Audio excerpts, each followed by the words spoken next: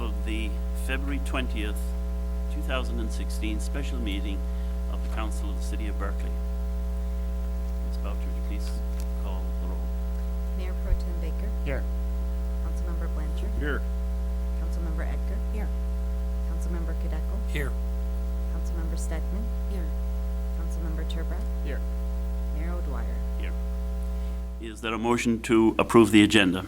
Move to approve. Moved to Support. approve by Councilmember Cadeco with support by Mayor Pro Tem Baker. You please call the roll. Blanchard. Yes. Edgar. Yes. Cadeco. Yes. Stedman. Yes. Turbrack. Yes. Baker. Yes. O'Dwyer. Yes. Now would you please stand for the Pledge of Allegiance? I pledge allegiance to the flag of the United States of America and to the republic for which it stands, one nation, under God, indivisible, with liberty and justice for all. And now we come to the citizens' comments portion of today's meeting. If there are citizens wishing to come to the microphone, now would be your time. Seeing none rushing to the microphone, then we'll move on to the first order of business. Ms. Boucher, would you please read the first order? Gosh, I don't have the agenda. You don't have it? Okay, well, I'll read it for you. Thank you.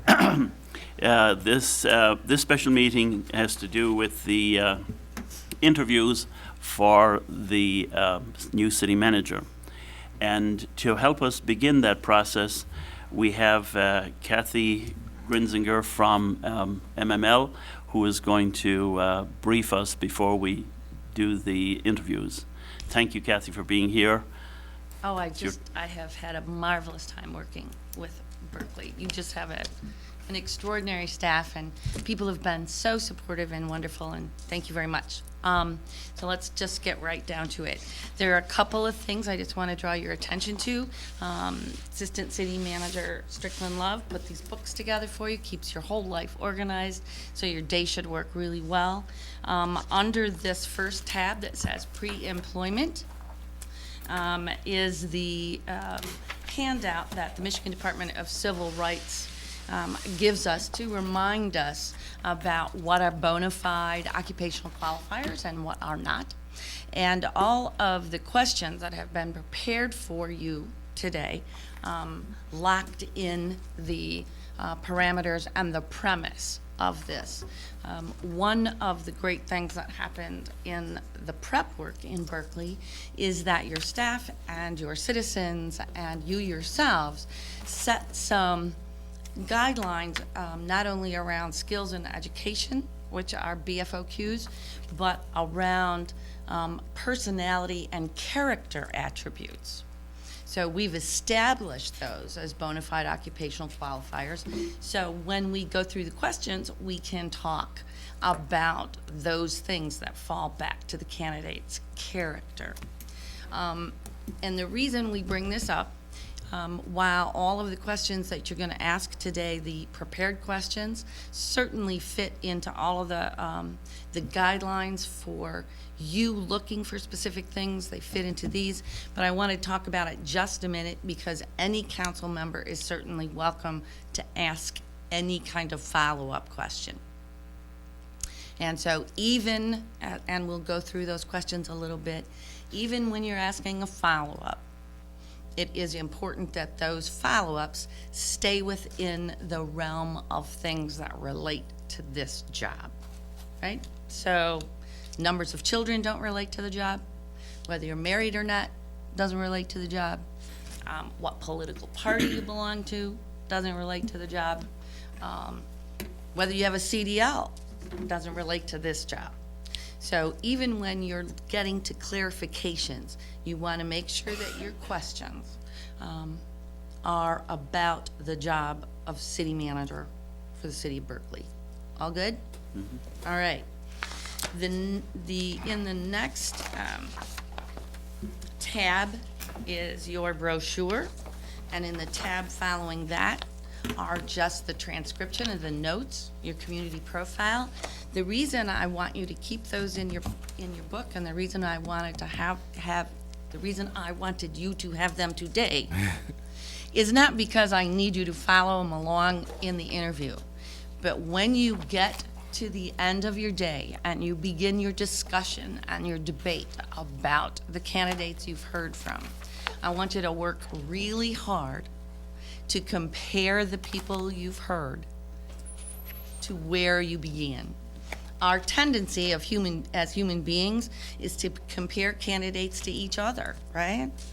He was so much sweeter than he was. But the reason we started the way we did is we set down a thermometer on which you are to sort of judge. And we talked about it before, you're never gonna get 100%, right? Because we ask for people who can walk on water. We're not gonna get that. But we want to measure against the things, before we got into the pressure of this day, we wanna measure against the things we said we wanted. Good? And then following each of these, you are gonna have the resume and the cover letter of each candidate, and behind that, in this incredibly lovely yellow paper, is your interview guide. And you have a separate interview guide for each candidate, okay? I've left little places for you to take notes. One of the things I want you to remember, please do not try to write down what people say.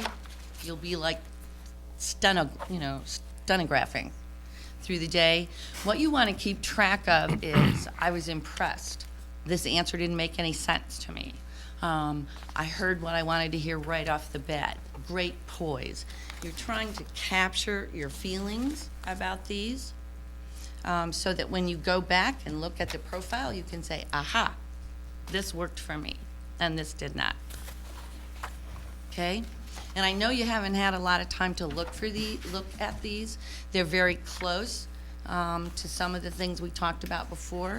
I do want to give you a couple of minutes to look at them before we start, and I'll sort of hover. But before we move on, we need to talk about how you're going to do this. Generally, what I like to have happen, and I think I already assigned it, is I like to have the mayor do the welcome and say, hey, thanks for being here. This is what we're doing today. We're going to talk to you for a little over an hour. Everybody's going to ask you a series of questions. Some of us are going to take notes, some of us are not. Don't be distracted by that. We really want to hear about you and how you work, how you might work for us in the city of Berkeley. And by the way, here's my first question. So it's not a big dramatic kind of introduction, it's just to give people a chance to breathe once they sit here.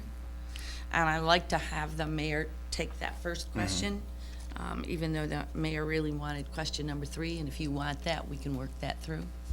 But you need to decide now if once the mayor starts, is he going to ask, say, 3 questions in a row, and then move to Mr. Blanchard, who's going to ask 3, or does he move to Mr. Blanchard, who does 1, and Eileen does 1, and Steve does 1? I know that we want to make sure that everybody has an equal opportunity.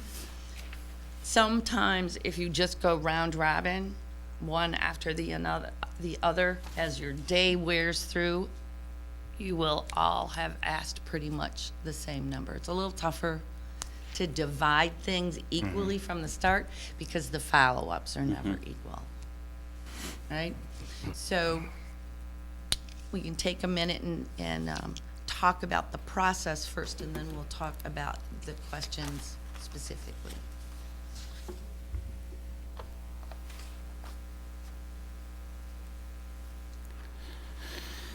So everybody's going to take a look and see how we're going to do this. I think we probably should do this just one by one. And I will ask the first question, and then we go to Jack, Councilmember Blanchard, and then follow around, and then rotate it, keep rotating it until we exhaust the questions. Okay. Or the candidate. All the candidates. Right. That's All right. I do want to give you, thank you. I do want to give you a little bit of time. You'll notice that it's set up so that every candidate gets asked the same primary questions. That sort of keeps you above any suspicion. Right. There are exceptions to that, okay? If you have already heard the answer to question 12 Yeah. and question 9, you don't have to ask it, but you should acknowledge it. Being if that's Steve's question, Council Member Baker's question, he can say, I think I've already heard the answer to this. Is everybody okay? Then I'd like to move on. So you want to acknowledge the fact that the information has already been out there. Okay? Yep. And as I said, follow-ups are specific. A follow-up question means I need something else that I didn't hear, I need something clarified, something didn't match in this question to another. Anyone can ask a follow-up. If it's Councilmember Edgar's question, but Councilmember Studman has a follow-up she needs to ask, that's perfectly fine. You just probably want to give the glance to your mayor like you normally do in any meeting so he can recognize you, keep things on order. One of the difficulties the mayor will probably encounter as we go through this, some people are going to be very succinct and keep you right rolling. Some people will have a story to tell. And sometimes those stories are really important. But you probably don't need to hear stories for a couple of hours. So you're just going to have to, Yeah. you probably don't have to gavel them, but you probably can say, Yeah. thank you so much. Right? I'm really learning a lot about you, but I need to kind of keep on track. So can we move to? So you're going to have to track that.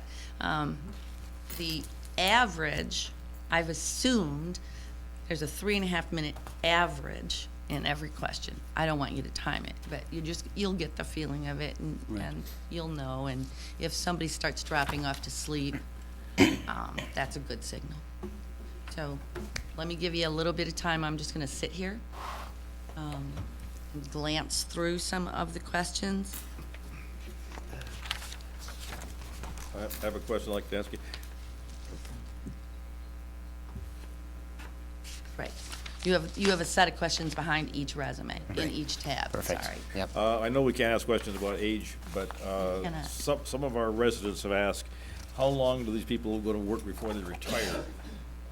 That has come up last night. Yeah. And I didn't know if that was something that we could discuss or not. You know, you will likely hear, okay, first of all, you will likely hear somewhere in the interview, I have a commitment to Berkeley. I want to be here for boom. Okay. But I would really stay away from that because it assumes that we are somewhere near, someone is nearer 65 than someone else. Yeah. So. That's why I thought I just wanted to make sure, because Yeah. people were asking me that question last night. Yeah. So, Yep. okay. Well, Mayor O'Dwyer and I have lots of energy, and we're not in the first quarter of our professional life.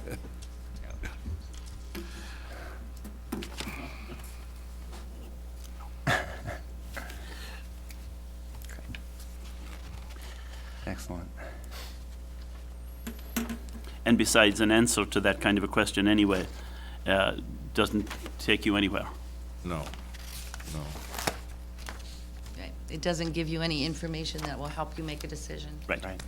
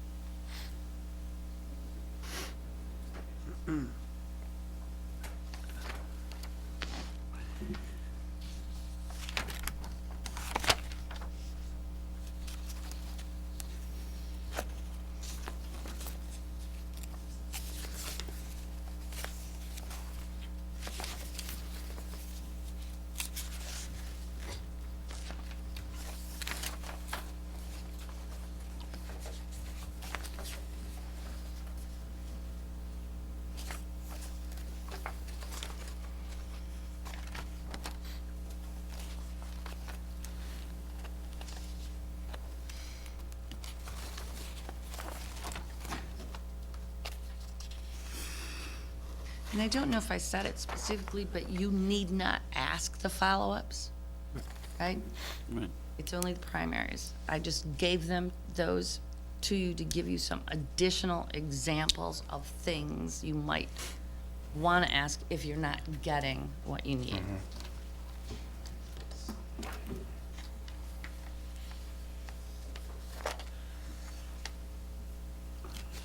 And then we have the specific questions for each of them too, I see, so. I'm sorry? The specific questions for each of them, so. Right, just the numbered ones. Right, I want you to right. stay with the numbered ones.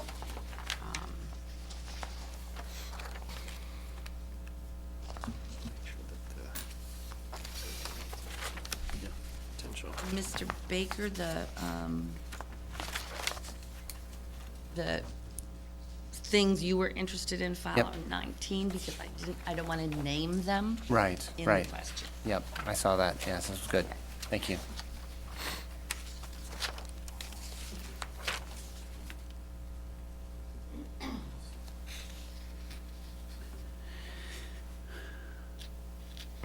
Are we all pretty much on target here with this now? Everybody knows what we're doing, Yeah. and we're all comfortable? You'll start and go this way. Yeah. Is the first candidate around? Because I think we're ready to. You're good with Yeah. me? We're good? Thank you, Kathy. Kathy, thank you so much. Oh,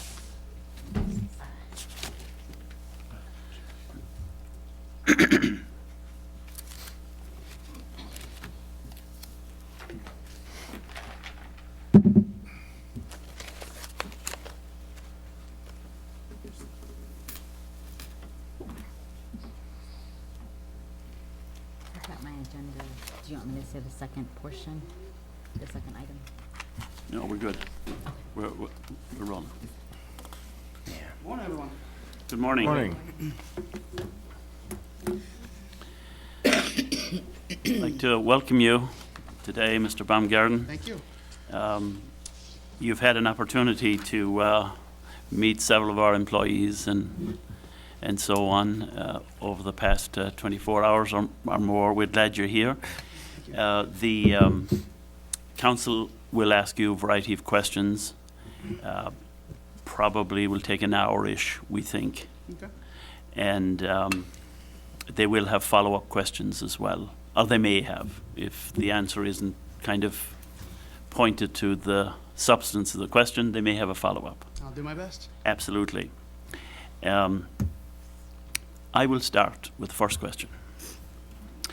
Your experience here with our employees and the residents last night gave you, I'm sure, an insight into the kind of community we are, the kind of city the city of Berkeley is.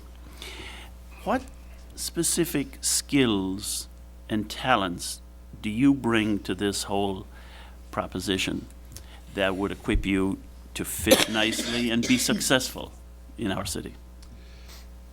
Well, after meeting with department heads and some of the other employees, as well as the residents, some of the skills I think I bring to the table is I have a lot of experience in a city not unlike Berkeley. Lathrop Village is right down the road, so geographically our problems are pretty similar. I was surprised and really relieved at how closely the resident comments reflected a lot of the sentiment that I find in Lathrop. They want to know how to interact with volunteers and how we celebrate the successes of our city as far as, getting outside of the staff realm and how we communicate, how we talk to our volunteers. Our concerns about infrastructure are not like your own, and so thoughtful planning and long-term planning for infrastructure improvements as far as how you're going to finance these things, how you're going to implement an improvement schedule. And then we have some of the same issues with facilities as well. And I think those are the big three, is how do you celebrate your volunteers? How do you make sure that you've got a sort of unending stream of people that want to work with the city of Berkeley on a volunteer basis? How are you going to prepare for the big questions that need to be solved on infrastructure? And how are you going to plan for facility improvements? Those are the big things I heard. I have a lot of experience in all three of those. We redid and sort of built back up from the ground our capital improvement schedule. Sorry, thank you. I'm so used to being loud on my own. We rebuilt our capital improvements We went from a 5-year to a 6-year CIP, restructured the whole thing as far as our infrastructure needs. We tried to cluster where it made sense to do so, the different infrastructure improvements that need to be done. You know, in our road system specifically, we were kind of a one-off road program. It didn't really take into consideration any of the underground infrastructure needs. So a couple times we ended up putting new road over bad pipe, and now you get patchwork roads. Rewrote that to where you're improving the water mains, you're improving the sanitary, and here it's combined before you even put a new road through there. So everything lasts a lot longer. So that addresses the infrastructure needs. We're in the process right now of working through a public-private partnership on rebuilding our own city hall. Our city hall was basically built as an office building, and we use it as a community center. So we've been fitting a square peg into a round hole for quite a few years, and we're becoming the hub of the community. You don't have as many gyms and stuff like that, so we're going to build a community center. We're going to build the type of recreation facilities, the type of community gathering places that really a city like ours deserves. And we guys are at the onset of doing the same thing here. So I was surprisingly relieved at how closely the experiences in Lathrop mirrored those in Berkeley. So that's kind of what I'm bringing to the table, is a lot of experience in your guys' most pressing needs. Thank you, Matt. Now, the next question, Councilmember Blanchard. Thank you, Unless Ron. anybody, excuse me, Jack, unless anybody has a follow-up on that. Nobody had a follow-up? Thank you, Your Honor. On to you. Excuse me. I'd like to know a little bit about you as an individual, what you do outside of work, other than chase 2 1-year-olds around. I know that keeps you pretty busy, but not a lot of time what else other- do you yeah. do? Winters, I usually like to, we visit a lot of indoor places. We try to, we went to the Sea Life Aquarium and try to discover as many opportunities to get together with other families like ours as much as possible, mostly indoor activities. The summertime, my wife and I we're nuts for garage sales and like community events and things like the Berkley Bash and our own Art in the Park. So usually every weekend we're driving out to somebody's event and community gathering to sort of see a little bit of the downtowns across the state of Michigan. My boys have no choice. They're going to like that too, because we can drive and they can't. So that's really how we occupy a lot of our time. I would like to tell you that I love to fish. It's true, but I haven't done it in years. And most of that is because there's just not a whole lot of time other than just keep spending time with my family and loved ones. Thank you. Any follow-up on that? Seeing none, then Councilmember Stedman. Okay, if you could sit next to anybody in this world, or not in this world, on a transatlantic flight, who would it be and why? Wow, I love this question.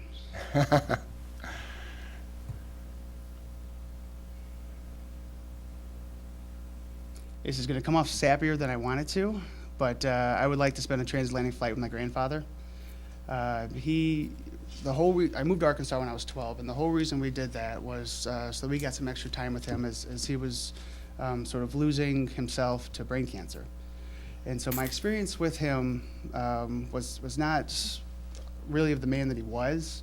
And we stayed down in Arkansas after that point, and I got to hear about the man he was from a lot of other people, but not from the man himself. So I think that's what I would like to do is my mom's father.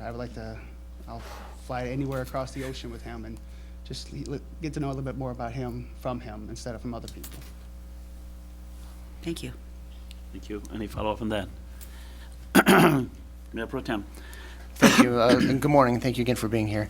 Your resume is filled with great accomplishments that you've provided for the communities that you've served, and I'd like to offer you an opportunity to share a couple of those of which you are most proud. Sure. One of my earliest successes in Lathrop Village, I started in 2008. In 2009, we adopted a community master plan. It was our first one since 1980. And it was really a turning point in the city. In the year that I spent leading up to that point, we were gathering a rather factious decision-making process between the Planning Commission, the DDA, and the City Council. And we spent that year sort of bringing them together. We started a biannual joint meeting. got to the point where they were passing it. And then from there, we were just going like gangbusters on implementation. We overhauled our entire zoning code in 2010. We did a couple non-motorized transportation improvements, and also in 10. And then we did a complete streets policy, a design guidelines for the village center area, and then which eventually led to probably my other most exciting accomplishment was the RRC. But that was just such a golden moment in Lathrop's history. It was such a landmark decision to say, this is who we want to be for the next 20 years. And it was a bit of a change. Like I say, we were redeveloping a village center concept, which was a downtown. If you look at Lathrop from above, you'll see that it actually has this little octagon right in the center. That was the way it was platted, and that was supposed to be the community hub. Transportation policy being what it is, sliced that in half and kind of got away from it. So it's like we were discovering a brand new 90-year-old concept, and circling back around to it was really exciting. We received accolades from Oakland County Planning for the Michigan Association of Planning, as well as the American Association of Planning. We received awards on a regional level, local level, and then an international level, or a national level too. So it was amazing. And not just because we developed a plan, but because we put that plan to action with a common vision. So that's probably the earliest one. The most recent one, I would say, would be the Redevelopment Ready certification. If anybody's not familiar with it, the MEDC has a program called Redevelopment Ready Communities, where they take, there's 6 main best practices, but there's some subcategories underneath that. And you apply that to your own process of, auditing and deciding whether or not a redevelopment is the best thing for you. And we first applied to the program. They said, oh, this is great. You guys are just a couple things shy. And it took us about 2 years worth of really hard work to get those couple of things done. But whereas the master plan was an internal landmark decision, getting RRC certification, and we were the 4th in the state to do so, it was saying this is what we do, and we're putting it out to the whole world to take a look at it. And because we received that certification, now the MEDC takes our preferred development parcels and they bring them out to the whole state, the whole world, and a lot of times with the MEDC. So it was a way of getting Lathrop's message out beyond its borders, beyond the state's borders, and getting new development, new investments into the city. So that was probably my favorite internal, my favorite external accomplishments. Excellent. If I may? Any follow- Yes, yeah. if I may. Thank you for sharing both of those. On the former, the first one that you described, the master plan, you hinted at, and I'd like to just hear a little bit more about the different, I don't want to say factions, but the different groups that you needed to bring together. We'll talk more about teamwork throughout the morning here, but could you begin to hint a little bit at some of the techniques that you applied to help make that happen? Yes, we had liaisons set up for each of the boards, but the message just wasn't getting through. And each of the various boards and commissions were not talking to each other on a frequent basis. We're able to just sort of write the next one off as, oh, the DDA, they just want us to build new buildings. Or the Planning Commission, they're too busy looking at how big bricks are on a building. So getting them in the room together and actually having them face one another, share their stories, share their goals, and then directly bounce ideas off of one another, it seemed to be hugely helpful. It humanized them, I think, was one of the biggest things it accomplished. It made them peoples instead of just, a board over there that's trying to screw up what we're trying to do. And for whatever reason, that worked, and so well that it's something that we've kept going since. We have them meet twice a year now to share accomplishments, share their goals, refine our annual action plans, and look 1 year, 3 years, and 5 years out. Excellent, thank you. Anybody else wants to follow up on this one? Then Councilmember Turbrack. Thank you. Thanks for showing the interest that you've shown in our city, first off. So obviously, our job is to get to know candidates as well as we can, and certainly we go back through their professional history and try to talk to folks who have worked with them.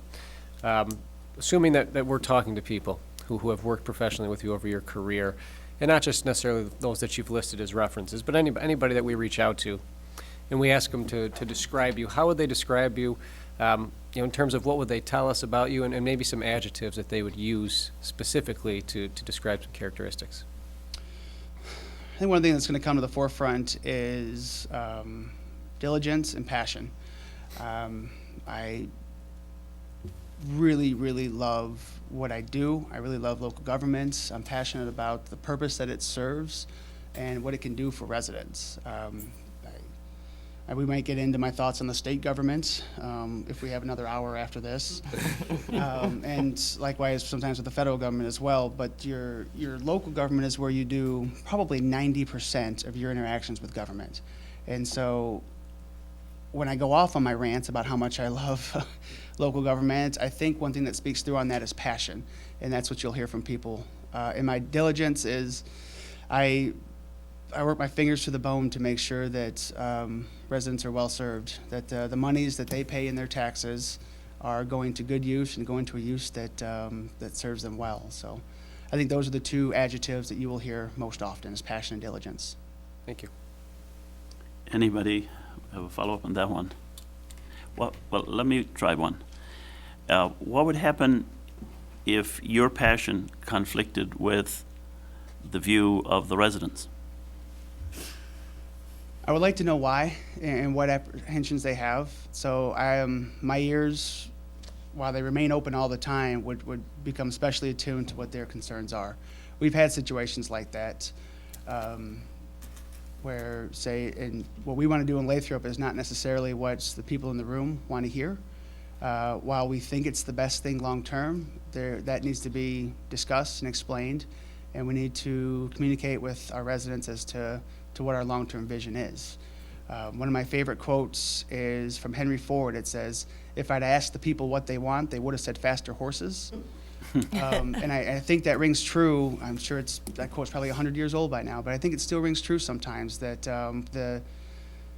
when you're working for a council, that council is looking long-term. And sometimes you have to go with the long-term vision and do your best to explain why things will be better 20 years from now than they are today, even if today is not the view that you're looking for. Thank you. Councilmember Edgar. Thank you. You'll have a lot of responsibilities if you accept this position, if it's offered.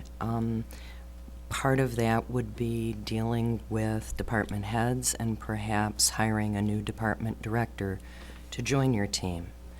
What are the important skills and characteristics that you would look for, and why? I have affinity for developing employees to where they could at any point take on a directorship. So I like to look for organizational knowledge. I like to hire within as many times as possible. I would like to get to the point where anybody can pick up on and slide right into a directorship, assuming they have the skill set that's ready. And I think as a leader in an organization, it's my duty to make sure that they have that skill set. So first and foremost, I like to see organizational knowledge. Absent of that, if there's not an internal candidate that fits what we're looking for, I like to interview people who want to be a part of a team. I don't like self-aggrandizers, people that say, I can lead this, I can do this, don't worry about this, I'm the best person. I want to hear somebody who actually tells me, you got a great team, I look forward to working with them and being part of the solution. So collaborator, someone certainly has passion for the job. Local government can be arduous at times, and sometimes you're working in a situation that the mayor has talked about where you're doing what's right, but you may be doing it in the face of opposition. And I think passion is what carries somebody through on that. It keeps them from getting worn down, and that's certainly one of the things I would look for. So organizational knowledge first, a collaborative mindset, and a passion for what they do would be the three things that I would look for in a department head. Thank you. Thank you. Any follow-up on that? None. Councilmember Kadek. Thank you, Mr. Mayor, and thank you, Matt, for being here today and showing an interest. Have you ever been terminated or resigned or had a contract not renewed? I've been fortunate to not be in that situation so far in my career. Okay, so why do you want to leave your current position now? Yeah, I was trying to explain this last night, actually. I wish there were two of me because I love Lathrop. Lathrop is very much a home. And it's not that I want to leave Lathrop. It's that I want to come to Berkley. And it's because of what this city has to offer. It's because of the team you have established. And it's because of the small town feel that I'm already starting to get embraced by based on the community, the Meet the Candidates thing last night.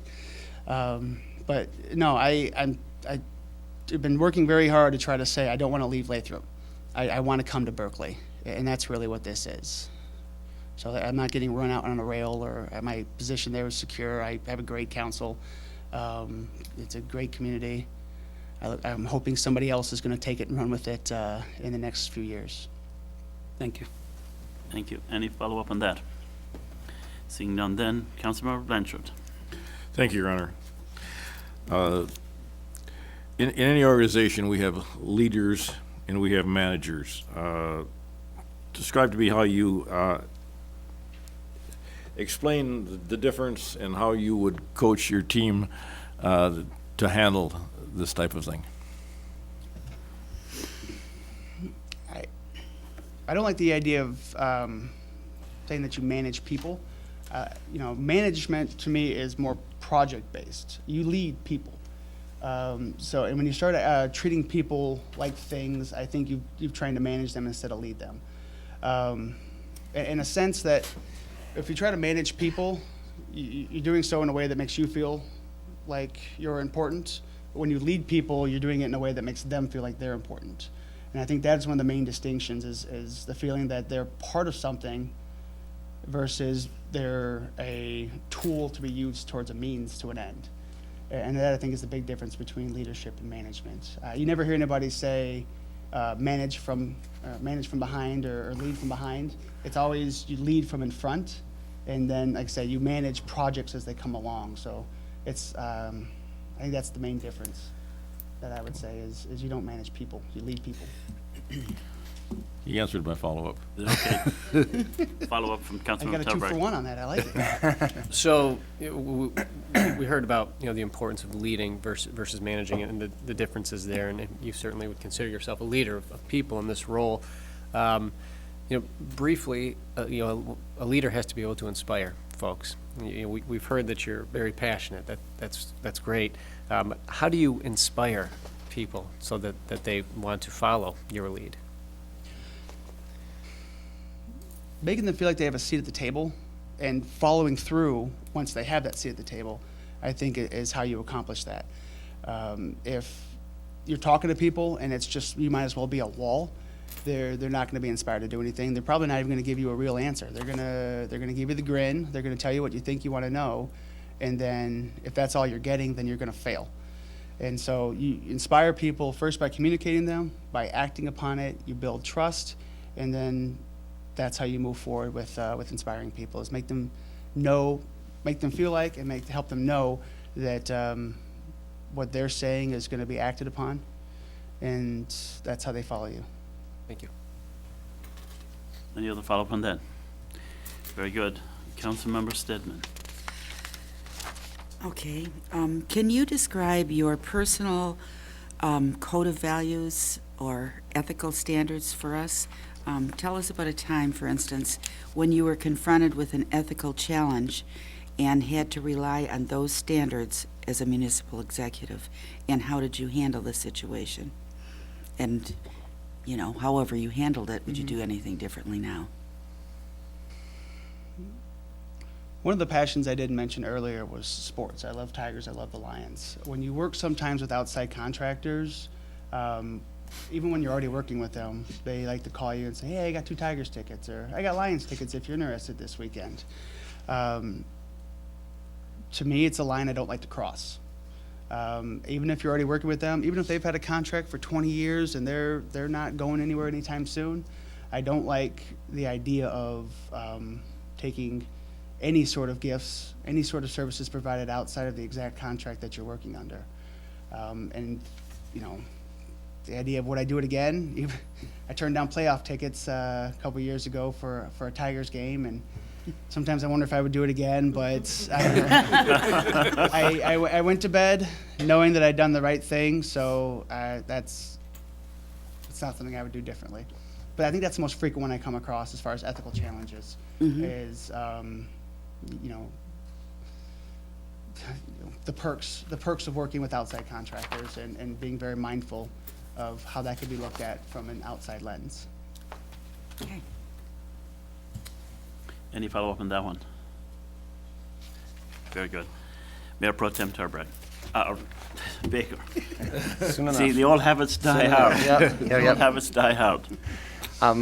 Thank you for your continued time here. And as we talk more about your resume and your experience, you've spent your entire career with Lathrop. Some of the other folks that we'll have an opportunity to speak with have had different exposures in different communities, large and small. So tell us a little bit about how that distinction can work in your favor. How can that help be an asset that you could bring? Well, my administrative work has pretty much been with Lathrop, but I started my career as a boots on the ground laborer with the city of Clinton, or with Clinton Township, and I worked for the water and sewer department there, literally fixing water mains and really anything that needed to be done. I like to say I was at the long line. I was at the very bottom of a long line of policy decisions, and and when it got down to me, it was like, there's got to be a better way to do this. I'm getting run around all over the place. So I'm not sure how many other of your applicants here today have had boots on the ground experience. They're at the bottom end of the policy, and that's who I keep in mind every time I make a decision in my administrative career is how is this going to affect the guy that actually has to pull this off. And I think that's what I bring. That's something I would probably say is unique to any of the candidates you're going to talk to today. Is I have each and every level of the staff in mind as I make a decision. Thank you. Any follow-up on that one? In presidential elections, it is common that candidates talk about how things will be in the first 100 days and how the world will change so dramatically Right. if we'd only vote for them. In the first 3 months of being in Berkeley, what vision will you bring to that task? And if I can give you a follow-up in advance. Sure. Who do you want to meet in the first 100 days? Well, since I won't get to appoint a Supreme Court justice in my first 100 days, as far as bringing a vision, I'm actually going to be I'm going to be a listener for my first 100 days. Who do I want to meet? I want to meet every one of my staff. I want to sit and talk to everybody in the rec, everybody in public services, everybody in planning. I want to hear from them. I want to know what they like about Berkeley, what brings them to work every day, what does it, what speaks to their passions, and what do they want to change? What do they not liked about, their time here? What do they think is the low-hanging fruit, and what could be changed? And what are their capabilities, and what do they think that they could be doing differently? Once I have a better understanding, and once I've talked to each one of my staff members, that's when I'm going to then talk to you guys, because the worst thing I think I can do is overpromise and underdeliver. If I start telling you I can do these magical things, and I don't have the staff to pull it off, then I'm hurting everyone. And so my first 100 days is a listening tour, basically. One of the things I talked to members of the Chamber of Commerce and the DDA about was I want to go door to door with them. I want to talk to each and every one of our businesses as well. So internal, external communications. I want to meet with the rec board. I want to meet the planning commission. I'm going on what I would call a listening tour. And that's how I would spend my first 100 days, is making sure I have the best understanding possible of the capabilities of the staff and of the community before we sit down and we start talking about what the next year looks like, what your strategic objectives are, how do we implement the visions that are crystallized in the budget every year, and your strategic plans, your goals, and how we move forward. Thank you. Is there a follow-up on that one? Seeing none. Well, there is. Just a quick one. You talked about strategic plans. What would be your focus? Would you be more strategic or more tactical? If you don't, what I'm saying is, are you going to look at economic development, or you're going to look at getting the snow plowed and that sort of stuff? What? Both, I think, is the best answer, and it's going to sound like a bit of a cop-out, so I'll explain. Your strategic goals, what people already like about the city, and this is what I'm going to be finding out in my first 90 days, is what we're going to build on and make better. The snow plowing, the street sweeping, the amenities that people come to enjoy, we're going to keep those, and we're going to make those better where possible, but at the very least, we're going to make sure that they have the tools needed to maintain that level that they're at now. That's the line level view. As you go up, that's when you start to get into more strategic views. And the 30,000-foot view is where you start to develop strategy, but the line level stuff is where you're more tactical. So it sounds like a bit of a cop-out, but we'll be doing both. Thank you. Very good, thank you. Councilmember Tarbrat. Thank you. So we just heard a little bit about your first 90 to 100 days, and I want to take that out even further. So let's now let's go out the first 3 years.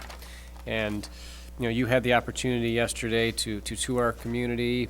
You're familiar, a little more familiar with the area, not being too far away. So you understand a lot of what we're facing here. What I want to know is, give me your two biggest challenges that you want to attack and try to take care of in the next 3 years, and tell me a little bit about how you're going to attack those problems, those challenges, we should say. Yeah, the most frequent thing I'm hearing about is improvements to the community center and how quickly decisions need to be made in that regard. So in 3 years, I want to have a working plan on what needs to be done at the community center, whether we're making improvements to the existing facility or whether we're building a new one. 3 years, I want to be 3 years into a plan to address that. So that's going to be one of the first things I want to work on coming out of the gate. As well as I want to have, by that point, I also want to be 3 years into a solidified infrastructure improvement plan.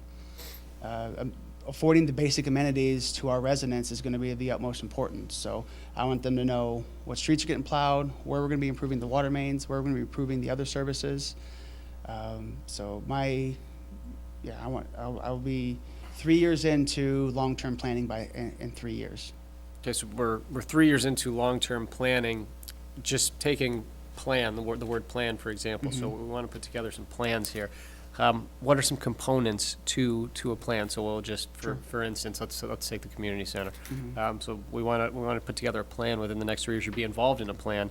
What are some of the parts of that plan, at least the beginning phases of it? Financing. Financing will be the biggest thing to address first. Hopefully we have a couple of years before we need to start making these improvements. I've heard different things from different people on when we need to actually start putting physical improvements in, but certainly the financing of those improvements is going to be the very first thing that needs to be addressed. Instead of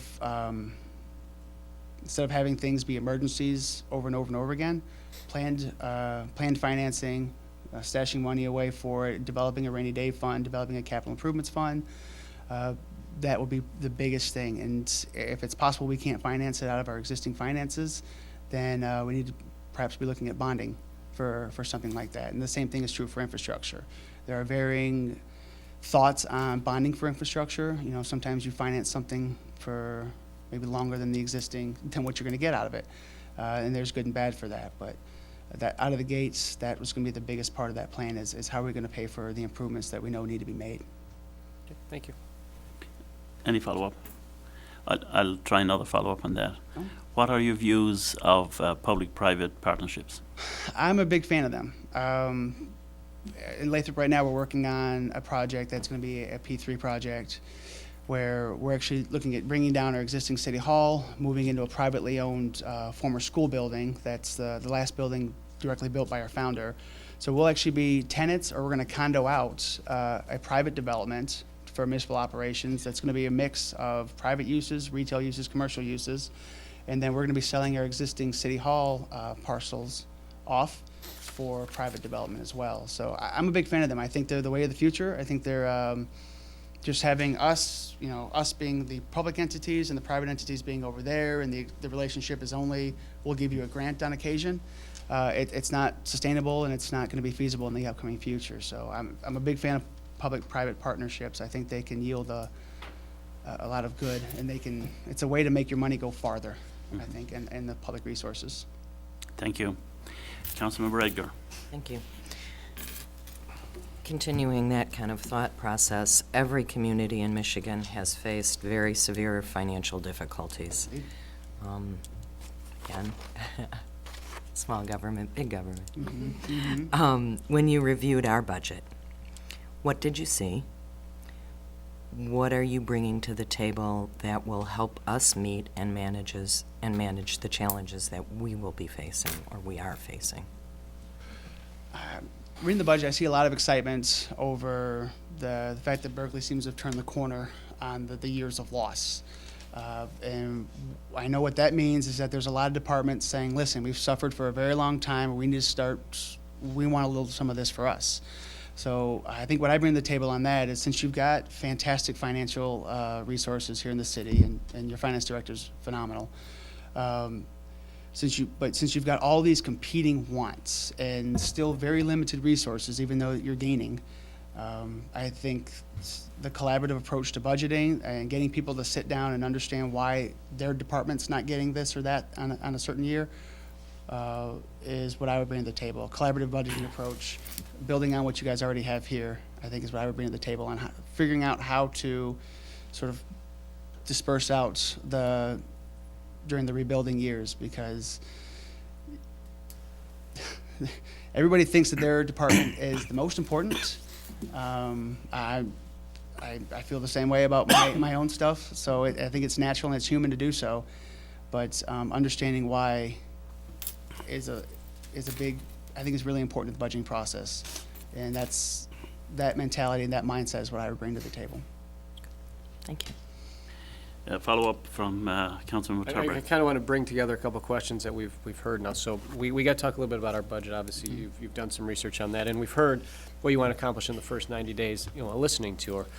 The budget process is going to take place within those first 90 days. That's something that we're certainly looking at right now. So kind of walk me through how you would be involved in this budget process, knowing that the directors have been handling a lot of things and working with the assistant city manager through the last few months while we've been sans city manager. How are you going to be, how active are you going to be in that process if you're still trying to learn and listen?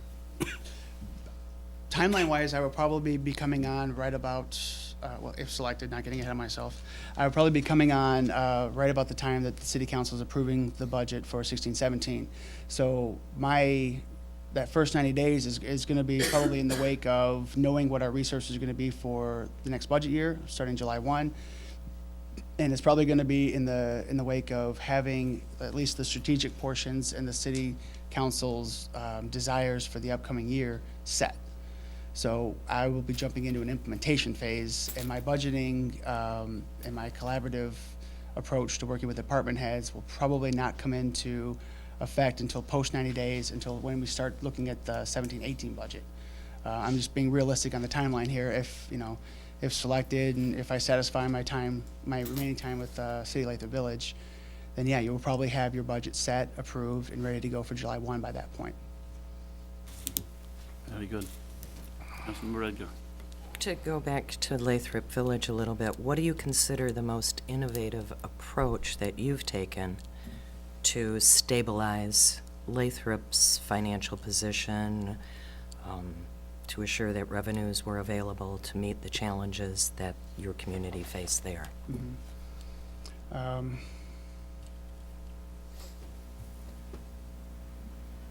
It's been difficult to be innovative in the wake of dwindling resources.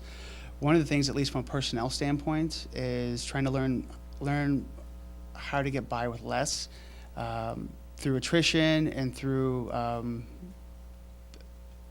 don't want to use the word poaching, but through individuals finding more money in other communities. We turned over 5 of 7 positions in the last 2.5 years, including myself moving out of an assistant position into the city manager position. So I think the most innovative thing we've done is, after each vacancy's presented itself, we sit down, we rewrite the description based on our need, and we've rebranded almost each and every one of the positions that have turned over before going out and advertising them for people to find a skill set that plugs in well to what our needs are. Because if I have 2 people that leave, I can't hire somebody that can only do half the job that needs to be done, and then we leave a whole section of our capabilities out. And so rewriting those position descriptions, hiring the right people in. If you ask the average Lathrop Village resident, they never saw a single dip in their services, and it's because of the approach that we took to personnel management in hiring those positions. They may know that the faces are different, but they don't know that these people are serving them in a completely different capacity than the individual before them. So I'm very proud of the fact that no one noticed what we did. Thank you. Thank you. Councilmember Kid Eckler. Thank you. thinking back to your Henry Ford quote, finding solutions to community issues in a conflictive atmosphere can be very difficult. Can you tell us about one of those times you've lived through and walk us through your solving steps to accomplish that?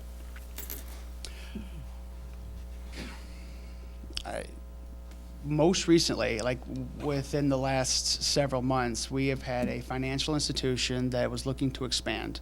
Latham Village happens to be the home of Michigan First Credit Union, which is the first credit union in the entire state of Michigan to be chartered for the whole state. Their success means that they needed to grow, and they wanted to put a second building in that mirrors their first. Very large buildings. To do so, they needed more space than they had, and they purchased 3 homes with the intent of rezoning them. I know that sounds familiar to very contentious issue. And while we were putting out factual information, there were others that elected not to. And so what we did, and with council and the planning commission with the DDA, is we were boots on the ground, both physically and digitally. I was on social media. I was talking to people, Facebook messaging. I was there's a community group that Lathrop has built called the Villagers. A lot of people vent on there about things they don't see, so I'm talking to them every day. I'm talking about the process. I'm talking about what can be controlled during rezoning, what's more appropriate for site plan. And answering emails. We're talking to people. I think anytime more than 3 people met, 3 villagers came together, I think there was a council person or myself were there. So communication is how we addressed it.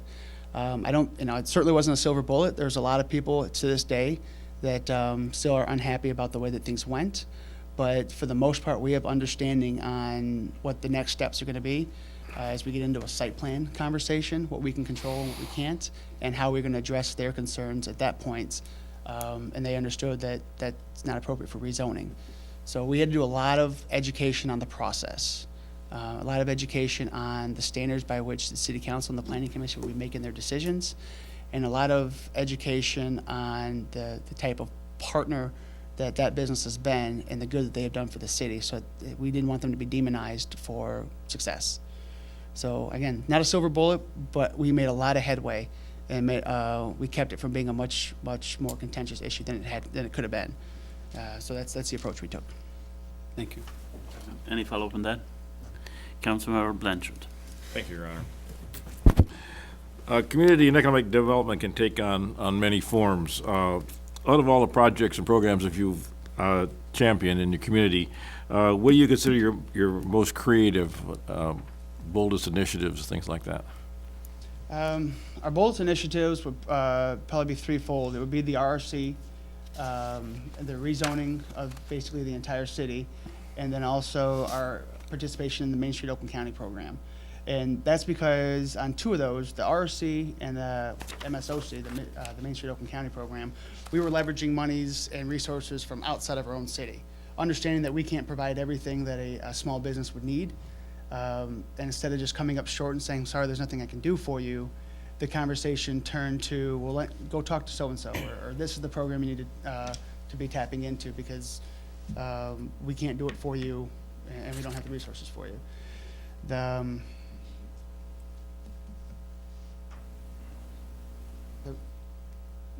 It's hard being a small city and wanting to be redeveloped. And we have a building stock that was built for a very specific purpose, and we held to that zoning for quite a while and didn't make a whole lot of friends in the business and the commercial property owning industry because of it. Our rezoning process, it was a complete overhaul in 2010. We opened up some of the uses that we felt could have been appropriate for the buildings that we had, and which opened up a commercial property owner's ability to put tenants in there, which helped them with their revenue stream, which helped mitigate some Michigan Tax Tribunal losses that we were incurring, and also allowed them to get a cash flow that yielded some mostly facade improvements. It certainly wasn't full redevelopment, but it gave them some liquidity to improve their buildings, and it helped them spruce up the small corridor that we have. that was sort of a Band-Aid. I mean, we really do need full redevelopment in City Lathrop Village. Our building stock is basically a time capsule for like the mid-1960s. But at least we started to make some friends. We started to open some doors with the commercial property owners and got them to understand how they could be making improvements and financing upgrades. So those are really the threefold approach that we took. It's what we could do internally, what we could do externally, and make sure that we handed them a comprehensive package of improvements. Have your residents ever accused you of being too risky? Yes. Taking too much? Yes. And how do you answer them? It's funny because, you know, there's almost 100% agreement that our commercial corridor does not reflect our community. If you get off of Southfield Road, you'll see just a absolutely gorgeous housing stock. You'll see the type of community that anybody in this country, in the world, would want to live in. But people don't do that. People zone out and they zoom down Southfield Road because really we don't offer them a whole lot to look at in our commercial corridor. I've been accused of being a little too aggressive on redevelopment, and some of the uses that we brought in I thought were good, would have suited well the residents, but either they were too big, they had too many windows, they were too tall. And again, we just worked to communicate with them to say, listen, we're working off the vision that was crafted by the community, and this is, anytime you have the first step towards that, it might look like a bit of a sore thumb, but just imagine when beautiful buildings on either side, just imagine your local grocery store returns to your city. Imagine living in a place like Lathrop that is now the type of community where you really don't have to leave if you don't want to. All of your daily amenities are provided to you right in your own neighborhood. So keeping eyes on the prize, emphasizing the future, and emphasizing the basis by which we're making our decisions is the approach that I take with our residents. Lathrop is basically single-family homes. What are your thoughts about diversifying the housing, bringing in different types of housing and the rezoning for that? I'm a big fan of it. What we don't offer, and we don't do a good job providing for our residents, is what we call second stage housing. And we have a lot of residents that have lived in their homes for 50, 60 years. But leaving their single family home means they have to leave Lathrop, the place that they've known for 5 decades. So we need, and we've been making a push for diversifying our housing stock to allow somebody to age in place, which is just a way of basically they can live in a place that suits their needs, but it's also in familiar surroundings. And I think the same, I heard from several people that they'd like to see something similar here in Berkley as well. Okay, thank you. There's a couple of follow-ups. Councilmember Cadet. Thank you. You say you've been accused of being a little over-aggressive. Was it by the council? Was it by the residents? And how did you handle that? It was by a small group of residents. The city council, I don't do anything without their full blessing and without them understanding from where administration's coming from. So these things aren't a surprise to them when they come to site plan approval. It's not the first time city council's heard about it, and they've already been able to sort of share their issues, their possible apprehensions. It's mostly a small group of no-type residents that they're worried about it being too close to their home, or they're worried about possible loss in property values, something like that. And most of the time, we can show them that development yields greater property values as a community becomes more desirable. And again, it's never a silver bullet, but it helps at least get ears open. And at least it helps them come to the table and actually listen to us. But I'm going to keep on being aggressive. The city council, I think, enjoys how aggressive we are on trying to yield on full redevelopment. And they understand the need for the revenues and for the day-to-day resident amenities. And they understand that we're working within our 5-year vision. Thank you. Councilmember Tebrick. Thank you. Before we leave the economic development for a minute here, so we've talked about redevelopment and what you've tried to accomplish in Lathrop. We've talked about rezoning. Another side of economic development is also being able to attract the right people that we want to come into our city in terms of businesses. What kind of steps do you take? Who do you work with? How do you attract businesses to come to know, assuming something happened and you were in Berkeley, how would you do that? Tell me just a little bit about the steps you would take. Sure. I get a lot of feedback from our residents about what they'd like to see, and I read trade magazines. I have my own subscription to Cranes and things like that. So when I hear about businesses or companies that are considering new Michigan locations or they're considering expanding, I typically will talk to my various Main Street, like economic restructuring is one of the committees in Main Street. We'll talk to them. I'll say, hey, does anybody know this business? Go there, and every time you go there, say, hey, you guys should open up in Lathrop. That'd be great.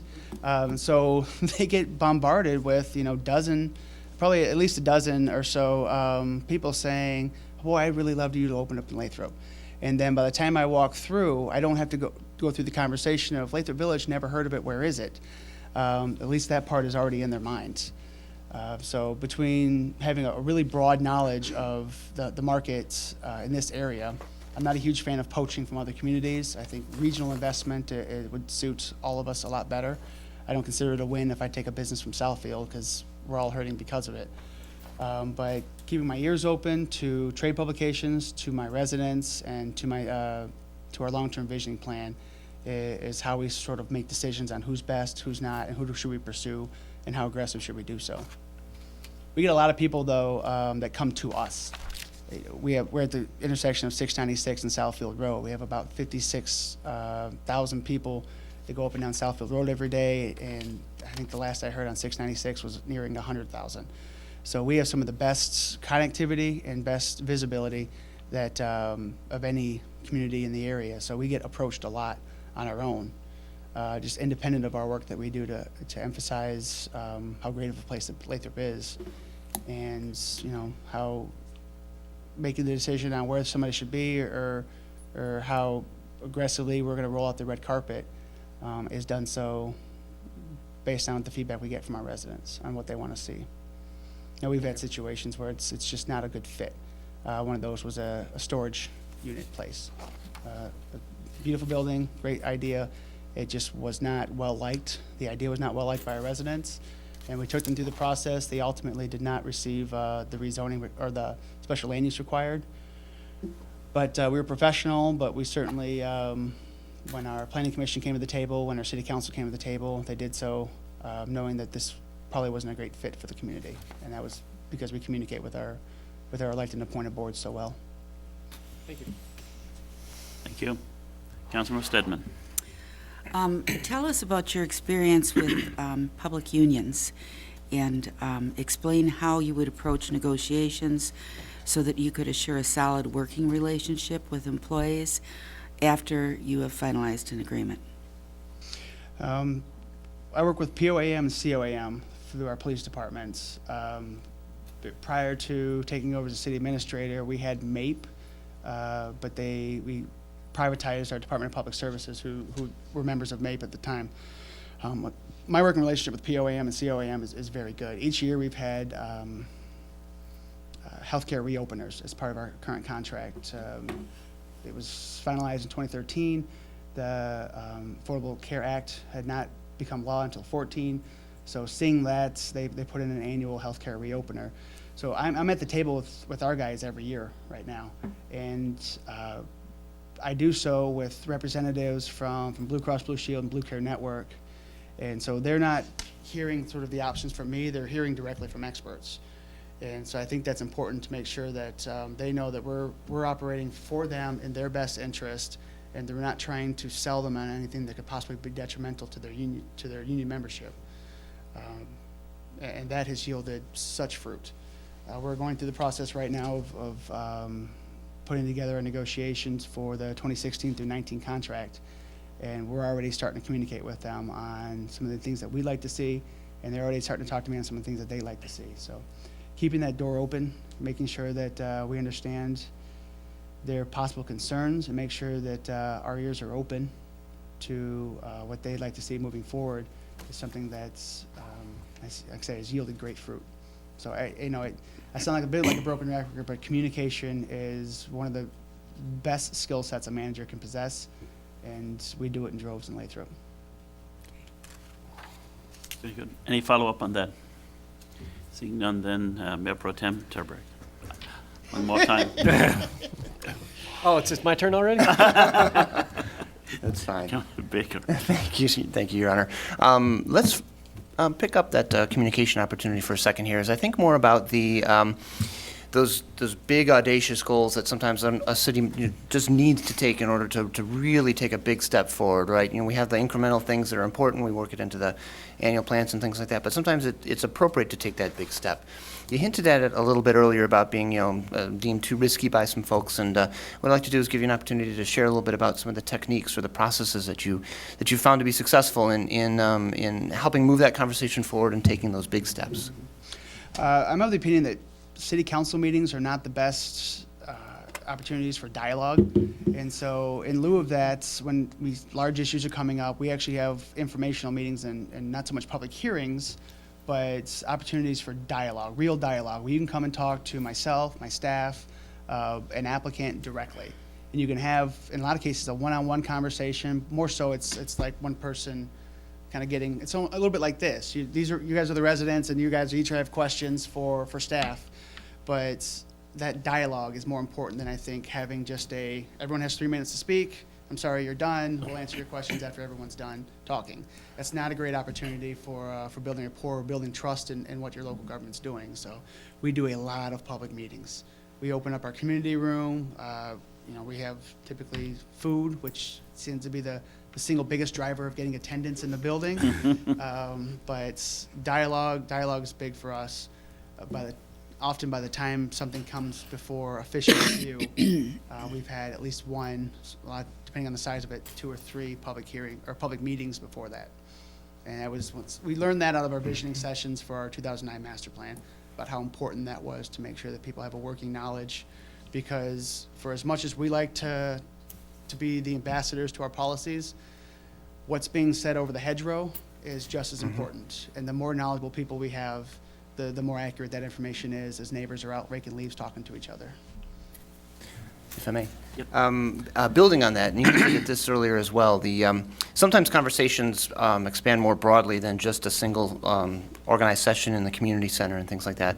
The downsides to social media is that there's no way to get food involved in something like that. But can you share a little bit of some of the additional techniques that you use to engage, or at least remain in tune with the pulse of the ongoing dialogue that social media platforms enable, and how you bring them into the collective knowledge as well? My experience with that is a lot of those conversations that happen over hedgerows are being replaced by like forums and chat rooms on social media. And being aware of and being members of those chat rooms, or whatever you want to call them, I think that's an older term now, but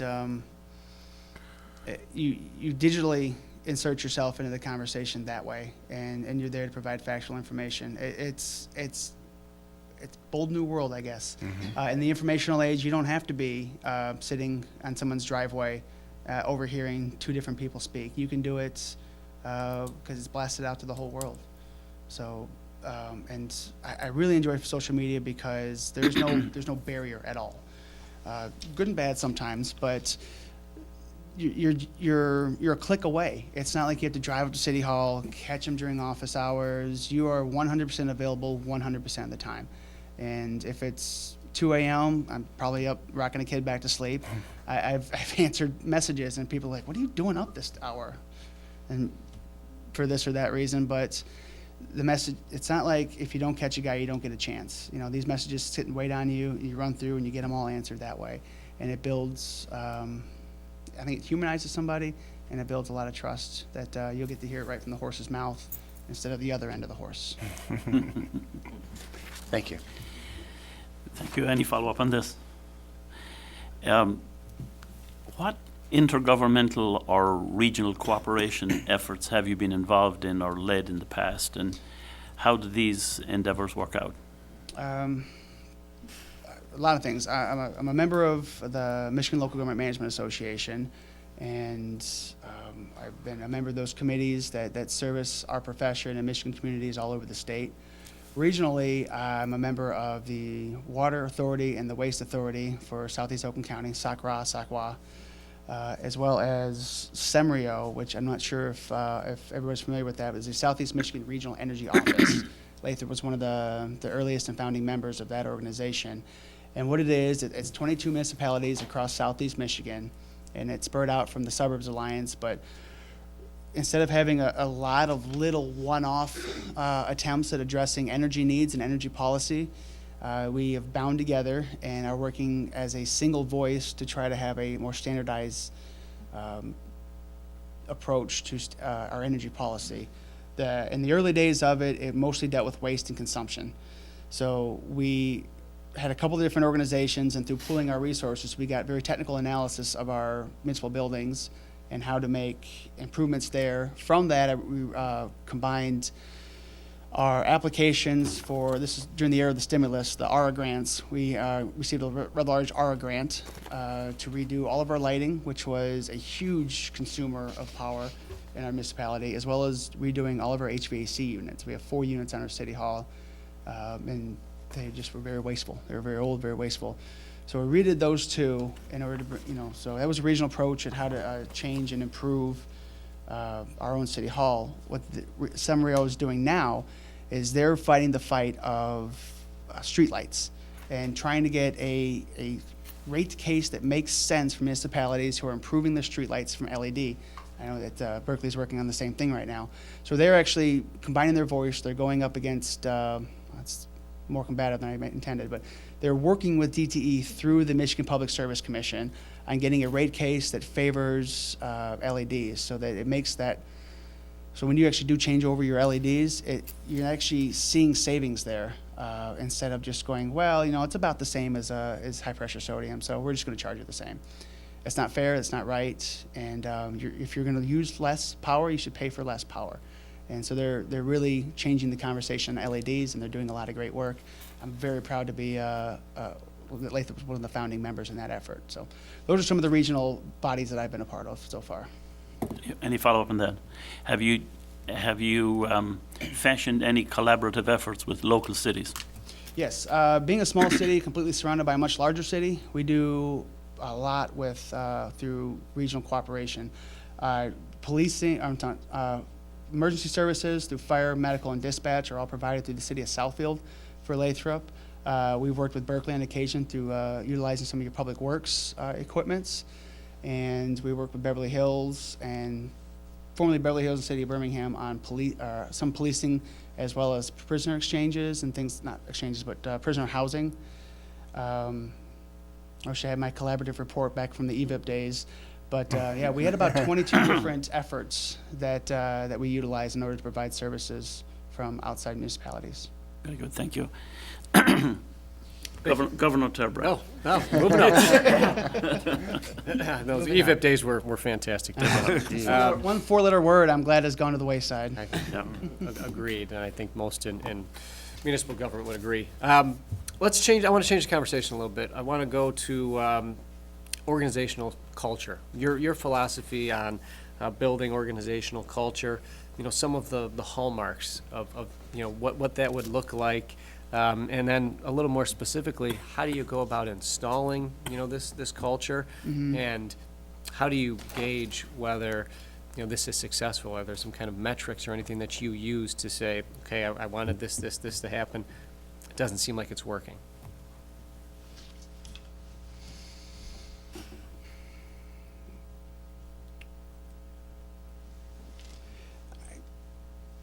I think I had a more difficult time coming up through the ranks as far as changing an organizational culture versus coming in new to an organization.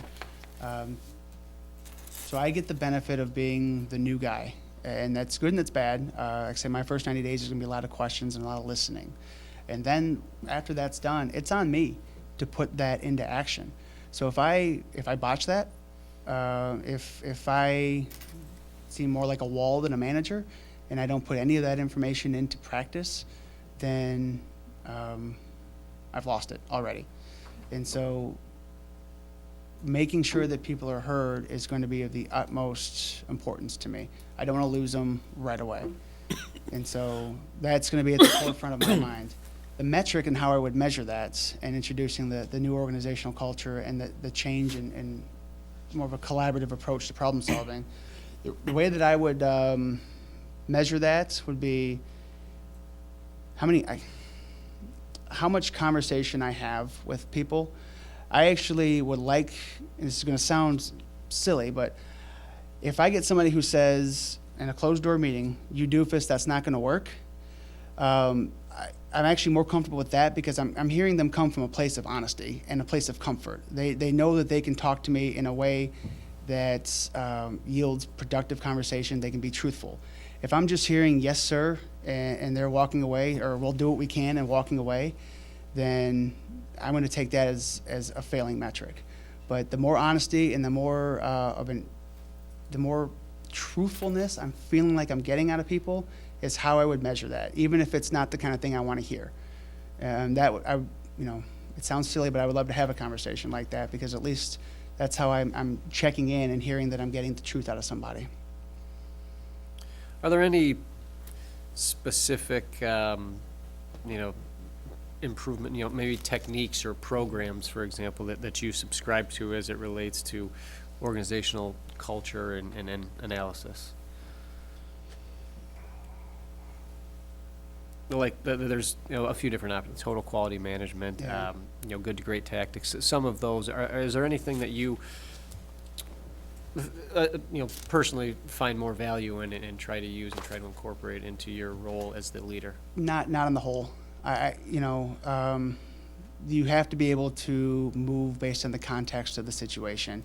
And so adopting any of those, like total quality manager, good to greats, who moved my cheese, any of that, adopting those whole scale, I think you're making an assumption that this is going to work in each occasion. So I tailor conversations, I tailor situations based on the context of what's going on at the time.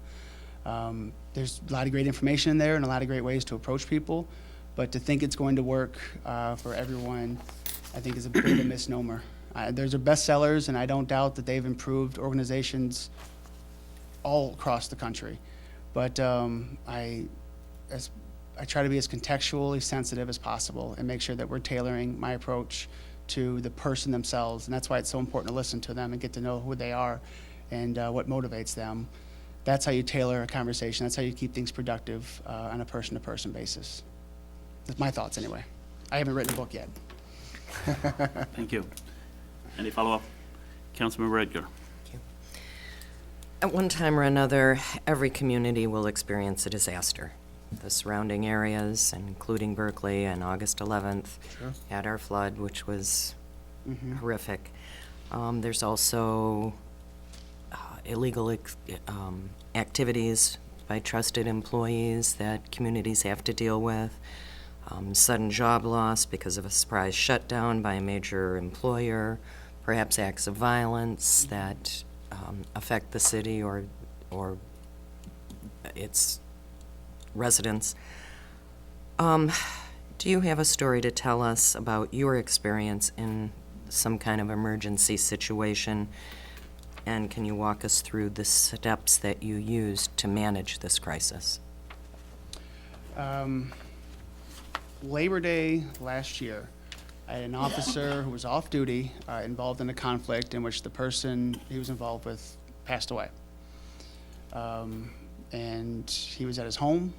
His neighbor hopped the fence. They'd had some existing troubles between one another, and it was a physical confrontation. That's all context. The headline, officer kills neighbor. And so dealing with that, we immediately were in crisis mode. I got a call from my chief about 9 o'clock at night, which is never when you want to get a call from your chief. And we went right into disaster containment mode. We issued a press release, explained the facts as we knew them at the time, giving the context of the officer, not releasing his name for his own safety, but giving the facts of his employment there, supporting that officer and making sure that people knew that he was not someone that we had any issues with in the past, and urging caution for people to wait for the facts to come out. And whereas the news fell off on providing that information, we made sure that we provided it for them. And one nice thing about the news and the state of journalism today is if you give them a fact sheet, they'll usually just pass it right along instead of doing much of their own investigative journalism. And so, yeah, we try to get as much as possible in front of it. Our doors are open to any people that, or any of our own residents who had problems. And in a sense, our disaster mitigation in this regard started years ago, in the way that our police department approaches its community. So they stood up for their officer. They knew our officers are of great integrity, and were able to trust the information that we were putting out. So that's the most recent one. I too was a manager during the August 11th flood. I spent 52 hours at our sanitary sewer retention tank, because I live in a small city, or because I work for a small city. The city manager also runs the sewer tank. So we spent 52 years there, pulling every lever and pushing every button that kept basements dry as much as possible. And before that, I was not actually a member. I was not in a management position, but I got to watch good management. I worked for a water and sewer department when the entire eastern seaboard went dark several years ago, and watched what I thought was a very good approach to making sure that our residents had water service and sewer service in the midst of a lot of questions on what was going on and what was happening to us. So those are 3 instances, actually, where we've dealt with disaster. Thank you. Any, Councilmember Blanchard? Thank you, Your Honor. Are you familiar with the National Incident Management System, NIMS? And have you received any training in Yes, I am NIMS? NIMS certified. In the midst of my various working history, I worked for Clinton Township's Water or Emergency Management Service after I finished up with their water and sewer department.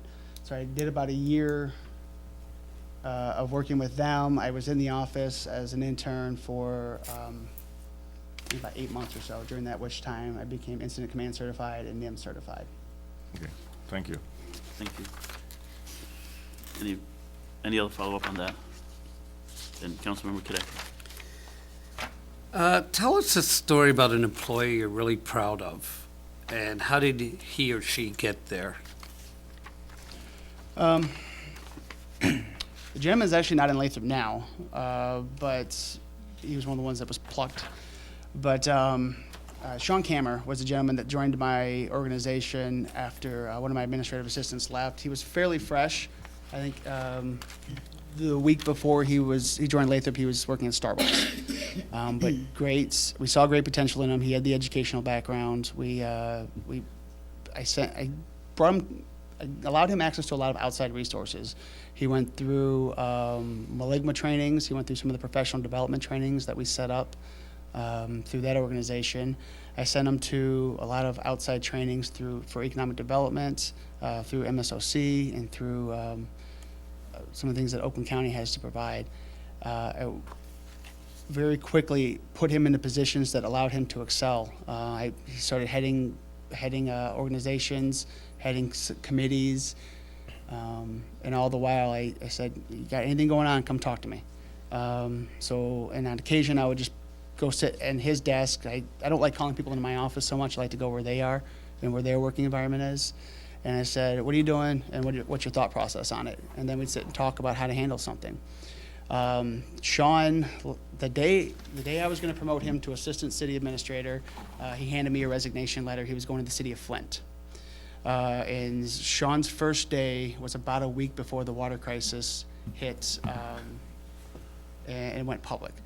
And to watch Sean take the knowledge that he'd acquired in the city of Lathrop Village and put it into effect for the residents of Flint in one of the darkest times they've ever had has just continually filled me with pride in the way that he handles himself, what he's doing for the residents, the fact that he's kept his passions first, and the fact that while the mayor terminated the administrator's contract there, she kept him. And she understood what I understood, and that he was a phenomenal employee with a great background, and they're actually going to repurpose him. He's going to remain with the city of Flint, despite the fact that his hiring was a bit controversial. So very proud of Sean. He's a phenomenal individual, and we built on what was already there, but he's one of my proudest mentees. Thank you. Thank you. We have a public safety department, a true public safety department in the city of Berkley. And other communities, of course, have them separated. What advantages do you see or disadvantages to the public safety model? I see mostly advantages. The response times are phenomenal. You've got somebody in at all parts of the city at all times, so your response times gets cut immediately. You have cross-training between the officers so that they're able to provide medical first responder services when needed. You've got basically ready to go firefighters at all times, whereas you don't sit in a station, wait around, you know, if you're a firefighter, you hope something burns. You've got working officers who are part of the community, who your residents see every day, and then they turn right around, and they're the person saving your lives in your community as well. So I see all advantages there. Certainly the financial benefits of not having to staff 2 individual groups of life-saving personnel. That's great advantage there, as well as the cross-training opportunities yield you very specific, very good, very capable parts of your community. So I see nothing but advantages. It makes Berkeley safer, I think, to have these combined individuals there at the ready whenever they need. Very good, thank you. Now, changing the conversation a little bit to the skills that a manager would need to interact effectively with the city council. What skills do you think would produce a successful, productive relationship? I'm going to surprise you here and talk about communication. That is the building block. Communication, I think, yields trust. Trust yields collaboration. So there should never, ever be a situation where I'm operating without your consent, without your knowledge, and underneath and in line with what your vision and what your process is. If for some reason that were to happen, or if some reason I have a version of the vision that's differing from yours, I need you would know that I'm working under that vision because we've met, we've discussed, we've talked about it. My mind is open to what your vision is. And so at the baseline, communication and trust. I think those are the 2 things that we build our relationship based on that. And if I might follow up on that, we have to make very careful decisions. And these decisions rely on being well prepared in advance. What kind of tools would you use to ensure that the council is well prepared to make the decisions they must make? I would like as much as possible for you guys to be talking to the direct experts themselves.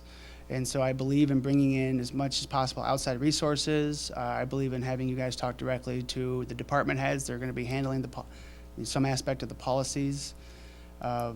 Getting everything translated through one individual can be a bit tedious, and it's a lot for a manager to have to do when there are experts in the field that are already there. And so you would be hearing the best information from the most knowledgeable people that would be living this on a day in and day out basis. Very good. I think that's how you make your best decisions possible. Thank you. Councilor Blanchard. What is the most important long-lasting initiative you developed regarding employee development? Do you have a continuing development program for your employees? I actually say the most important thing I've ever done as far as employee development is outside of the city like the village. About 8 years ago, myself and a couple other new managers, or those that were new to the field, developed a group called Next Gen. And what Next Gen did was it went from being a social network where individuals can share their experiences because they were working in different aspects of a municipality. And it evolved into a subcommittee of the Michigan Local Government Management Association that now hosts professional development seminars quarterly. And where we started as 8, we're now up around 40 individuals that are getting knowledge on a quarterly basis outside of the municipalities. And one of the things that's been most rewarding out of that is the number of people that we've managed to have a hand in placing in various communities across the state of Michigan. So Next Gen is developing the future of local government personnel, and we're everywhere now. We're in everything from the UP, we're in the Thumb, we're into the West Side. We're having a great impact on developing the next set of managers for the entire state of Michigan. And I think our entire profession is better for it.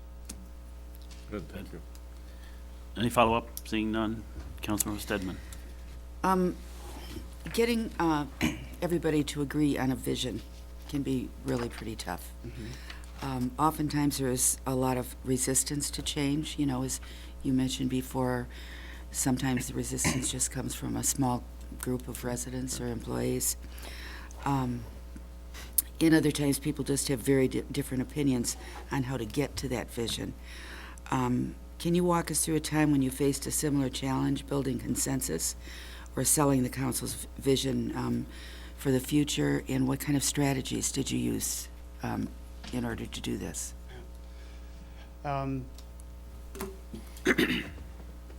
We've covered a lot of the process that around the 2009 master plan. Right. But that was really a landmark decision for us. And what we did was we started, even before I began there, we took what were visioning sessions at the time, in which we had a number of different public hearings, invited as many different stakeholders as possible, made it a real effort to go out and get community groups, advisory boards, you know, the individual just right off the street. We sent off actual invitations to people, so they had, you know, somebody say, you know, you're waiting for your engraved invitation. We actually did that. We put engraved we put invitations out to people to come and tell us about what they want, what brought them to the city, what they want to see. Did you come to our city because you wanted the exact thing that you're looking at to remain like this forever, or did you see the potential that we see? It was very much an ears open process. Again, having a meeting structured around dialogue and not where people are being talked at. It's not a presentation where you come in, you sit down, you listen to what they had to say, and then you leave. We emphasized dialogue, and we emphasized the developing ambassadors to this vision. So again, when they would leave and they go out and they talk to their groups, they were doing so with factual information that they were now armed with, and also exactly who to go talk to when you don't like something. So government isn't a black box where, you know, policy just pops out of the back and no one knows what happened in the meantime. Opening those doors up, dropping those barriers is how we got to the point where we were embracing a brand new vision that was, you know, the first new vision we'd had in 29 years. Great, thank you. Thank you. Any follow-up on that? Seeing none. Mayor Pro Tem Baker. Thank you, Your Honor. So we, as you can tell, we have scripts here and there's questions.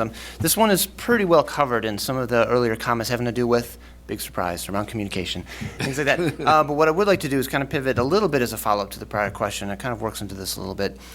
With the vision and outreach and communication, you've described many of the different kinds of tools and techniques, both in person as well as online and things like that. Through all of those channels and mechanisms, there are ways to keep people informed and engaged with what's going on. And there's also the notion of how to drive towards what would it take to explore the pathways to say, you know, if we wanted to do something, what would it take to get to yes, for instance? How would we go about exploring it? The right answer might be to not do the thing, but to at least engage it in a way that talks about here's what it would take, and then we can have an informed decision rather than simply, no, this won't work. Can you describe some techniques that you've worked with the residents, with staff, to explore the possibility so that they can have an informed decision?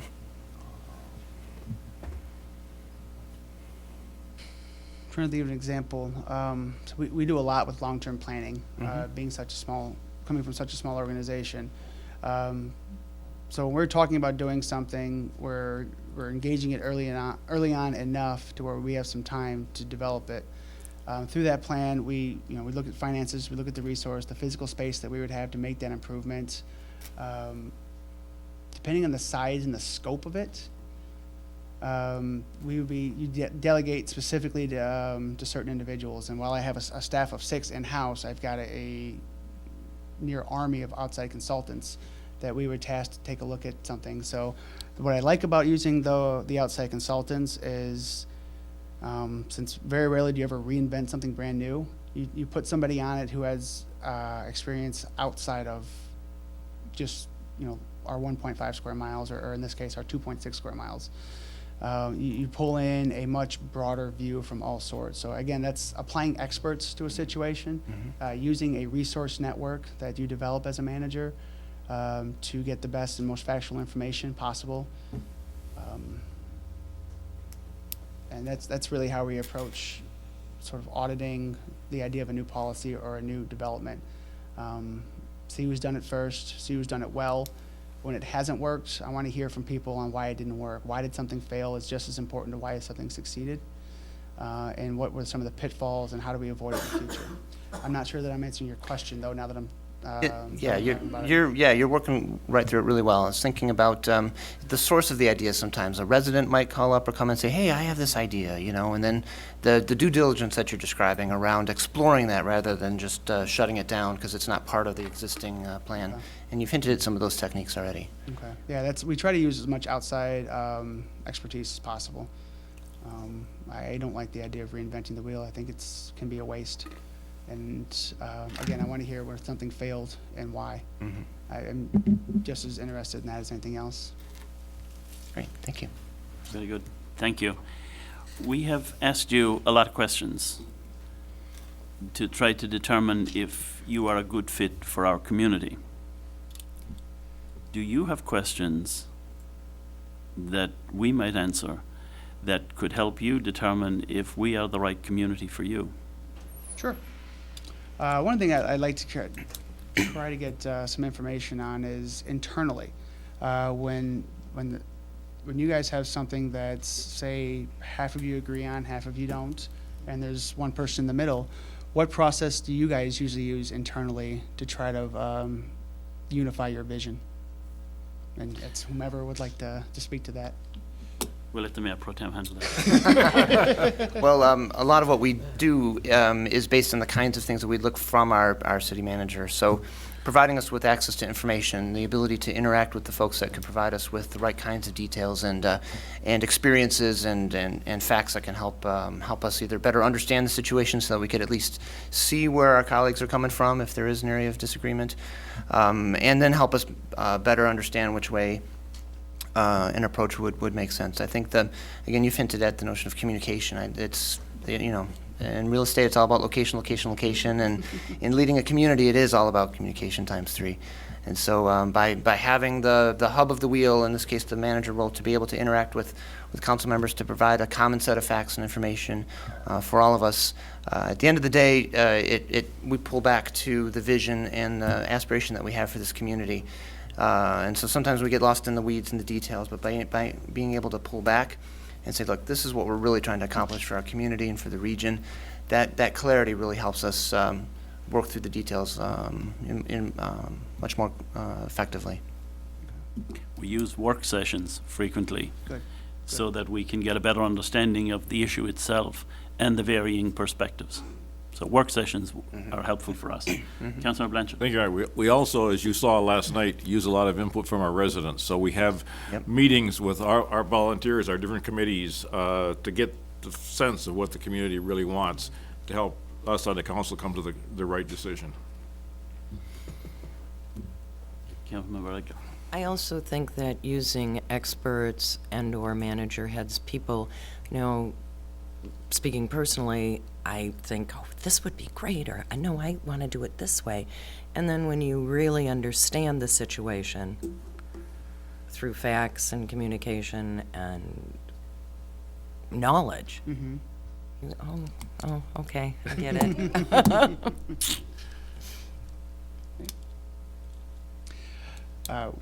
What is your sense from staff on the type of manager that they would like to see? I think that was described in the promotional material.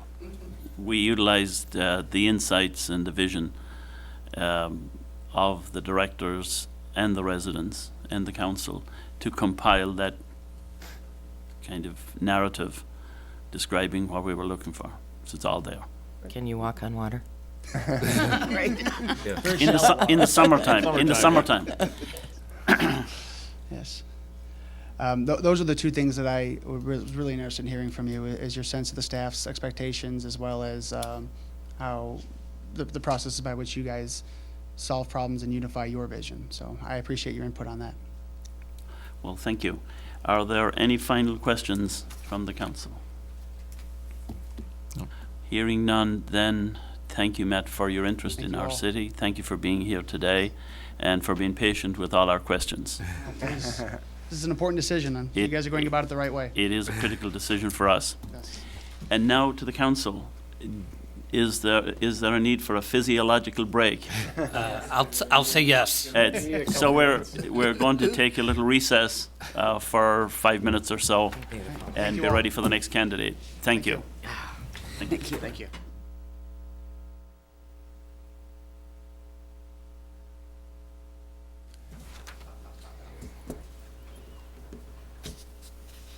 Hello? Hello. Well, we are back in session again, and we have come now to the second interview. Elke, you're welcome. We will be asking several questions, and there might be follow-up questions as well. And maybe some of council members may make little notes as we go along. So just to kind of get us started a little bit, yesterday you had an opportunity to meet some of our employees and many of our residents. What did you learn about us that might make us a little bit different from your prior places of employment? What I learned was the impression that I had when I took my own tour the week before and then also the tour yesterday. It kind of reinforced the impression I had already gotten from the community, that it was a cohesive, family-friendly, beautifully maintained community. People have a lot of pride here. And that's what I picked up when I came, and I drove the streets, and I looked at all the parks, and I looked at the schools and the buildings and whatnot, and that just solidified the opinion I had already of the community. Thank you. Welcome. Thank you. Now we're going to have the questions follow a sequence here, and we will go to Councilmember Blanchard for the first one. Thank you, Your Honor.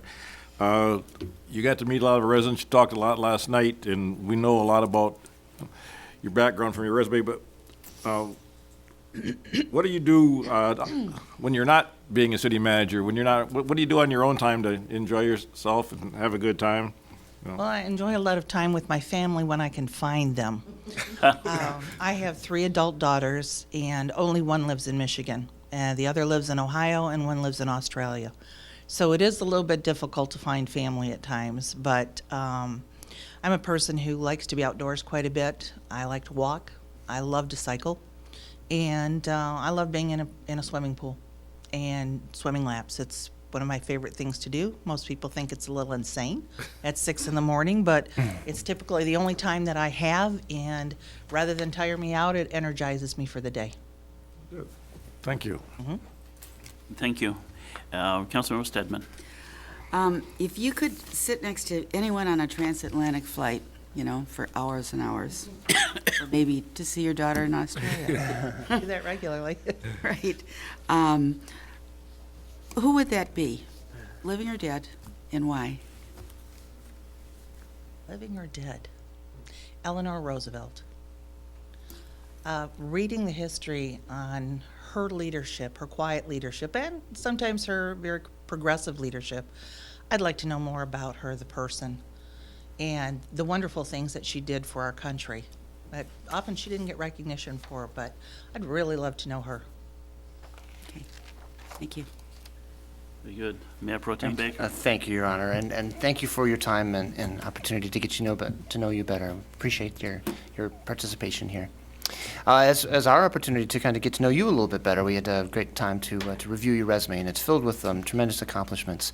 Which one or two are you particularly proud of and would like to share with us in a little bit more detail? Well, the most recent accomplishment was with Princeton, West Virginia. And although I'm not a West Virginian, and they did give me hillbilly lessons on how to speak properly, it was wonderful.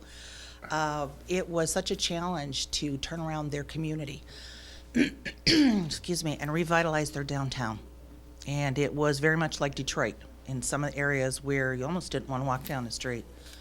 And that was such an interesting prospect for me that I took the challenge and made the difference. And once I got there, I started creating a timeline of progress of what we needed to accomplish. and then began speaking with all the business people who were there, the ones who had stayed and had struggled, to find out what the city could do to help them. What was our role that we could do to enhance their business and bring in more business for them. So we had wonderful success. Within a 2-year period, we had achieved our 5-year goal. And part of that was because I did quite a bit of lobbying with the local community college that was looking for to expand their site in the county. And, you know, I took them around, I showed them what we had available, I showed them a site that I thought would be ideal. And one thing that West Virginia does not have is they are very, very lacking in higher education. They really need to educate their youth. And so, thank you. So it was extremely important that I get that college into our downtown, not only to revitalize it, but to bring the necessary education to the local residents so that they could achieve their goals and they could become better or have well-paying careers, because that's a state that's very much like Michigan, where we were over-relying on the auto industry, and they are over-reliant on the coal industry. And when they start to collapse, the good jobs are gone, and they struggle quite a bit. So even though they're different states and you know, different cultures, the similarities are very close to ours. But I brought in the college and identified all of the areas that needed cleaning up, and we started a project of artwork, metal artwork, murals, cleanup, new signage, new identity for the community, a brand new logo, just much as what you have, and really got the community involved. And I'd like to say, you know, I'm happy to have led the charge, but I couldn't have done it alone. I had residents who were just anxious to help me jump on board. I had the Boy Scouts, the Girl Scouts, the church leaders, the nonprofits in the area, the chamber came along. We all worked together to basically revive and revitalize their downtown. And our efforts were so incredible, and it's because so many people were going in the same direction. But we had different ideas, and we had different thoughts on how we should accomplish things. But by 2014, the city was recognized as the most up-and-coming town in West Virginia. I'm extremely proud of that recognition, because that is a town that had lost hope. And they were regaining their hope and their pride, much like you have your pride here that I see. I saw the vestiges of pride, and it was coming back. On the other hand, in Michigan, in Huron Township, you know, I was there during a time of economic stress for this state, and it was a struggle. There was a lot of worry. Many of the communities in the Wayne County area were going bankrupt or right on the verge of bankruptcy, and I did not want that to happen to Huron Township. So what I did is worked with council, with our board. We worked together to develop a plan on how we were going to keep the community economically strong and present ourselves in a way that we could entice business to come into our community and feel comfortable with us. We're not one of the ones falling apart. And we did have to make some very hard choices, and all of our employees were unionized, so we had to work with our unions. And we developed a plan of how we were going to weather the storm until the tide turned. And back then they said it might be 2013, it might be 2015, or it might be 2020. They really weren't sure when we were all going to start to thrive again. And so we did not only change our healthcare providers from a really robust Blue Cross Blue Shield program. We stayed with Blue Cross Blue Shield, but we changed the health care to a PPO. And then also restructured wages and hiring and retirements for new hires. It saved quite a bit of money for the community. It really let the county know, and I worked very closely with county economic development, also closely with the state. They knew that we really cared, and we were going to make a difference, and we would not struggle and fail like many other communities around us did. And that really worked to our advantage, because we were able to work with two major auto suppliers that located in Huron Township. And one of them did shift their operations and expanded. And another one was Broza, which is a company that creates a lot of car components for power, power locks and a lot of smaller components. They gave us a plan that, I found them a location and we worked with them because they not only opened their facility in Huron Township, they brought about 400 new jobs. Well-paying jobs, jobs with retirement packages, jobs with health insurance, and that's very important to me. We had a number of potential investors who wanted to locate in the township, and what they wanted to bring, or, they wanted a lot of tax incentives, of course, but what they wanted to bring was not acceptable. We want people to have good jobs and to be able to raise their families, if not in our community, but in the neighboring community. So what we did was good for the entire county. And that's how I think. I think on a regional level of working with the state, working with the county, we're all a partner. And I'm sure you've experienced that here in Oakland County. We are not an island. We're not alone. We have to work with our neighboring communities. And together we can create quite a bit. Just Yeah, amazing. We have lots of questions that will illuminate aspects of Okay. what you're talking about. And Thank you. Thank you for that answer. Excellent. Now we'll go to Councilmember Turbrack. Thank you. Again, thank you for your interest that you've shown in our city. Looking back on all the folks that you've worked with professionally, if we were to reach out and talk to these folks and ask them to tell us a little bit about you and to describe you, one, what would they say? And if we could even get a little more specific, 2 to 3 adjectives that they would, not how you would describe you, how they would describe you. I think I have an answer for you because Thank you. my department heads have come to me individually and have expressed their gratitude for having faith in their abilities to do their job, having confidence in allowing them to run their departments with my oversight but not micromanagement. And I think they would tell you that I'm a very fair person to work with, and that means a lot to people. Very good. Councilmember Edgar. Thank you. You mentioned your department heads. If you were faced with the opportunity to hire a new department director to join your team, what skills and characteristics are you looking for and why? I'm looking for a combination.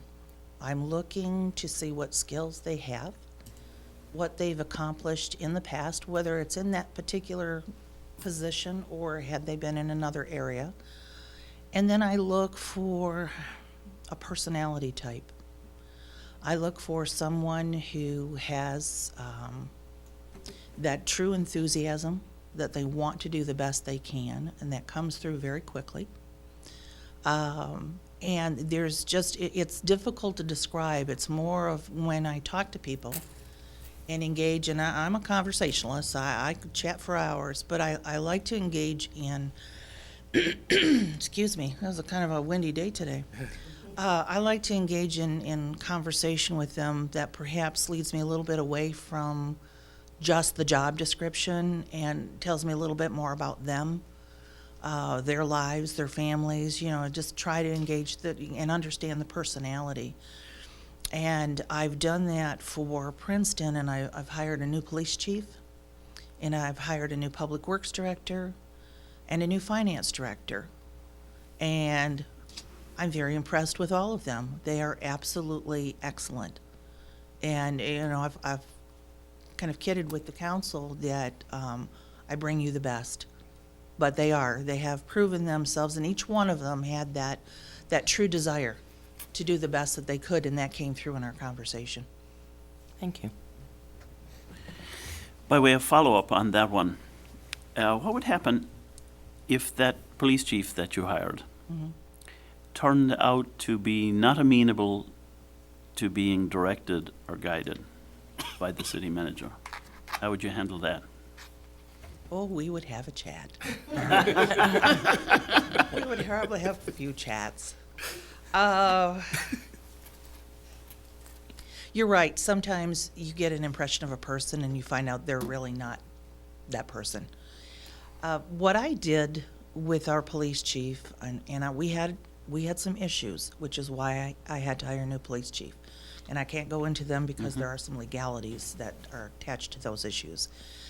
But during that conversation that we had, and I think we had a good hour and a half conversation about where he was in the department. I was very concerned about hiring within the department. I was really at that point, I thought I was going to have to go to the outside because of the morale issues, because of ethical issues, and in talking with him and asking his expectations, what did he think he could bring to the job? And I explained what I felt my role was. We were very comfortable, but had that changed, I think we would have more discussions until we met a common ground on where we could work together very well.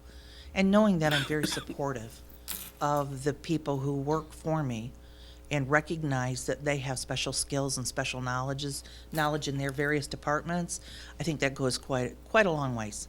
And that really never caused me a grief with any of the people. What would happen if you couldn't find a common ground?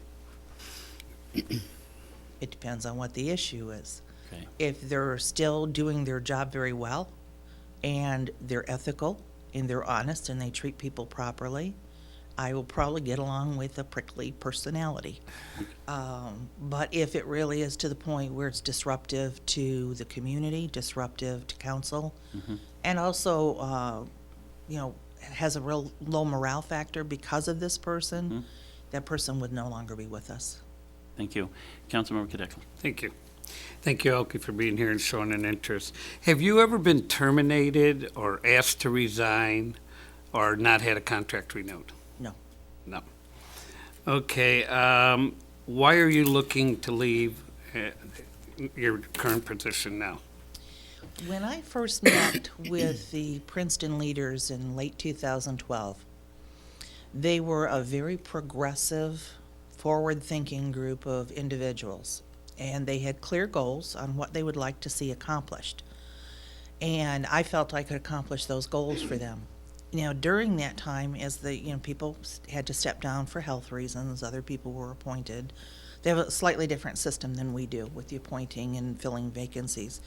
And then the elections, so we had, kind of every second year, we had elections come forth, and the entire council had shifted to an extremely conservative body, to the point that where I was hired to help the community look forward, this was a group that looked only to the past and did not like change unless it could reflect what was there 40, 50 years ago.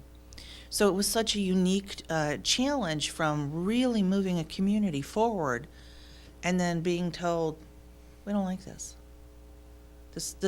We want, and I was, told, and I do respect my council and my mayor. Matter of fact, the mayor's one of my dearest friends. So it's not all of council, but the majority of council wanted to live in a bygone era.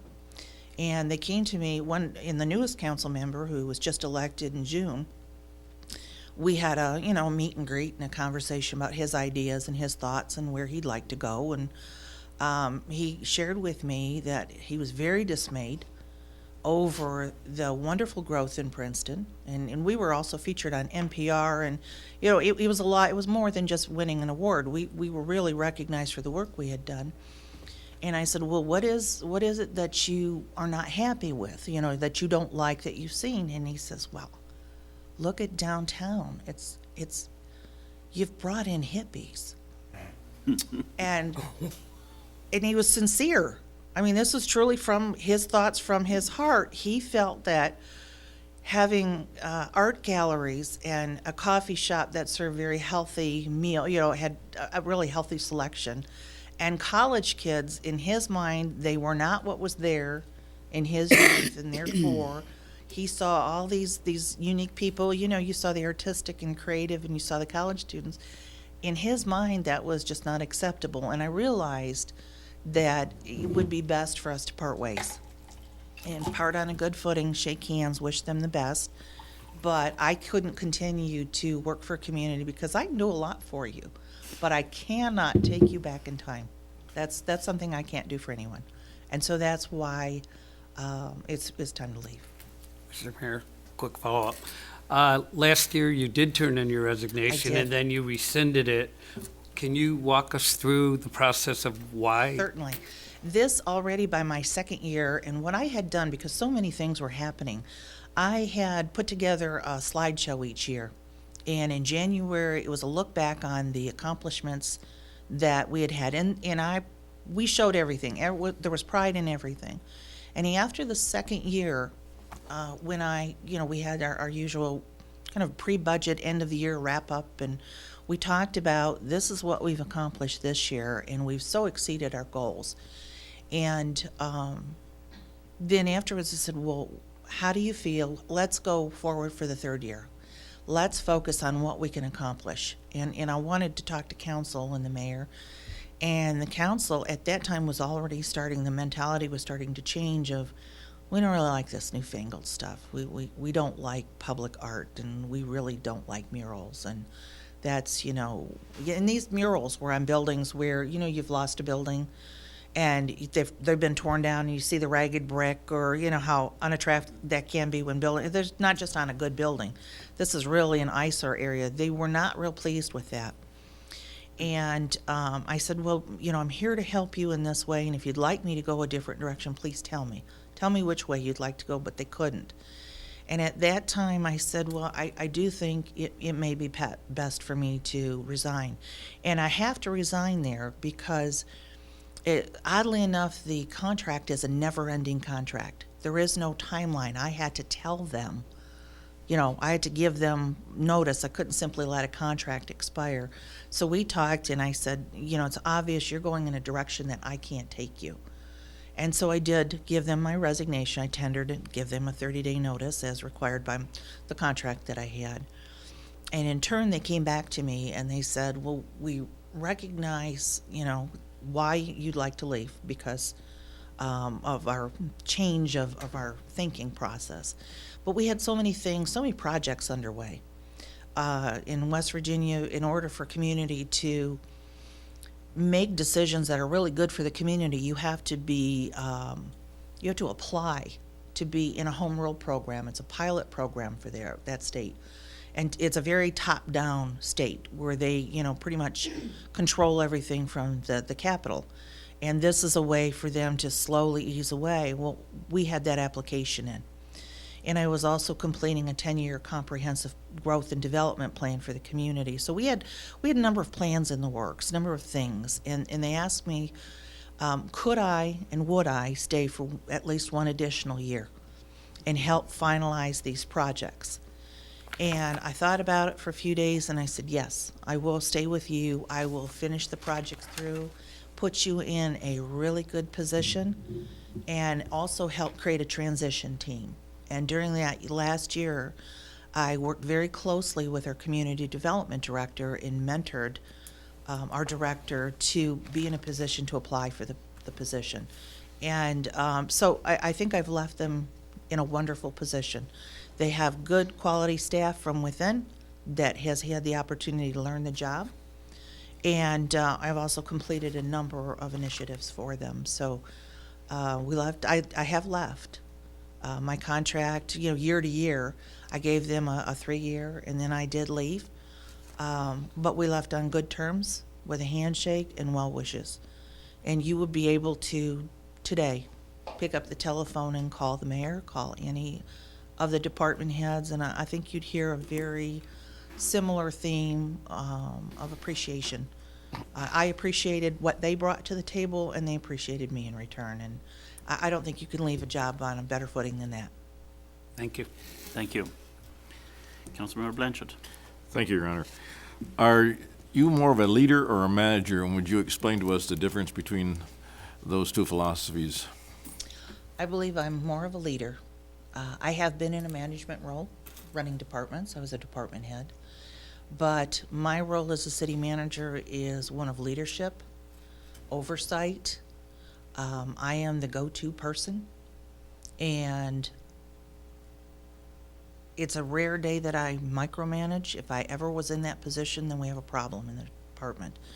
But I am here for you to, implement the decisions that you make, help with the policy decisions, and also work with all of your staff and the community to really strengthen the community.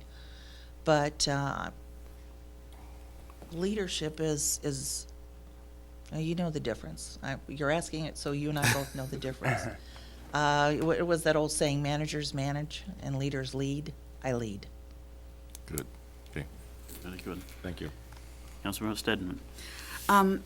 Yes, can you describe your personal code of ethics and, or ethical standards for us? And by that I mean, tell us about a time when you were confronted maybe with an ethical challenge and had to rely on those standards as a municipal executive. And- Absolutely. Yeah. I can tell you that I am extremely ethical.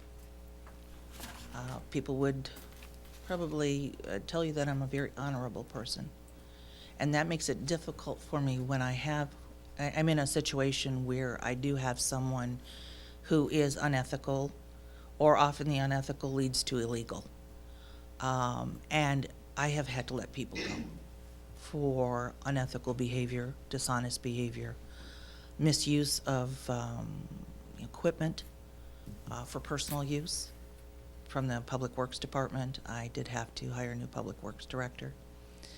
I had, unfortunately, had some illegal activity, nothing terrible, but still illegal in the police department, which is why I had a police chief. I'd like to go more into detail, but you understand, there are some things that we can't speak about publicly, but I have little patience with people who deliberately choose the wrong path, embarrass their community, and do something that is illegal or unethical. And that person will most likely not be working with me much longer. Thank you. Mayor Pro Tem, it's your turn again. Thank you, Your Honor. Continuing on your experiences thus far in the communities that you served, and then contrasting that a little bit with the kinds of needs that Berkley might have, from the township perspectives that you've had the opportunity to serve, and the small communities in West Virginia. Here, in Berkley, in this part of town, it's more of an urbanized environment, very near a large metropolitan hub of activity and commerce and things like that. Could you describe a little bit about your thoughts of engaging in this type of a context where it's a bit more fast-paced and the communities are very close to each other and more of an urbanized setting? It makes for a different type of a community when you're surrounded by communities, such as Royal Oak. You've got the Expressway very close. You've got a lot of travelers that come through this community, and it does make quite a difference. But I will say that Princeton, although small, was quite a hub for that area. It was the county seat. It had the hospital.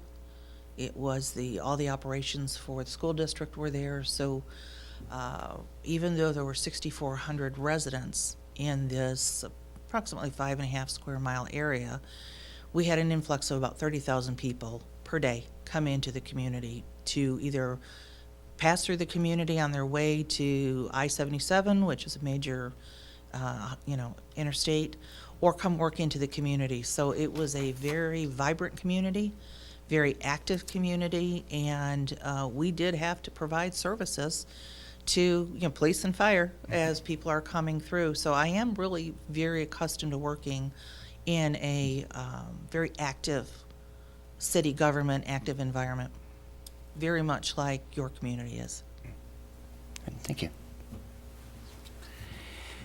Well, I have a question about watching the presidential debates in the last painful couple of months. It becomes clear that everybody has a plan for the first 100 days that they're going to do in the first 100 days. What things do you want to learn, and what people do you want to meet in your first 100 days in Berkley? My first 100 days, I'd like to really get to know all of you a little bit better. I'd like to understand the full operations of the community, and that is meeting the department heads and the employees, understanding what the needs are, and meeting the community. And just really getting a feel for Berkeley, who you are, who you've been in the past, because I'm a strong believer that the history of a community is just as important as where the future's going. It kind of defines who you were and who you are today and where you'd like to be tomorrow.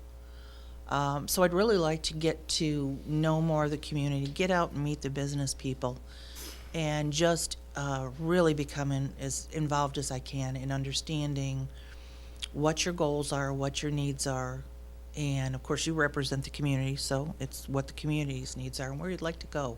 I've heard quite a bit last night of, from people who sit on various boards and commissions and their ideas and what they'd like to see and I've heard some of the things they're frustrated about that they, would have liked to have seen happen already.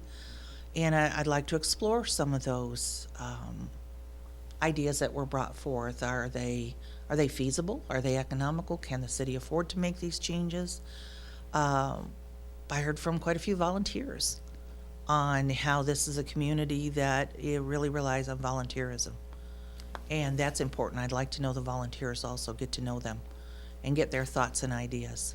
There's a lot to be tapped from the history of a community and from people who've lived here a long time. They often can give me a different perspective than what I just see on the surface. Well, we have a wonderful publication co-authored by the Mayor Pro Tem here that will familiarize you very well with the history of our city. Mr. Turbrack. Thank you. So we got an opportunity to hear about what you want to do in your first 90 to 100 days. I'm going to take it out a step further. So you've had the opportunity to talk to some of our residents. You've had the opportunity to tour the city, apparently both guided and kind of on your own.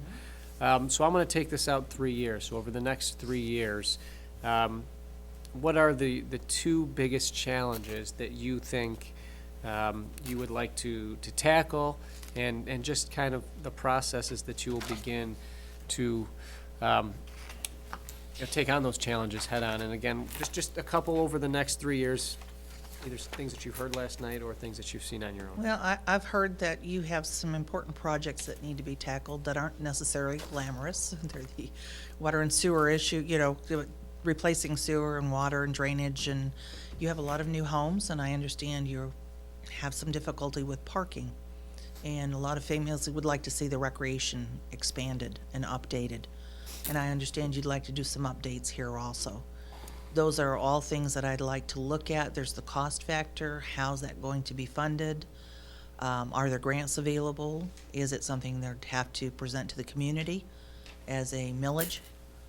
Is the community receptive to what's going to have to happen to keep the city viable and strong, and also, keep the families here? I know you're a very family-friendly community, and you have to create the walking paths and keep the sidewalks in good shape. And those aren't the most glamorous projects sometimes, but they are very necessary projects. And without actually living here yet, or just from what I've read, you've got a lot of nuts and bolts type projects that you really need to work on. So if we're taking it just a little more specifically, one of the things you mentioned, roads and water. It's not necessarily glamorous, but something that needs to be taken care of, certainly. If you could kind of just give me how you would begin to attack that, what maybe the first steps would be in any sort of plan to meet that challenge head on. Well, if we looked at sewer replacement, which most aging communities have, they only last that long. So long, I would probably first get with your public works director and talk about what they've seen, what their concerns they have. They're the ones out in the street. They're the ones who do quite a bit of work. If they work with Oakland County, then we would sit down and talk about what the needs are, what the funding mechanism could be, and how we could prepare. Of course, all of us, when I say we, it's us, we could begin to create a plan on how this is going to happen. I was fortunate in Huron Township. We did some sewer relining. And although it's very interesting in how that's done, it's incredibly expensive. And we were fortunate to obtain some very low-cost loans through the state of Michigan and expand that over a time frame to pay that back. And that was the only way we could do it. We certainly didn't have the cash up front, and we certainly couldn't pay high interest rates, and there weren't really any grants available, but because we could show the need and how that would really help the community and also spur growth, because it was in an area that we were hoping to develop. I believe at the time it was about 2% interest on the state loan, and that's what we utilized. Thank you. Thank you. Councilman Redger. Thank you. You just spoke about your experience with some financial issues, and every community in Michigan has certainly faced severe financial difficulties over the last decade. When you reviewed our budget in Berkeley, what did you see? And what are you bringing to the table that will help us meet and manage the challenges that we will be facing in the future? From what I've seen, it appears that you're very stable now, that you've kind of gotten over the hump, as so many communities have, and you're still here. I'm sure you'd like to have more money to be able to engage in more projects for the community. And the way our system is set up in the state of Michigan, we are so reliant on tax dollars from residential properties that, as you know, when the market goes down, we lose money. It gets really difficult for us. What I can tell you is I am, I won't say frugal, although I have been called that. I'm very fiscally responsible with the funds, and I'm always looking for a way to utilize the funds that we have available to maximize the impact for the community. What can we do with the money that we have? I mean, I've heard that, the library would love to have a second story, of course. And the recreation department would like to expand. I think what we need to do is closely watch what's happening in the state and watch the funds build. No one is fully funded on the, unfunded liabilities through OPED. And, it's difficult for us to make a lot of changes, but I do see that. I think you weathered the storm very well, and I think I can help you grow in the future. Thank you. Councilmember Cadecle. Thank you. Finding solutions to community issues in a conflictive atmosphere can be difficult. Can you explain a situation that you may have experienced and how you walked yourself through it? Well, we had, that's conflict. It seems to be the nature. First of all, I have to say that I don't believe that conflict is a bad thing. You have different ideas, and from those ideas, coming from different directions, sometimes you can meet common ground, and you can meet somewhere that will work for all of you. But we had the township, Huron Township had acquired an 80-acre parcel in one of the villages. And think of the township as 36 square miles, full township, 3 actual villages within the township that they didn't have their separate boards. We maintained all the functions, and we obtained that during the economic downturn. Someone defaulted on a loan. They were going to build condos in there. And then we were donated another 11-acre parcel. That's quite a large bit of land to accumulate for a township. And that particular village was the oldest village, didn't have sidewalks, bit of a distance away from the nearest park. And the idea was it would be a wonderful place to create a park. Ball fields were on the 11 acres, but all overgrown, many years neglected. And we developed a plan on how we could create ball fields and soccer fields and rebuild the concession stands and have a really nice place for the not only the entire community but for the people of the village to have a place to have the kids ride the bikes and people take their walks. And it was disappointing to me when we had so much resistance to that. You would think that people would love to have a park. But when you have a major park system, as we did the metro parks, run right through the township, the attitude was, just go to the metro park. You know, find your way there, in a local park isn't necessary. And statistics prove to us that the residents of Huron Township did not use that park. They did not want to pay the $15 per year entry fee. They felt, you know, we live here, and the attitude is, you took our land, we live here, and we should come in and enjoy the park at no cost. And that was the kind of mentality I was dealing with. And so that land today still sits vacant and still has not been developed because the community as a whole doesn't recognize the value of having a park in your villages closer to the residents so they can just walk to it, not get in their car and drive to one of the major metro parks and you know, takes 15 minutes. There's a large township and you can't walk. There are unpaved roads, there are no sidewalks, or very few. And that was very disappointing to me, to have such a pushback on something that I thought could be such a benefit to the community at no cost, that we would maintain this park. And I thought it would be a wonderful idea, but we had the residents who had the not in my backyard mentality. We'll have break-ins and teenagers breaking beer bottles, and even the elected officials had no interest because, you know, it had become such a mantra, just go to the metro park. And that's all the more anyone needs. So that was kind of a disappointment to me. I would have liked to have seen that go quite a bit further. But on the other hand, we had conflicting views on pocket parks in Princeton, you know, vacant lots that we've assembled a few lots together, and people were concerned, and they, you know, I don't know where all these hooligans are, but they seem to be supposedly in every park and in every corner, and they're not.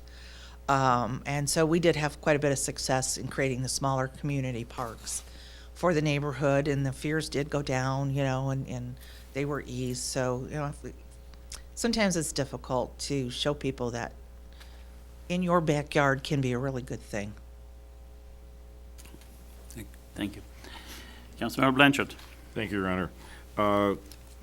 Community and economic development take many forms. Of all the projects you've championed as a community builder, what do you consider your most creative or boldest initiative that you've brought to fruition? I have more than one. I have only one. Go ahead, go for it. Other than the pride of bringing in a company with, you know, newly created jobs, I will have to say the initiative, the elbow work, and the pride, you know, from the results in Princeton were amazing. And I do believe I'm most proud of bringing in the college into an area that really needed redeveloping and needed people and needed that kind of education brought to them, not driving an hour away to the next community or over the state line into Virginia. That was I'd have to say, if I had to narrow it down as part of the overall revitalization of downtown Princeton, it was bringing the college in. Has anyone ever accused you of being too risky in pulling off some of these initiatives? Not too risky, but I will say that some folks have been a little bit uncomfortable because, you know, that was a bank building. And we don't put colleges in bank buildings. So it was a one-story 1970s bank building. It was perfect for, with a full basement, you know, and elevators. And it was a perfect way in the classrooms. Small classrooms were ideal because they were the offices, so there was very little work to be done. But there's always going to be that part of the population that no matter what you do is too risky for them. Whether you change the street lighting out, which is too bright, or I had a young woman who had moved to Virginia but was from Princeton, came to me and wanted to have a yearly cruisin', the cruisin' nights. Now, we're accustomed to that here. We have the Woodward Cruise. We don't think twice about it.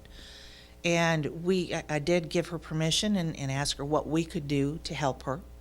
And we did. Public Works, police. We did help, you know, clean up, prepare, protect. And it was a rousing success. It was so successful that the next year we agreed that we would have cruising on a monthly basis. Once a month during the summer months, there, people would come out with their classic cars. Well, that was just too daring for some people that live close to these, right to the downtown. We don't want cars here. We don't care if they're classic cars. We just we don't like cruising. And that happened with a lot of things. We would paint a building. I don't like that color. But it's very attractive now, but that's not the way it was. And so, in those ways, to me, they were not risks. Yeah. But other people who were very entrenched into how they wanted things to be or how it was when their parents lived there and they're now, and that happens a lot down there. The children move into the parents' homes and they stay for generations. Change is really risky any change is risky for some people. But no, I don't, I'm willing to take a risk on events and ideas to bring the community in, but I only take so much risk when it involves using our financial resources. And then I do not put us on a path towards riskiness where we could put ourselves in financial trouble. Okay. Not in any way that way. Thank you. What is your experience with diversifying and redeveloping housing stock, speaking of change, for a changing demographic? We're a single-family home community, and we've just recently gone through some discussions on that topic. I want to hear your thoughts about it. Well, it is rather interesting. Princeton has a lot of, the whole southeastern part of West Virginia has more poverty than we're accustomed to in Michigan. And so people tend to leave their homes, they'll lose their jobs in the coal industry, they walk away. And so there's been, through the years, there's been quite a bit of demolition of existing homes.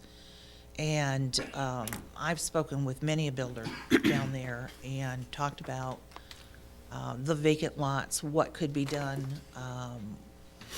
what housing needs are there. And it's slow. It's not come as quickly as your community has, but there are some very dedicated developers who are building infill homes that are very attractive and really kind of blend in with the existing architectural styles. They're building more duplexes. They understand that they have an aging population, so they're looking more towards housing for seniors, looking at what they could build for a one-story or to have or if not, some of them are two-story, but they're no step-ups and step-downs. So I think the investors and the builders are seeing what is needed. And during my time, one of the builders in town built a new kind of a condo apartment complex, and many of the seniors moved in those new housing, and they're right a block away from the downtown.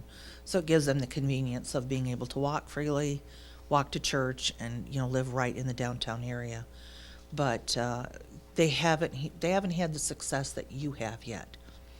There's still too many vacant lots that need to be developed, and my recommendation to the leaders that we consider purchasing those lots, because they're really very inexpensive. They've gone back for taxes.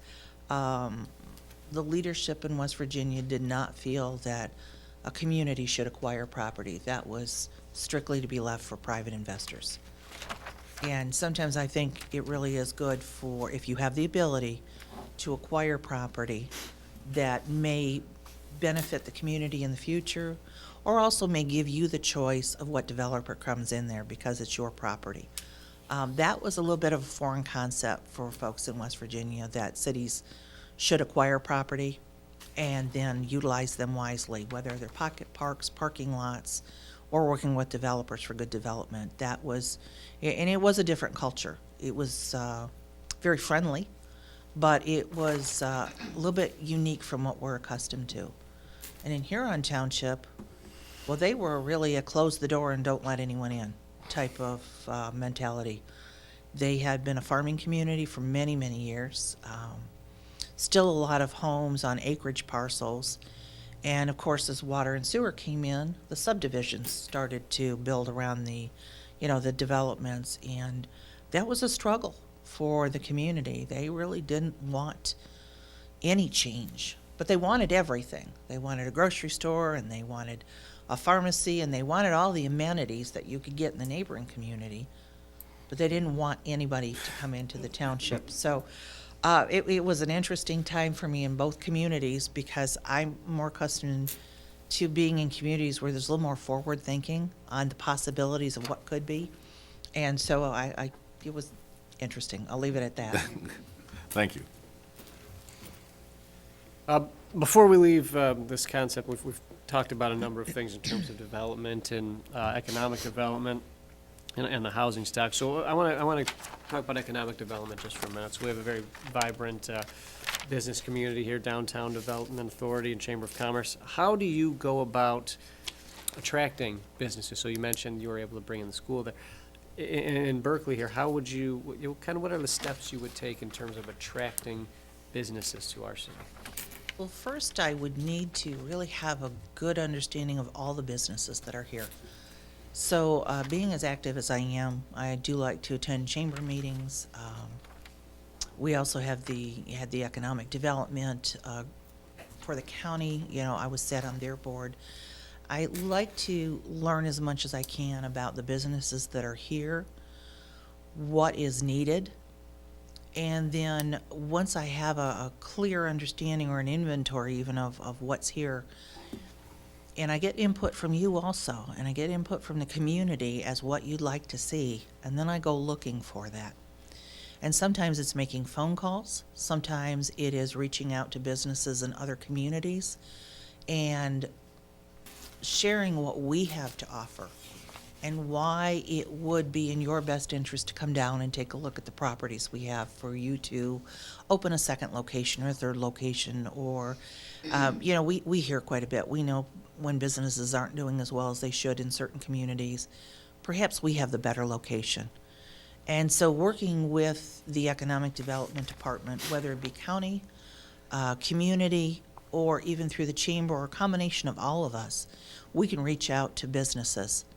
And I had prepared a brochure in conjunction with Wayne County. We did work as a team to promote properties, but we put together a brochure of available properties and square footages and number of parking spaces, what's available to you. And then we all went to work on trying to bring in business that is really good for the area. So there's no easy way to say, I'll bring business in for you. The only way I know is to reach out to as many parties as I can, and also really show them what the community has to offer. If you're looking for something family-wise, we can share that there's a lot of families here. This is a good place for you to be. And that's what we've done. Our community development director in Princeton would literally call people and say, have I got a building for you? I've got a place for you. They said, but I wasn't planning to get a Princess, but I've got a place for you, and let me tell you about our community. And then we would meet. So they knew when the city manager met with you that we cared enough to bring out the community, the city manager, the community development director. The mayor might come out and meet if he had the availability. They knew we cared. And so by the time I left, we had a new 24-hour fitness center that came into one of the shopping centers. We had a donut shop that was looking to relocate. They didn't realize they wanted to open our city, but they did know they wanted another location. By the time we were done showing them who we were and what we had to offer, they had picked their new location. And so reach out and do the best we can to bring you in. And don't let you go once we have you. No, we'll find you that proper location and the square footage and parking you need. We'll find that for you and go from there. Thank you. Councilmember Stedman. Okay. Tell us about your experience with public unions and explain how you would approach negotiations to assure a solid working relationship with employees after the agreement is finalized. Right. The number one thing that I've observed, and all of Huron Township was unionized, in their various unions, police, fire, the employees. And even in Princeton, the Public Works Department was represented by the Teamsters Union. And to me, the best agreement is one where we sit down and we talk about what you're asking for, what we're able to give you, how we can work together. But what I've discovered is that too many of the agreements are poorly written. And that creates conflict later, and that's why you see people filing grievances. Because the terms of whatever agreement you have are not clearly spelled out. And that was most obvious to me in Princeton. I looked at the agreement, and it was so vaguely written that even I didn't understand what my role was if someone were to give me a grievance. I said, we need to tighten the language, and we need to work together in fairness on what we can do. We certainly know what our budgetary limitations are. And sometimes when the money's not there, we can work in some other type of incentive that is appreciated by the employees. That, whether it be through the holidays or snow days, overtime, there's a lot of things that we discussed. And what I did for Princeton, which I still scratch my head over a little bit, is I practically rewrote their contract. And I'm not the union representative, but I said there's no clarity here. And if I know what you're saying to me today, but if I were to leave tomorrow, the next city manager wouldn't know what we have agreed upon. And I was a little bit disturbed because in their contract, it did state the number of days they had off. And they were told by the now former Public Works Director, because I did replace him, that the contract didn't matter. If they filed agreements, they'd be fired and he could find someone else. They were not allowed the days off they could. They were not allowed their vacation days. They were not allowed off. It's amazing, Thanksgiving, they had to go out and pick up trash. Although their boss stayed at home and enjoyed that turkey dinner. And so they were really accustomed to being intimidated and too afraid to speak up. And I said, a good contract is a contract that works for both of us. And when you have that contract in place, it's my job to respect that contract. And yours also. You have to respect what it is that you've agreed to, and I respect what's in there, and we'll have a good working relationship. I really cut down. There were no more grievances filed after the contract was written clearly and succinctly. And, I upheld the contract, the language that it was. No longer were they required to work on Christmas Day and to work on Thanksgiving Day. Their contract clearly stated, you have these days off. You cannot be threatened. You can be offered if there's a need, but you cannot be threatened that you will lose your job if you follow your contract. And that was very shocking to me. I had never experienced that kind of blatant disregard for a union contract before, and I hope never to again. So I have learned that clarity really makes the difference. Thank you. Follow-up from Councilmember Blanchard. A follow-up question. You mentioned DPW. Do you have police and fire contracts that you had to administer also? I did in Huron Township. Not in Princeton? West Virginia is not a union state, except for the miners. They are unionized, but they are a right-to-work, basically a non-unionized state, which really surprised me when I found that they had Teamster representation for the Public Works. And that was because of the fearfulness that the Public Works had in the past, long before the director that they had. But they were required to work with poorly maintained equipment, and they were actually felt that they needed a union to represent them because they were afraid for the working conditions, the condition of their garbage trucks. They picked up their own trash in that community. So there was a lot of machinery that was not being maintained, and it was not safe. Thank you. And it was unique. We're unique here, too. In a good way? Well, not so good. We still have to have council meetings sometimes on St. Patrick's Day. and I'm trying to figure out a way around that. Mayor Pro Tem. Well, that's actually a great segue as I think about, big audacious ideas and things like that we need to work through. Earlier, we talked a little bit about the notion of being perceived as being too risky, and you mentioned several examples of things that somewhat with which you were successful, others that just didn't quite work. So I'll ask you a process question about how is it that you go about engaging the community and the other stakeholders and departments and volunteers around the things like the cruise and events, the acquiring the property, the microparks. Can you share just a little bit about the engagement, the process that you take to explore those really big ideas where the incremental steps just won't work? Right. Well, it begins by communication.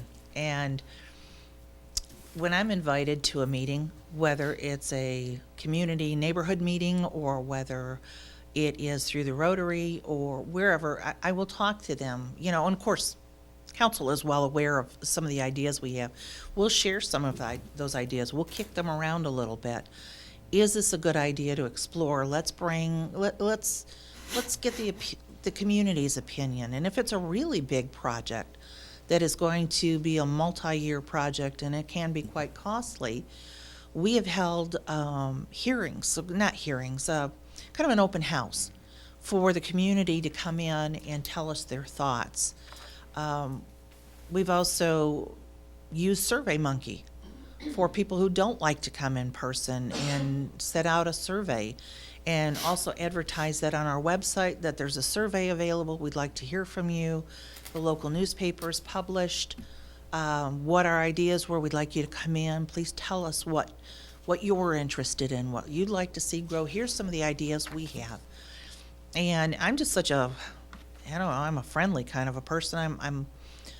I pick up just as much by going into the local restaurants and talking with business owners and getting ideas from people. I take a walk down the street and they share their ideas and once people realize that I'm easy to talk to, I listen, it's amazing how many other people will come forward and say, hey, this is an idea I've had for years. And, it hasn't gotten any traction. Let me share this with you, see what you think, and I'll share that with you. Chances are you may have heard this idea or it might be something brand new that no one's ever thought of before. And so I'm really open to a lot of ideas. It's not always my idea. This is my project or my idea. I like to take from everybody. And you are the voices of the community also, being here on the council. You give me a lot of input and a lot of thoughts that you hear from your neighbors. When you go to church, you hear from the fellow parishioners. I'm sure you hear quite a bit from folks. They will grab you in the grocery stores, everywhere, tell you the thoughts, and we can get a clear idea on what the community wants, and then kind of take those ideas. And I've done the boards with the sticky notes and people coming around the room and saying, what is your top priority? What is your interest? Is it the parks? Is it the repaving? Are you more concerned about the schools, your neighborhoods? And trying to get a real consensus in the community of where the needs are and where the wants are, and then see if we can't put that all together and start the process. But that's my first process, is exploration. And if it gains no traction from there, it probably isn't going to. But we certainly can start there.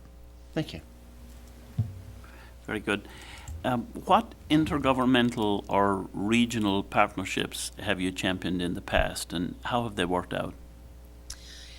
In Michigan, more so than West Virginia, I was the alternate for SEMCOG for the community. So we did work with SEMCOG closely. And also there was the Conference of Western Wayne, which was an 18-member community consortium that I was a part of and I attended regularly. And that really gave us quite a bit of information on what was happening at the state level, where the bills were, where what good things were coming down our path, and how we could work together for economy of savings, whether it would be through collaborative agreements, whereas in Huron Township, we did agree to absorb 911 services for our neighboring community, and then brought one of their, so we did expand our department, and we were able to bring one of their employees over to our community. That was one way for us to partner We had an expanded 911, and we also saved money. Each one of us did. So we look for ways to save money, whether it's an intergovernmental agreement for police, fire. I did try, and I didn't get much traction on the cross-training for the police and fire, as I know you have here. That was still rather a concept that they weren't prepared to really go into. Although I did explain how important that could be and how we do have the coverage. We have our police coverage, we have our fire coverage, we've got cross-trained employees. They weren't quite prepared for that. But, we looked at any savings that we could have together through the state of Michigan by buying and, our combined buying power. And even the state I worked with so closely, the MEDC worked with Wayne County, then worked with us. And I think because of our close working environment and our cooperation together is why we were able to get development into the township when other communities were falling apart. Here we were bringing development in. But we also bent over backwards. And we made ourselves available. And I drove to Lansing and attended meetings and hearings on these, proposed businesses, and wrote letters and showed the support that they needed. So, it's a busy time, but if you're willing to take the effort, you can make good things happen. Thank you. Councilmember Turbrack. Thank you. I want to change the conversation a little bit here and talk more about organizational culture. So your philosophy of, the ideal organizational culture. What are some, hallmarks of something that, the philosophy that you believe in, one, and how do you go about, installing this organizational culture when you come into to a new city? First, I need to learn the culture that's already in place. I need to have a clear understanding of it. And then culture, to me, is often defined by not only the leadership on my end, but the leadership of the elected officials. Because there is no one culture. It's all of us together. And if the leaders, if the mayor and the council, regardless of if you have different ideas or you like to go different directions, if the culture is one of respect and courtesy and willingness to listen to different ideas, that culture trickles down throughout the entire staff.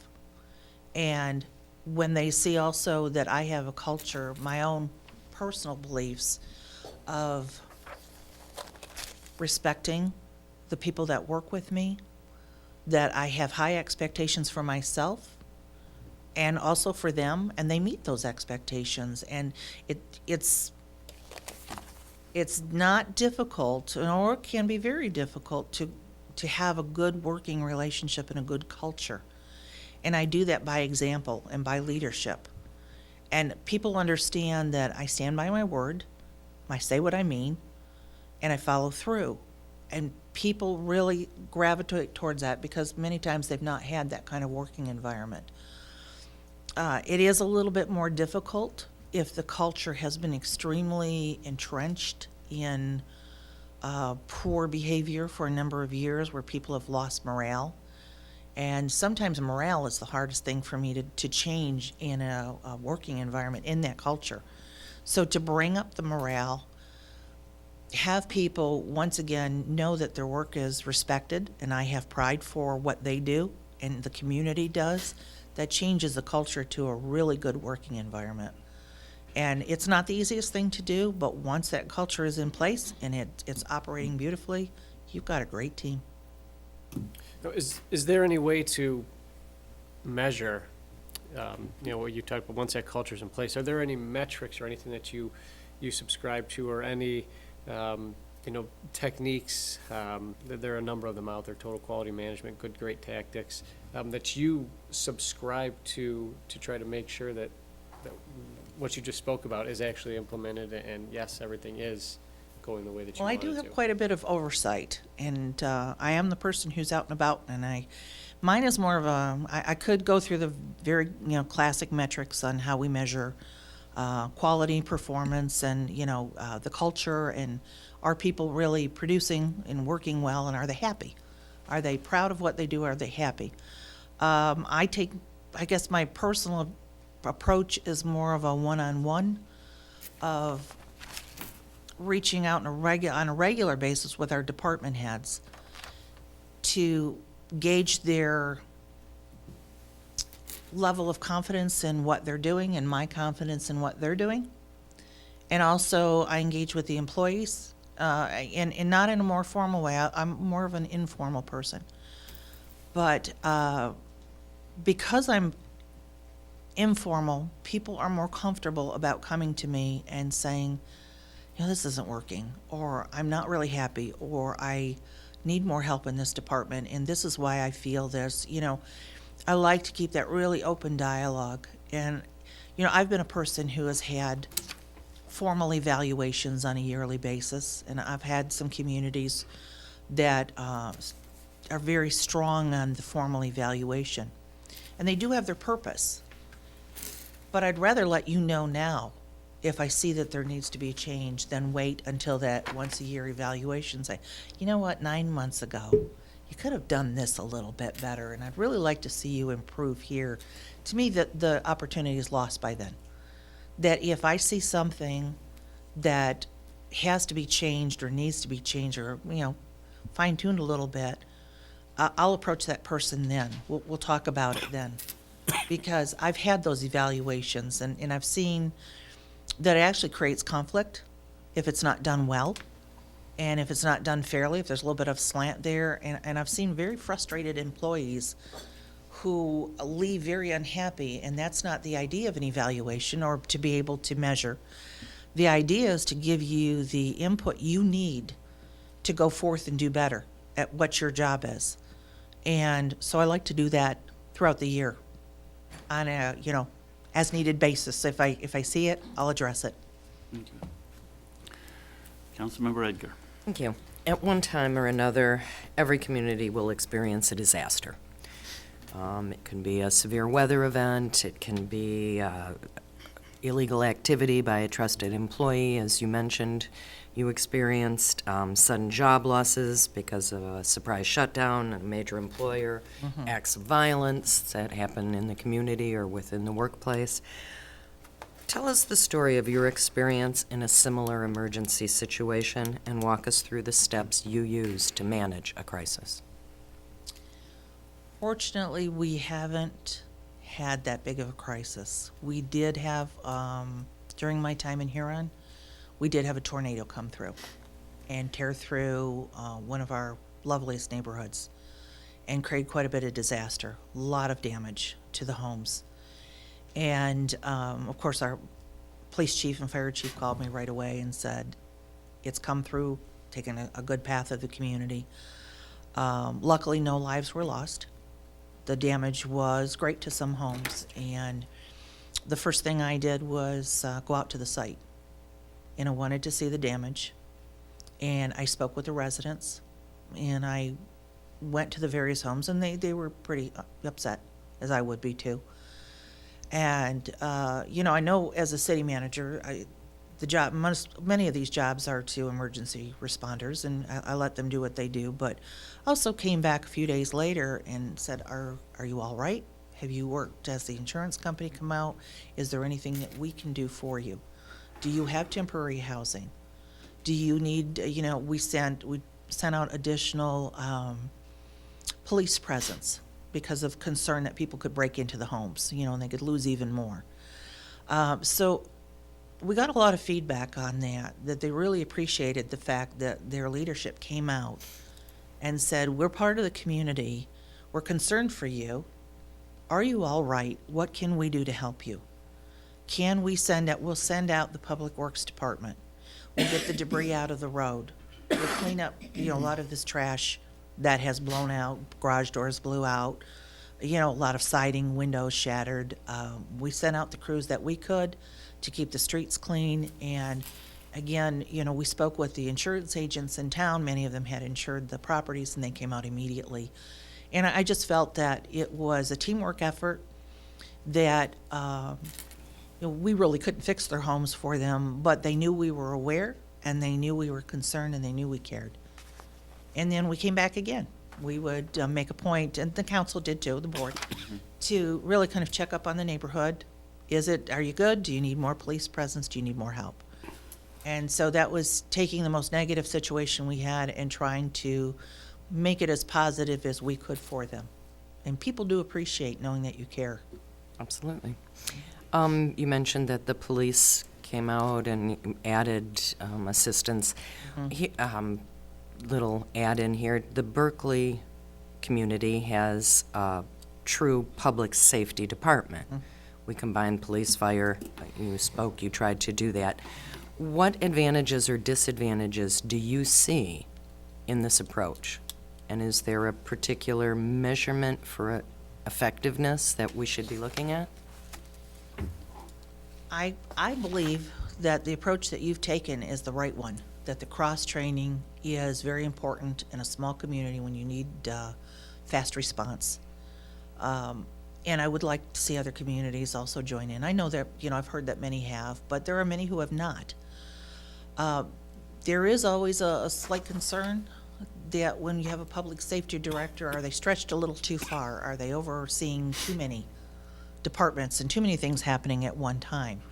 Although I did look into that in Huron Township, and I did make that recommendation that our police chief at the time become the public safety director. That was something that the council, I call it council, but it's board, were thinking through but hadn't taken action on by the time I had gone to Huron, left Huron and went down to Princeton. I think overall for a small community, it is the best way you can protect your citizens and give the best service possible. Thank you. Thank you. In the interest of keeping focused on the clock here, and we don't want to cut out any of the questions, we encourage you to kind of more concise answers would be helpful to us with the clock. And if I might ask a little quick question on the skills that are necessary for a manager to have an effective relationship with the city council. What are these skills, and what have you found effective? Communication is number one, whether written, whether through the telephone, emailed. Keeping you abreast of everything that's happening in the community that's important to you. That is the number one thing that seems to be the most lacking with city managers, is they don't communicate well. And the rest will follow right along with it.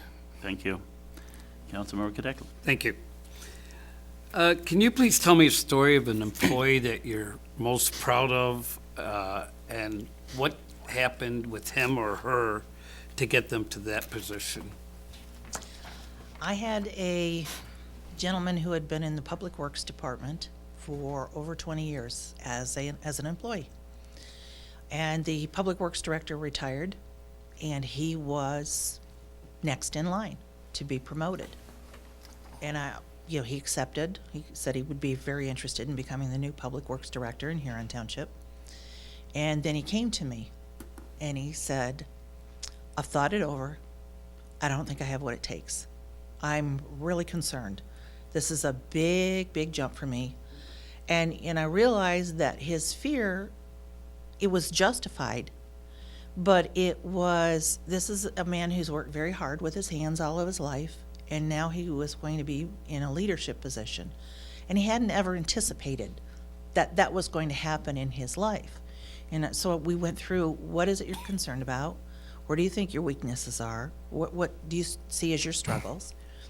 And how can I help you overcome those? And a lot of it was, we brought in the engineering firm that we worked with him one-on-one on many of the projects that were going, on. I suggested he take some additional leadership classes and, really get comfortable in his role.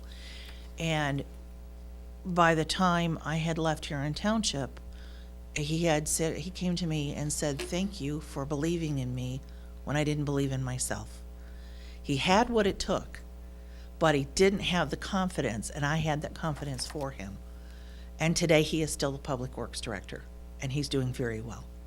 But sometimes you have to have the confidence for people when they're a little insecure about their new roles. Very good, thank you. And now we go to Councilman Blanchard, who has a follow-up on a prior question. Yes. And his own question. Yes, I do. We talked about emergencies. Have you had any training in the National Emergency Management System? No, Okay. Are you familiar with it? yes. Okay. What's the most important long-lasting initiative that you developed regarding employee development? I believe in development of all of the employees, whether it is to take additional classes in their areas of expertise to have them be the best they can. If the budget allows for it, I would like to see people take courses that improve on what they're doing now.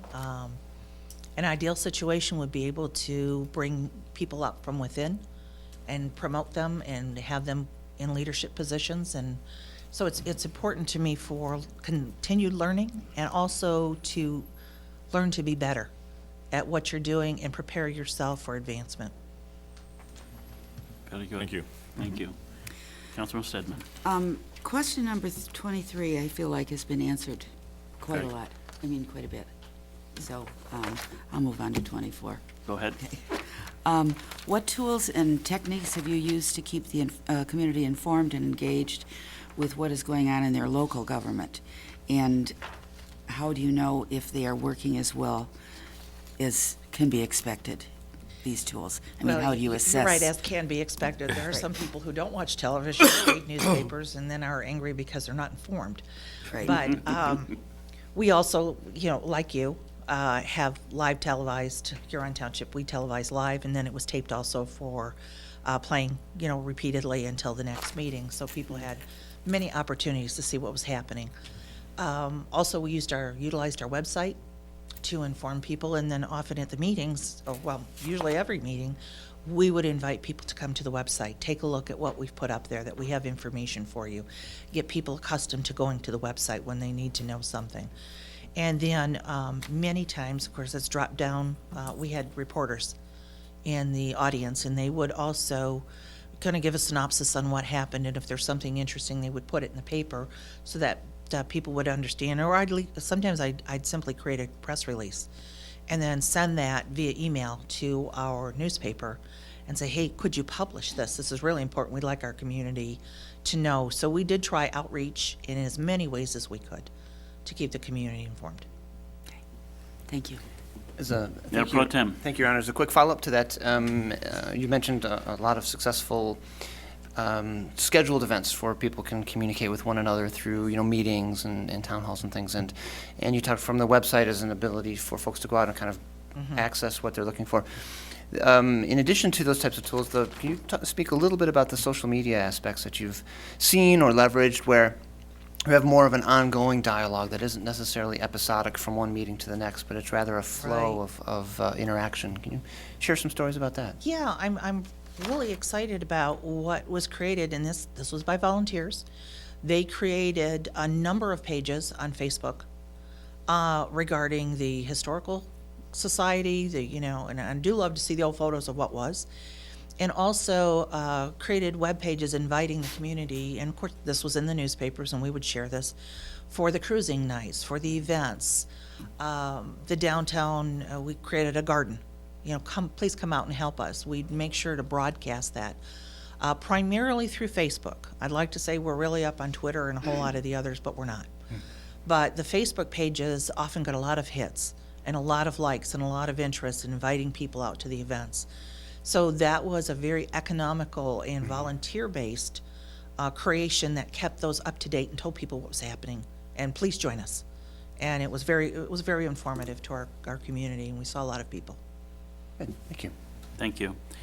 We have asked you a lot of questions, and we're trying to determine if you're a good fit for our community. Do you have any questions to help you decide if we're a good fit for you? As of yesterday, I had so many questions, but many of them been answered by the community and by your department heads. And also, of course, watching the State of the City address, I've learned quite a bit.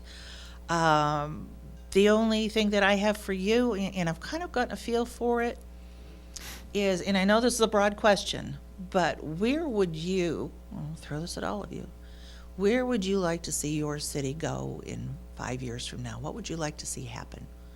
What do you think is the most important thing 5, 10, 15 years from now to keep Berkley strong and keep it the community that it is, even with the growth and change?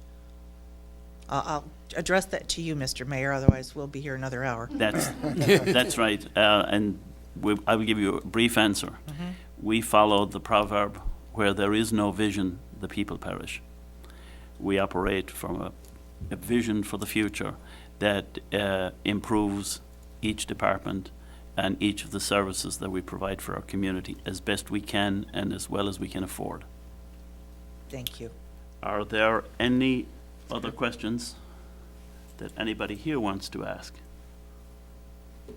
And I would ask you that. Any last questions, I'm here, and then I'll say thank you. And Well, thank you for being here. Thank you you. for your interest in our city. Thank you for your coming here today to be with us. And we wish you the very best. thank you. I appreciate the opportunity to Thank be you. here. Thank you. Thank you. And you. I know luncheon is about to happen as well. So we will recess now for lunch and come back at 1 o'clock. Thank you all. Thank you. At 1:30. 1:30. 1:30.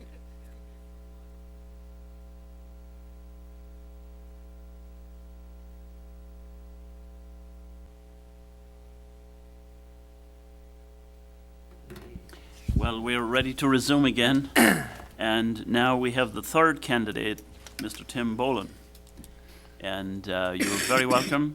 We're glad you were able to come and be with us today. We have lots of questions and probably follow-up questions as well. Our task is to try to get to know you better and to see about your fit for our community. So I will start off with the first question. Yesterday you had an opportunity to meet many of our employees and a lot of residents of the city.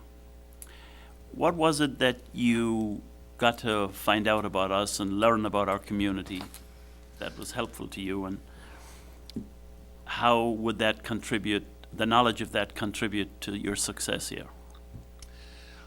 Well, yesterday was a very informative day, and I was very appreciative of the time that the department heads, I know how busy their schedules surely are in any community.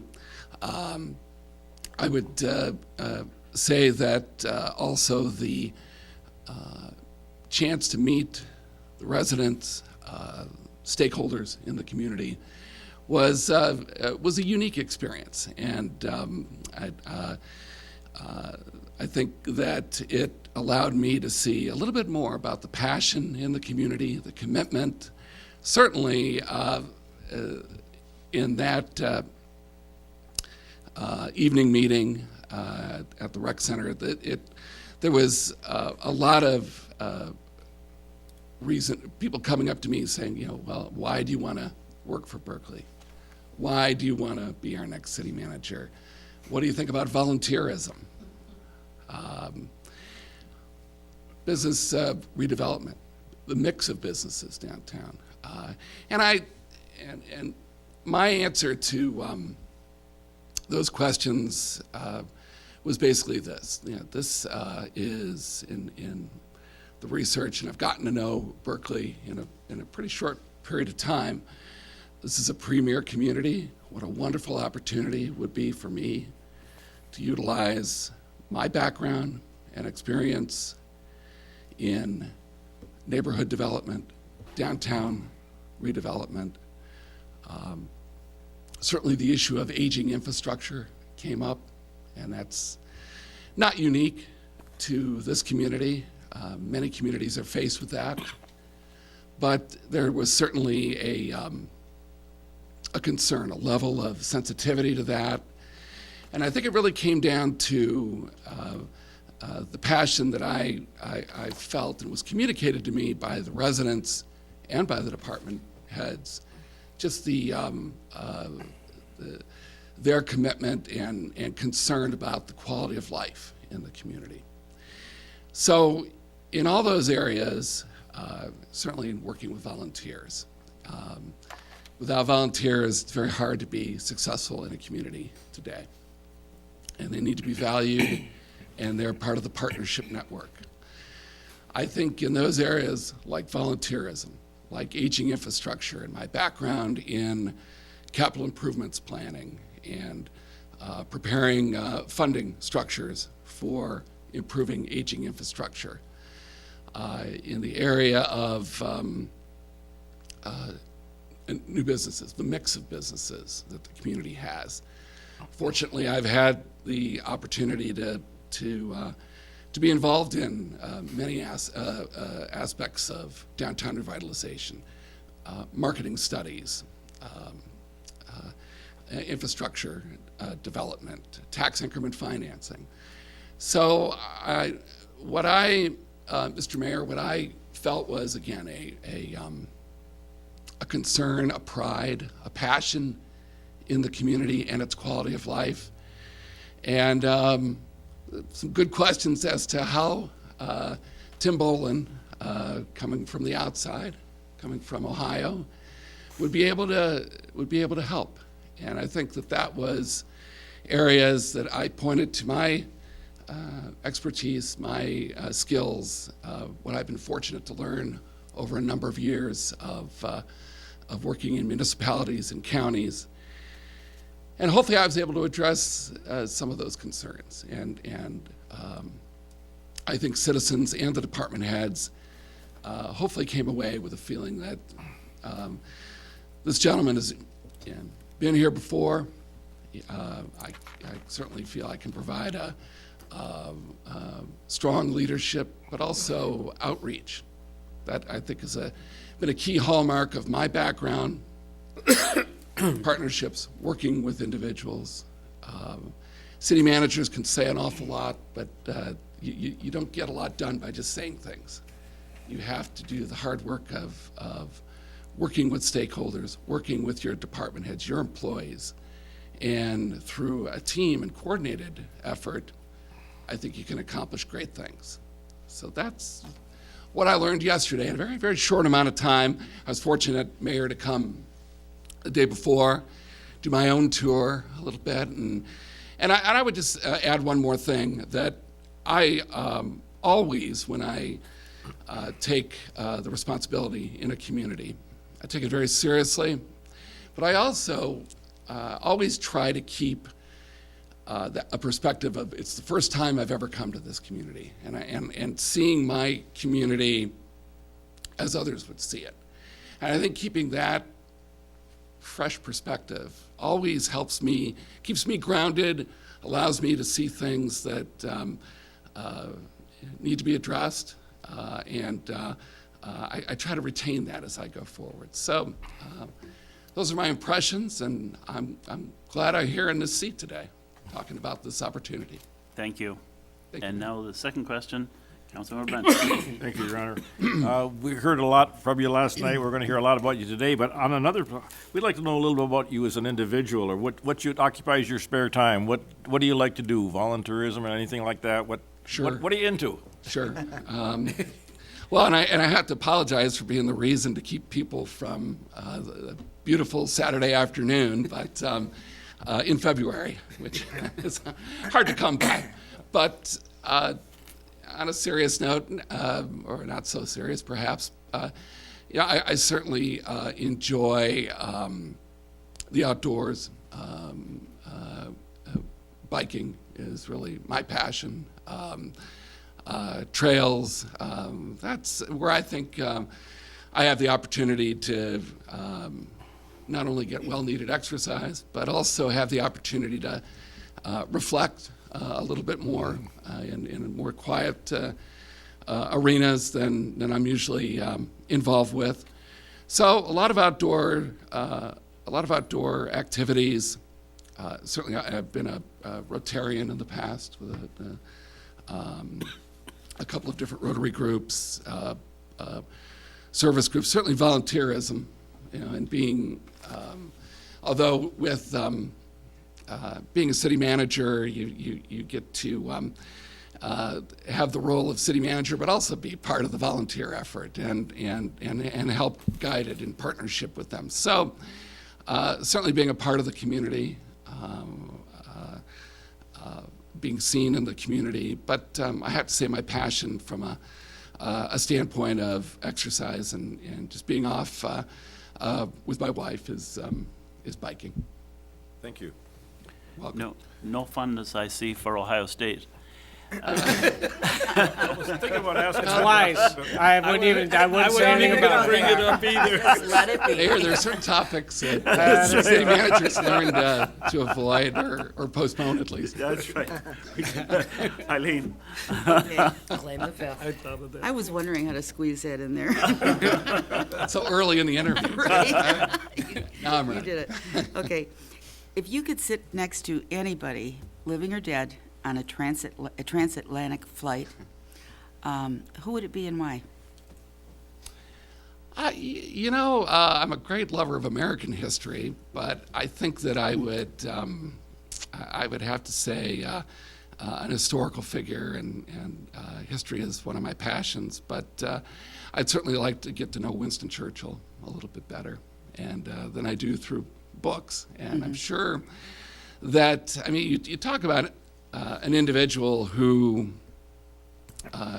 could maintain calm, could maintain leadership, keep people grounded in and focused on what the task at hand, and certainly a large, difficult task to overcome. And I think that the things that I could learn from him, I would just ask him, how did you never showed any real doubts? How did you deal with it? Because you must have had some concerns about what you would have done if things had gone a little bit south. And that would have been my most, I think, pressing question, is to say, you seem like you were confident of it, but what if it hadn't worked out? What then? And of course, people in leadership always have a good plan B or C. So that would have been interesting to do that. Okay, thank you. Sure. Mayor Pro Tem Baker. Thank you, Your Honor. And kind of building on some of those things that have worked out, we had a great opportunity to review your resume and credentials and things like that. And there certainly were many accomplishments in there. And I'd like to give you an opportunity to share your thoughts on one or two of those that, of which you were particularly proud. I think one of the areas that I'm most proud of, and certainly there's a lot of projects that I was fortunate to be involved with, and had a strong team with me and supporting me that I'm very proud of. I'd say that I'm very, as I look back, very proud of projects that involve putting in place very strong business retention, expansion, attraction, and creation program. And the reason for that is that required, probably to a maximum extent, building a team, reaching out to stakeholders. And also the sustainability. It's something that you put in place that's going to continue to go forward. And once if you're fortunate enough to put together a successful team and system, then it goes on well past your involvement in it, and it continues to help that community. And after all, that's why people in this line of work do this, to advance the quality of life for the long term. So I would say those, some specific examples would certainly be working in my with my most recent city in Steubenville, working with the Franciscan University of Steubenville. That I saw as that the community, the city and the university, which was great and is a great community asset, just had, kind of coexisted, didn't really work as closely together as they could for the benefit of the community. So one of the initiatives that I put in place was a town and gown type of initiative to make certain that we were not only had a firm foundation of communication, but that the opportunities, we could take advantage of those, and certainly revitalizing the University Boulevard corridor in Steubenville was one of those opportunities. It was something that was planned in the past. It was part and envisioned in the city's comprehensive plan. So the foundation was there for it. It was just the implementation of it, the partnership that would be needed. And I am happy to say that that was an area putting together a strong partnership with the university, with our Port Authority, county officials, Chamber of Commerce, other, and usually when you put together a system like that, it usually grows. You say, and usually because you're making progress, the more partnerships you develop, you're making progress, and that creates the need for more partnerships. So those are areas, and that is again that's a relationship that's going to go forward for many years to come, and benefit the community. So anything that I've been involved with, where I've been able to build community partnerships and outreach in those areas, and certainly bring the public in on those types of, and make them aware of how we're trying to move forward and get their input. Those are the things I'm most proud of. Thank you. Thank you. Councilman Terbrecht. Thank you, and thank you for the interest you've shown in our city. You look back at the number of folks you've worked with professionally over the course of your career. If we were to reach out to those folks, and then not just the folks that you list as references, anyone who's worked with you, and we just say, tell us about Tim. Well, how would they describe you, and specifically 2 to 3 adjectives that describe, again, what people would say, not necessarily what you would say about yourself, what others would say about you. Well, hopefully they're close. But I would say, going back, and if you took a random sampling of folks that have worked under my direction or with me or council members, I think one of the first things that they would say is a real passion and commitment for the well-being of the community.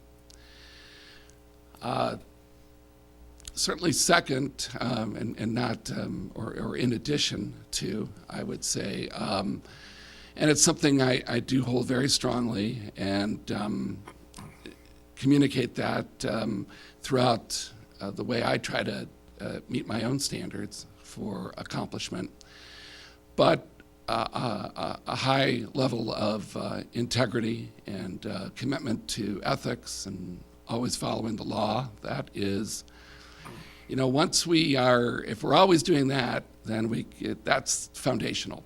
We can build on and work towards repairing and replacing water lines and paving streets. But you have to have the basics down. I would say they would describe me as very organized, too, and maybe to kind of round it out, a sincere desire to work with individuals in a partnership, and certainly a desire to get to know the people I'm working for, which is my citizens, my elected officials, my boards, and my volunteers, and my employees. Those are, if you can be held in high standard and high regard by those groups, not only is in agreement, but that I had the best interest of the community at heart. And based on the information that I had, whatever decision I made, it was truly based on what I felt was, or a recommendation I made was in the best interest of the community. And not just for the short term, but for the long term. I think that's what you'd find. Thank you. Welcome. Councilmember Edgar. Thank you. When hiring a new department director to join your team, what skills and characteristics are you looking for, and why? Well, kind of goes back to the last response that I had. Certainly the character of that individual, integrity, their commitment to working in an organization for the good of the residents. The ability to work, I'm always interested in employees' ability to work in a team format, how they're able to utilize their skills along with other departments to further the goals of the community, the strategy, so they have a willingness to be a part of that team. Certainly, yeah, I think that level of commitment.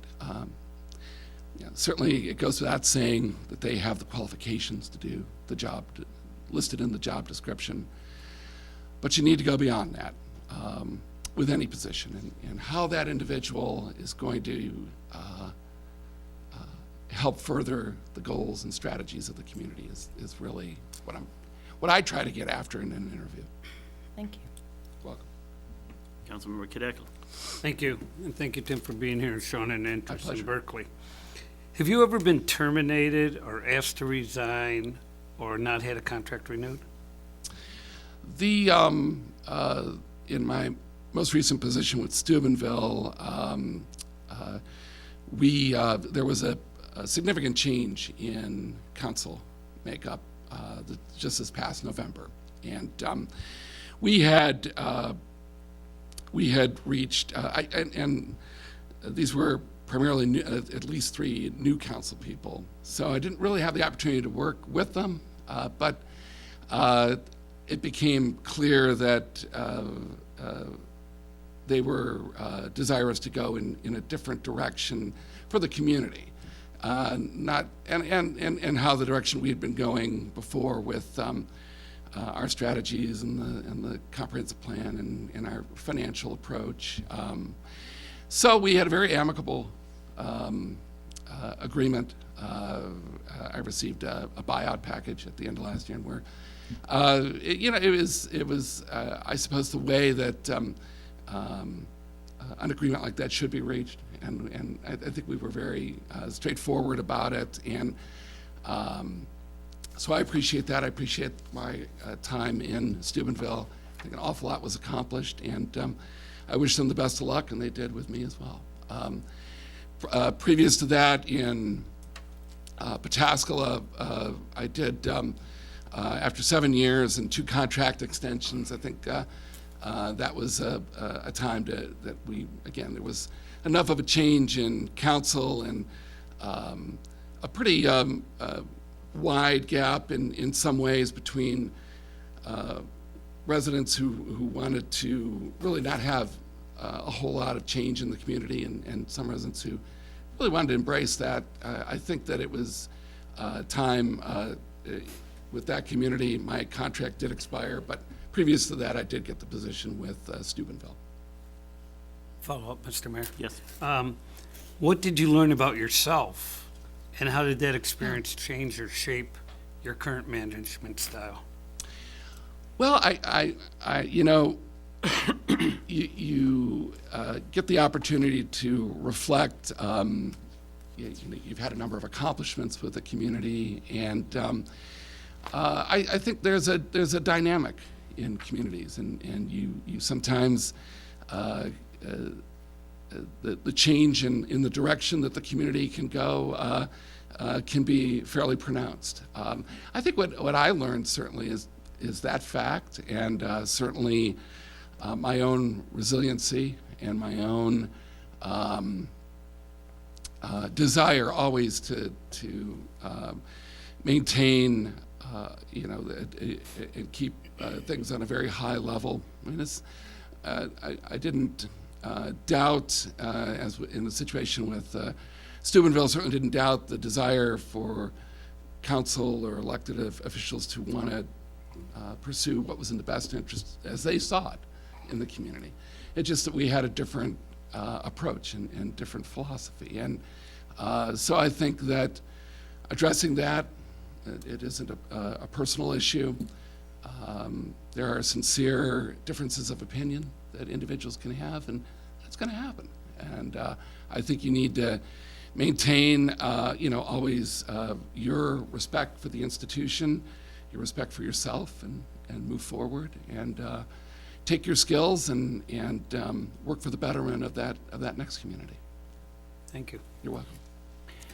If I might follow up on that, how long had you been in Steubenville? I started in January of 2014, Okay, and I just left earlier this year. okay, so there's a short stint. A little really. over 2 years, yeah. Yeah, very good.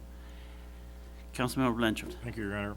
Are you more of a leader or a manager? And explain the difference and what your thoughts are on that. Yeah, those are, they're very close, and management certainly is, knowing your responsibilities, knowing the responsibilities of those who work with you and for you, and the chain of command, and how the organization is focused on moving forward, and how you get that done. Leadership is, in my opinion, more, there's a level of inspiring individuals to reach and attain those goals maybe more effectively and more quickly than otherwise they would have. A good leader is able to do that. So certainly an inspirational aspect. Also, though, it's perhaps more subtle, is leading by example. I think that's obviously the best way, at least I believe it is. That the way you handle yourself, carry yourself, deal with multiple problems, and find multiple solutions at the same time, and do that so that your staff and employees and citizens and your council and your elected boards see that. I think going off somewhere in your office to try to figure a lot of things out, that that can be helpful, but I think the more you can exhibit your ability to handle challenging situations and be able to express that to your staff and elected officials in the community, that's leading by example. And I think individuals appreciate that. They appreciate the way that you address a certain situation and go out and work with individuals. Learned very early on in my career that and nobody has, and certainly just because they call you a city manager doesn't mean you have all the answers. It means you need to come up with some answers. But I think that the most important thing you can do is lead by example, and how you approach problems and challenges probably goes beyond management. But I think that that's where management and leadership really meet at that point. Thank you. You're welcome. Councilmember Stedman. Can you describe your personal code of values or ethical standards for us? And talk about a time when you were confronted with an ethical challenge and had to rely on your own personal standards as a municipal executive. How did you handle the situation, and would there be anything you would do differently now? Sure. Well, certainly, and as I noted earlier, integrity is at the forefront of my core values that I bring to an organization. And I feel that if the organization that I'm responsible for carries that forward as a foundation, we're going to be able to solve the other issues. I think that certainly part of that integrity is honesty, truthfulness, speaking straightforward. I can think of two instances, and there's probably more, and because that is I think the life of the city manager, but in many respects, But certainly in Pataskala, we had a situation where we had created a very successful partnership, a joint economic development district. In that community, it resulted in the Pataskala Corporate Park. So this was really the signature development for the community. One of the property owners, continued to pursue agricultural activities on the site. And that's fine. It was allowed until it developed. It was a greenfield site. So, that certainly was consistent with zoning and how that property had been used in the past. But when it came time for taxation of the revenues that were generated from that agricultural activities, that was an area where the property owner felt that they shouldn't have to pay those taxes. That they shouldn't have to be held to that responsibility to do that. We had a board meeting, and the issue did come up. Sometimes it can be lonely being the one vote, but that was my vote on that. It was clear that this was a situation where those taxes were due, and and this is the property owner of the signature development in the community. So ultimately, there was a Attorney General's opinion in Ohio that did support that approach, the one that I had advocated, and that's great, but what was more of a concern too, I felt that I'd made the right decision, but that certainly I wanted to keep that relationship with that property owner. So I certainly, and I know that he wasn't very happy with that direction that I took, but certainly working with him, explaining why I took that, it was not, again, a personal, and that's so important to avoid the personal, a personal way of looking at things and a professional way of looking at things. And I think I was successful in being able to describe that this was, it was clear to me how to do it, and it was professional, and now we need to, let's go on and make certain this is a success for the community. And I think I achieved that. Certainly in budgeting issues, my most recent community, we had some very challenging budgets. And one of the areas that, and we looked out at some deficits that were looming in the future. And I had the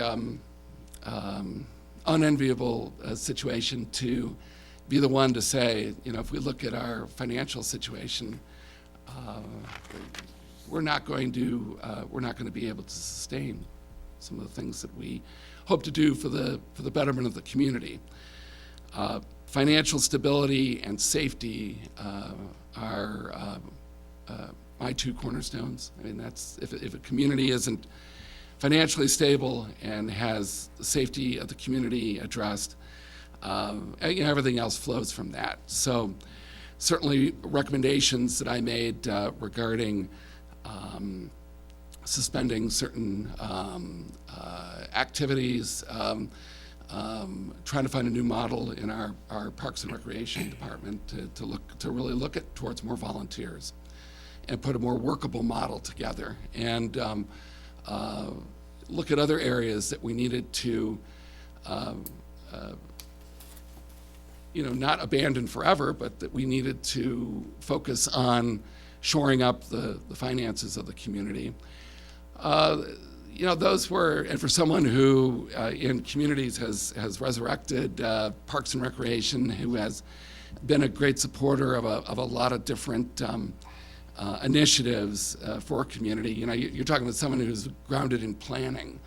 Planners, we look at the big picture. We like to see the future great projects that can push our quality of life forward. city manager hat that I wear, though, says that, not now, not right now. That we need to have a more responsible way of approaching this. I can say, though, the city manager wasn't the most popular person after those budget hearings. And that can happen, and that's okay. Again, if you're making recommendations that truly are based on facts and you're making the right determinations and you present the reasons why you're doing that, I think that resonates with the community and with the elected officials, and we're able to work through the problems rather than avoid them or ignore them. So if I might follow up on that. Sure. Why was it not possible to resolve that disagreement of direction based upon financial issues with the city council? Well, I think ultimately Mayor, we resolved it in a short term by passing a temporary budget. And that's, I like to, I think that it's a good way to avoid temporary budgets, because I think that kind of is more kicking the can down the road a little bit. Upon reflection, I think that probably was the best approach. It was a more realistic approach. So I think that was a short-term solution. It certainly, in terms of our forecasting, which was pretty important, and an approach that I really emphasized was, monthly forecasts. Where are we at with our key funds, and analyzing that. And I think that it was more of a process. It wasn't going to be a quick process in any way, but certainly we needed to look at all the possibilities. And I think that that's something that I always pride myself with my elected officials and boards, is I have a responsibility to bring to you folk, people like you, here's our situation, here's our challenge, but here's our options as well. And it's why some of these are if we follow these particular paths, this could likely be the result. And it's a process that we work through. Once we have come to a consensus and we have a direction, well then, I feel just as strongly about closing ranks, and we move forward with the solution. So these are issues that often are not solved overnight. They have, particularly if they're an issue that has a lot of time, that has evolved, that's created the situation. But I think in that type of format and in that type of give and take, that's the best probability for solving an issue, is to really look at the options. Then you got to close ranks and move forward. That's what the public expects of us. Thank you. Mayor Pro Tem Baker. Thank you, Your Honor. As we better understand your experience and the successes and the obstacles and challenges that you faced and worked through, it's been in the context of Ohio. And Michigan, neighboring state, right? There are a lot of things that are in common, but there are some peculiarities and differences between the different state laws and all those kinds of things. Sure. If you were to make a transition, what do you think would be your biggest obstacle in coming up to speed in the differences here, and how would you go about approaching those? Well, I certainly, there are many similarities between communities throughout the country, and certainly between Michigan and Ohio.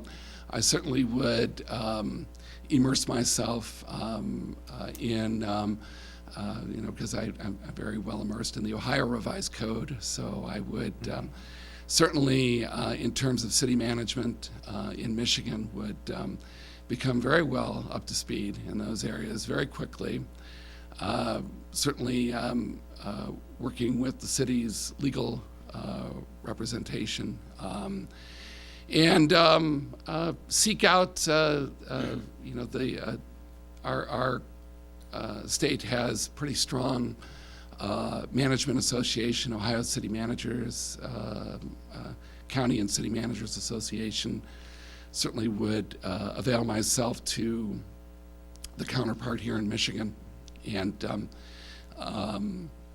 work through their resources and become aware of those. So I certainly acknowledge the question and the I think anytime you bring someone from outside the area, you're hopefully going to have the plus side of somebody with a fresh perspective, a different perspective, and kind of coming in with without preconceived ideas, but also there's that aspect as well, and that it's incumbent on that individual to become as well-versed, hit the ground running in whatever legal issues that they need to be held responsible to and work through it. Great, thank you. Sure. What will your first 3 months look like in Berkeley? What are the most important things that you want to learn and the people you would like to meet? Well, Mayor, certainly, and I kind of alluded to it, I work with groups and people and outreach. And, certainly 3 major groups are my council, my elected officials, elected and appointed, and volunteer boards and commissions. I want to become as well-versed as where they are in their process and projects and deliberations, and where they're, it's kind of fortunate to be doing this at the beginning of the year because, a lot of goals, and the first quarter is always wonderful in terms of looking at goals and strategies for the year to come. So that's a wonderful time to transition into knowing what those boards and commissions and council is looking towards. Certainly, having said that, very strong relations with the employees, department heads, the complete organization. I believe very much in employee development and organizational development. Everywhere I've been, I've put in place very early on very robust employee development training and evaluation systems. So I think that would be something that I think would be very helpful to do with our organization and communicate that process to them and with them and get their response, because it is a partnership. And certainly the network of volunteers. What are our volunteers working on? It's kind of and maybe it's, I've always looked at our volunteer groups as kind of the secret weapon of the city. And you always have that, the more formal groups, but your volunteers are a tremendous asset that you have. And a city manager needs to communicate that, start very early on, that relationship. What projects are they working on? What projects we can look to do in the spring and summer months, community cleanups. Those were something that I pursued and participated in Steubenville a great deal. So, reaching out, I would try not to, I'd be out of my office a lot and in the community. And then having said that, certainly the areas of neighborhood development and downtown development, a strong relationship with our businesses. And it seemed I saw a lot of locally owned businesses, independent business. That's what a tremendous asset that is. Get to know those businesses through that downtown organization and the chamber, build a very strong relationship. And then, get into certainly the hard parts of infrastructure improvement. When I was in Steubenville, it was kind of an interesting introduction because I started on a Monday and Tuesday night was a public hearing on increasing water rates in the city. So I certainly, in some respects, coming in, you can't say, well, I'm an expert on this, but you can't say, well, I don't know why these people are raising water rates. I'm just starting here in this community. You're there, and you hit the ground running. And it was important. The community hadn't raised rates in quite a while, and there was certainly some backlog of infrastructure projects that needed to be addressed. So, but you just that transition has to be quick and effective, and your credibility has to be pretty high right out of the gate. So, those would be the things. And I'm fortunate because I have a proven track record. I've been able to do that before, and have learned from that. And that would certainly be my approach here in Berkeley. Thank you. Councilmember Turbrack. Thank you. So we just heard a little bit about your first 90 days or so on the job, and in that response, you kind of led into a little bit of what I'm going to ask, but I want a little bigger. So I'm talking about the next 3 years, say the next 3 years in Berkeley. You said you got in a little earlier, got an opportunity to kind of give yourself your own little tour of the city. You've talked to folks, you've done some research. So if what you know about us, what would you say are the two biggest challenges that we're facing that you are going to attack in the next 3 years, and how, just from a very early stages, would you begin attacking those challenges? Well, I think it's always over the umbrella of advancing the quality of life of the community. So certainly areas where the city touches the lives of residents. I think that you see that in the strength of neighborhoods, redeveloping neighborhoods, recruitment of new residents, housing opportunities, and how that interacts with the downtown and commercial areas. Berkeley is very fortunate to be have such a walkability to it, and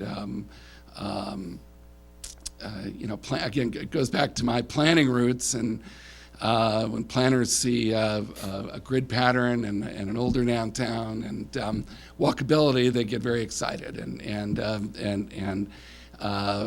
all kinds of ideas start to go off. But certainly keeping the momentum going in terms of what the community's done right, but certainly neighborhood strength, housing,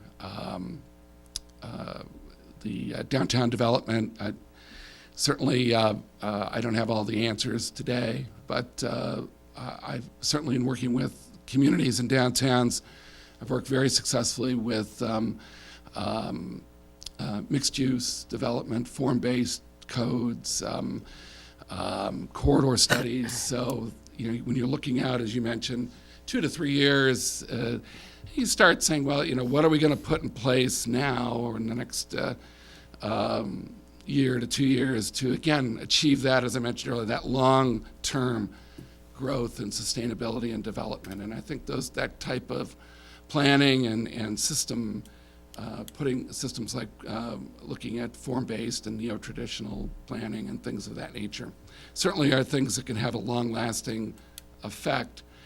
Then I'd go back and I'd have to emphasize the aging infrastructure. I mean, that again is how do we touch people's lives? Well, we certainly touch people's lives in the middle of the winter, in the evening, when or in the morning when people are trying to get ready for work and they don't have any water, when a water line breaks. Residents pay cities and all of us for services. They pay the hard-earned tax dollars and water and sewer bills for a reliable service. And in all of our communities, we're faced with infrastructure that's deteriorating. We're not able to have that service delivery and that level of customer service that we absolutely need to maintain. So certainly being proactive, as I mentioned, when I was in Steubenville as an example, and had the water public hearing on raising rates, one of the things that I also mentioned very early on was that, hey, you know, we really need to look at our water and sewer system. What do we need to, we're not going to be able to improve everything at once. What's the frequency of main breaks? What parts of the community are they in? How chronic are they? What's the impact on how many customers? And put together a water system and utility system improvement plan that, based on the resources that we have, is a responsible approach to solving infrastructure needs. Again, we can't ignore those. And what I found probably most effective, and it would seem to be common sense, would be that you need to make certain that those water system improvement plans and capital improvement plans are communicated to the public. The public needs to be able to see those, easily accessible, know how the city arrived at which project, the prioritization. If we're going to do, you know, if a resident calls and says, well, you know, why aren't you going to do my street this year? It's in terrible shape.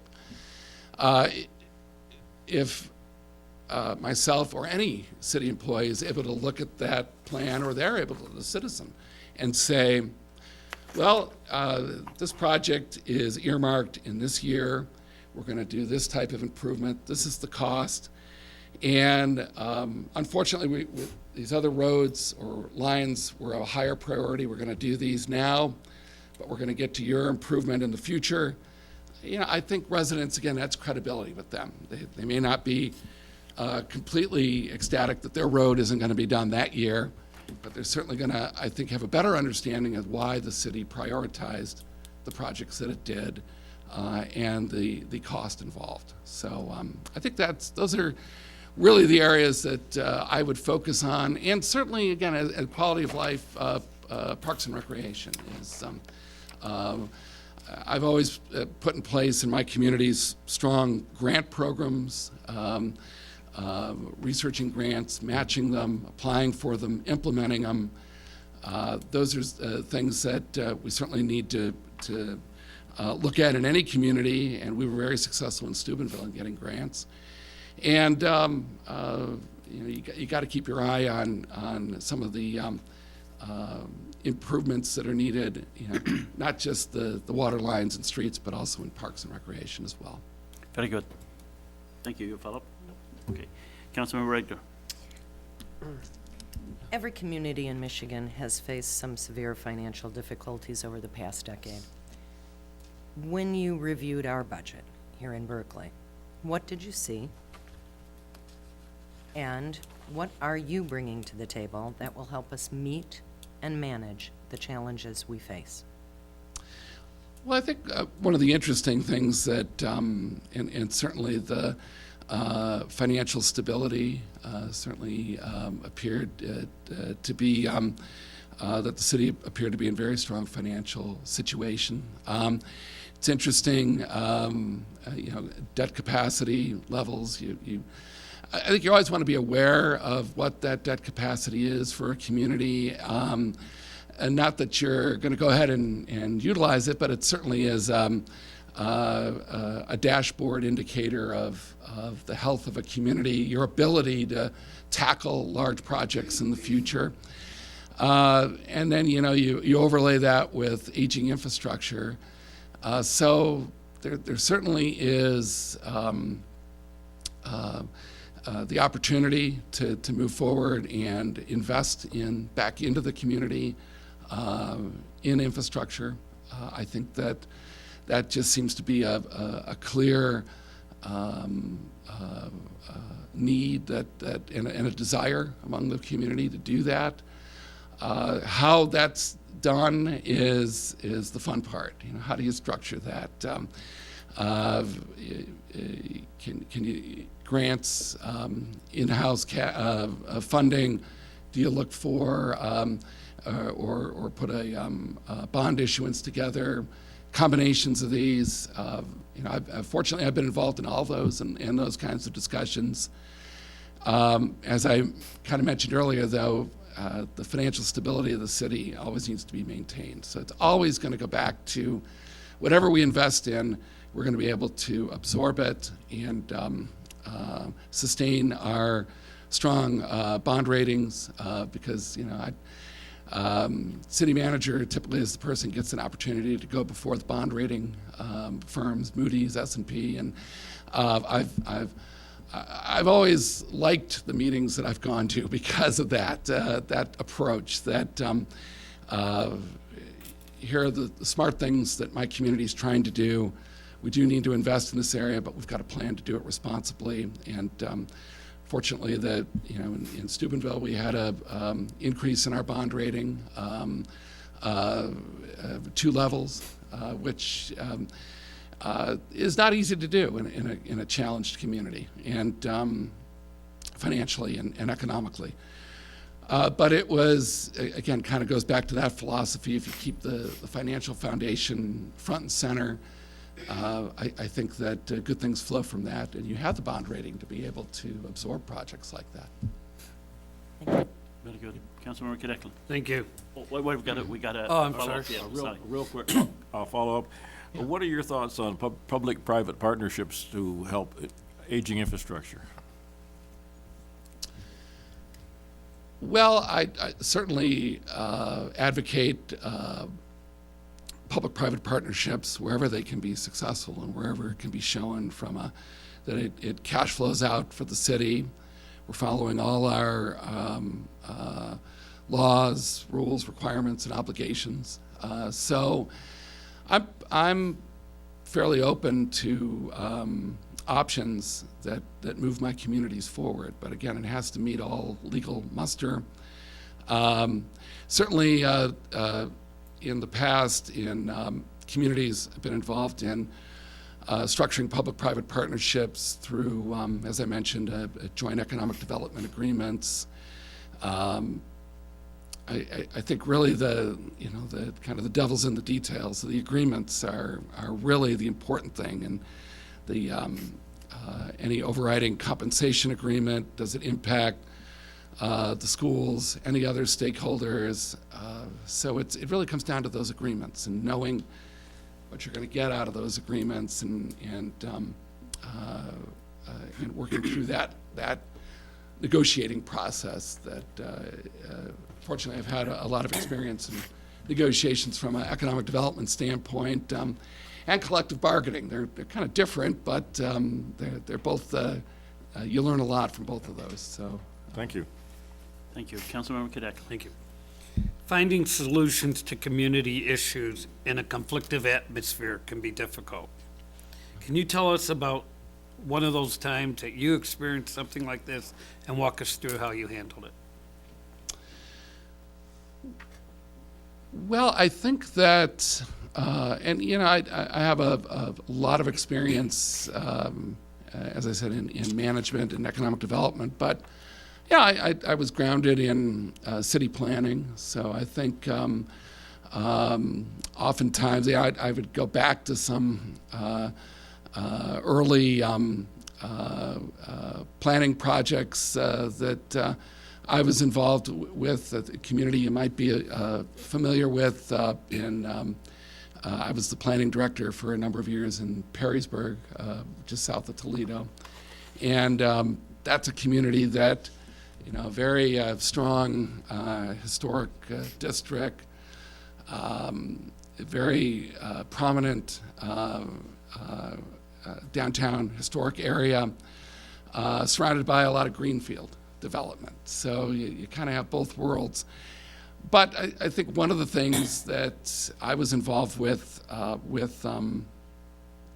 that project was with the downtown, and I feel very fortunate to have been involved in their downtown revitalization and streetscape program.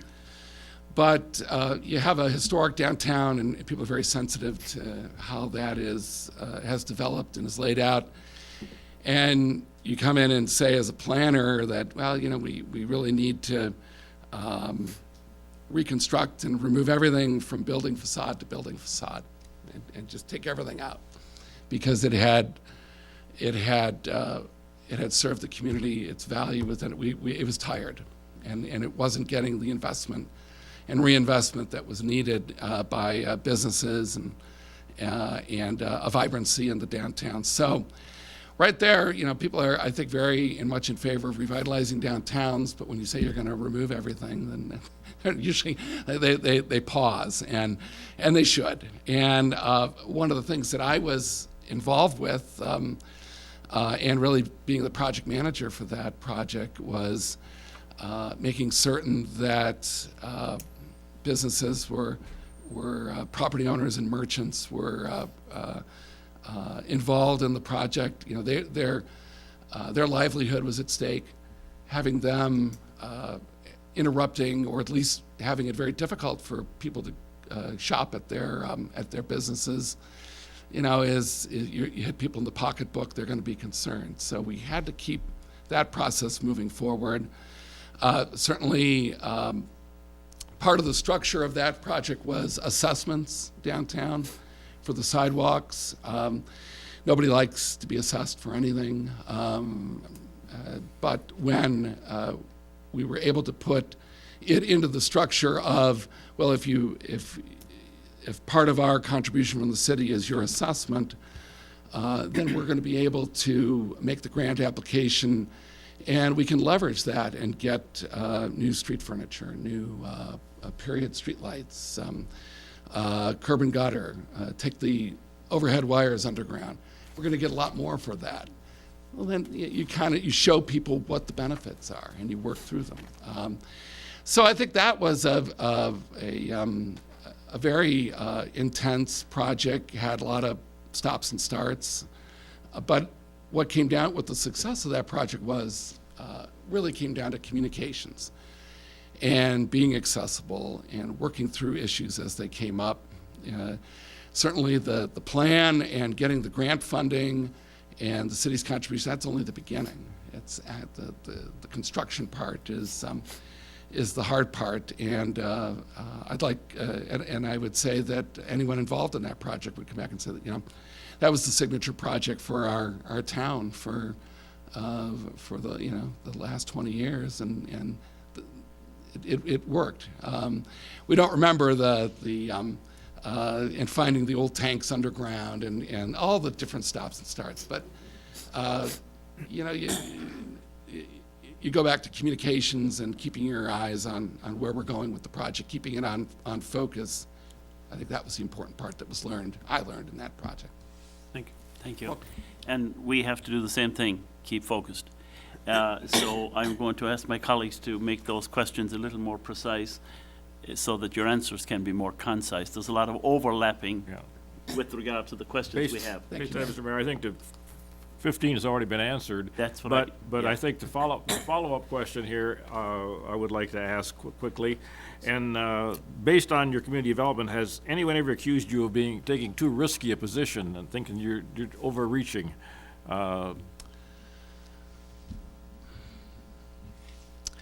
Well, yeah, certainly not in.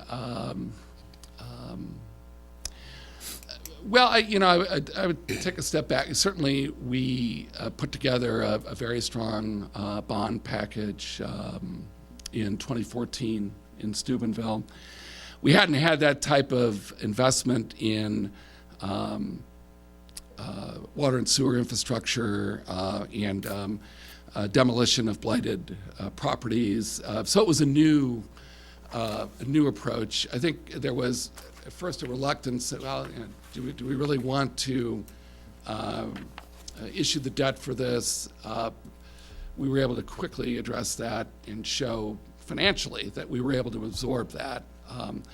So I would say from a financial standpoint, no, not because of that type of conservative approach financially.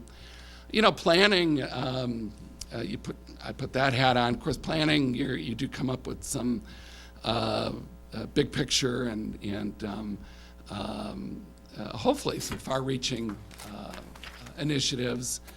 And that's it's going to go through the visioning process and ultimately get down into the specifics of zoning. So I suppose it's okay to do that in those more of a planning, envisioning type of process. Okay, thank you. Sure. Councilmember Stedman. Okay, we're switching 16 and 17, so I'm going to 17, which is now 16. That's right. Got that? Have you or your committees ever reached that point of no return, and nothing but a big audacious step will do, will help you? If so, can you tell us about it, and what process did you take to set the organization on the path to change or engage the community in the new solution? Well, one of the things that I would point to in Steubenville as a recent example, they had not had a very robust capital improvements planning process in the past. So one of the focuses that I had put in place in 2014 was, we really need to look at our long-term infrastructure goals, capital investment in the community, buying new street sweeping equipment, how are we going to improve the appearance of the community, make it more inviting for investment. So I think in that sense, bringing in a new approach and way to do that, that certainly was an example of something that I had done, and I think it was received very, very well.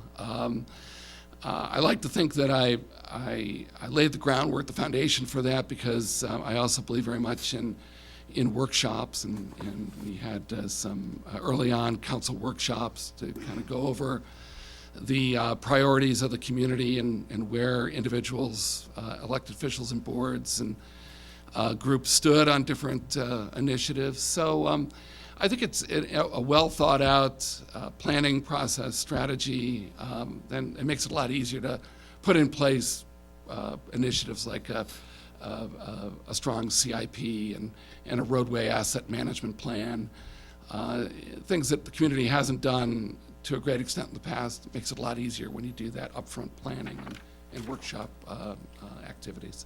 Okay, thank you. Sure. Yeah, Pro Tem. Great, thank you, Your Honor. Shifting gears a little bit to talk about culture and relationships and things like that. Tell us about your experience with public unions and how you would approach the negotiations to assure that you have strong working relationship after the contracts have been reached. And yeah, I think the second part of the question is really where you need to be, because you've got to live with these agreements. And when they're all done, you're still on the same team, and it's Yep. one organization. I've been, I'll use the word fortunate. I've been fortunate to work with through a number of collective bargaining agreements.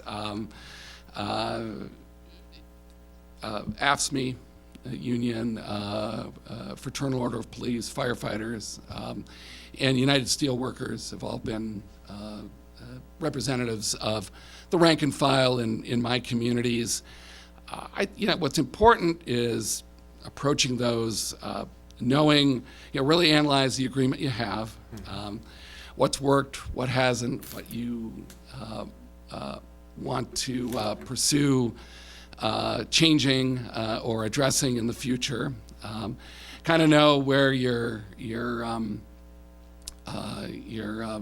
union and negotiating the folks across the table, what their issues are, what they're going to have, kind of anticipate what they're going to come in. You should know that going into it. Talk to your department heads, get a feel from them, as to what's worked, what hasn't, even the most mundane, or maybe there's an item we can change in the agreements in terms of whatever hours or whatever, personal time or something. And you go into those negotiations. You have to be firm, and you have to work through issues. You don't have to bang on the table. And at the end of those, I'm very pleased to say that I have a proven track record of, if you asked the unions that I've worked through agreements with, they would say, well, we didn't get everything we wanted, and I don't think management got everything they wanted, but we walked away and we got a good agreement.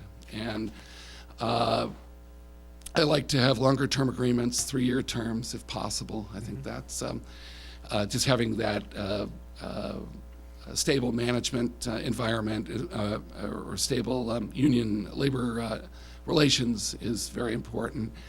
So the term's important, and working through those and having mutual respect at the end, through the process, but at the end, certainly. And you're able to then, I think, go on really successfully with coming together and moving forward. Thank you. You mentioned a number of partnerships and regional cooperation efforts that you've had in the past. Can you single one out that you had with a local city that turned out well? Recently, we in Steubenville we had a regional water group. We had different water issues, mostly from customer service, delinquencies in water bills, and it was pretty consistent with the different communities that surrounded Steubenville. So having that agreement, or at least having that network in place where we could talk about the same issues.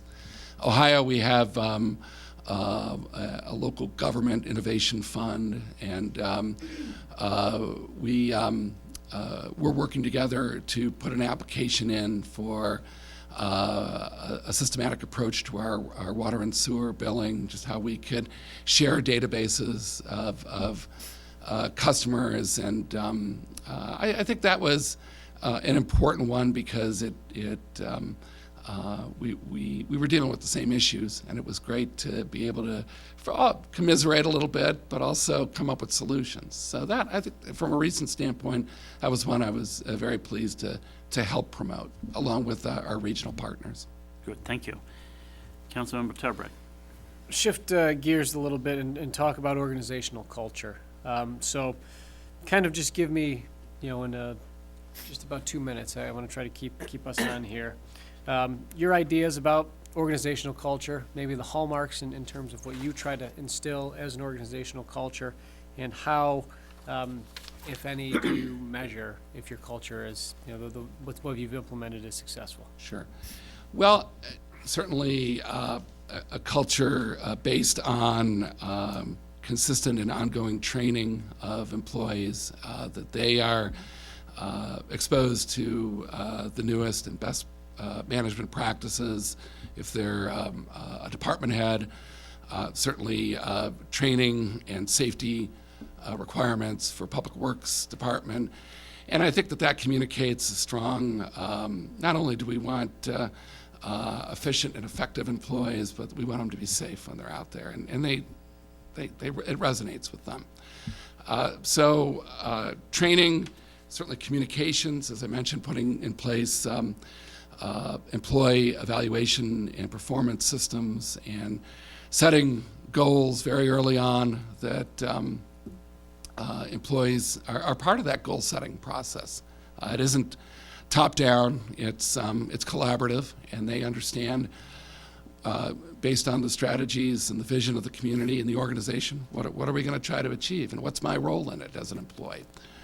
So that's emphasized as well in communications, and that is valued throughout the community or throughout the organization.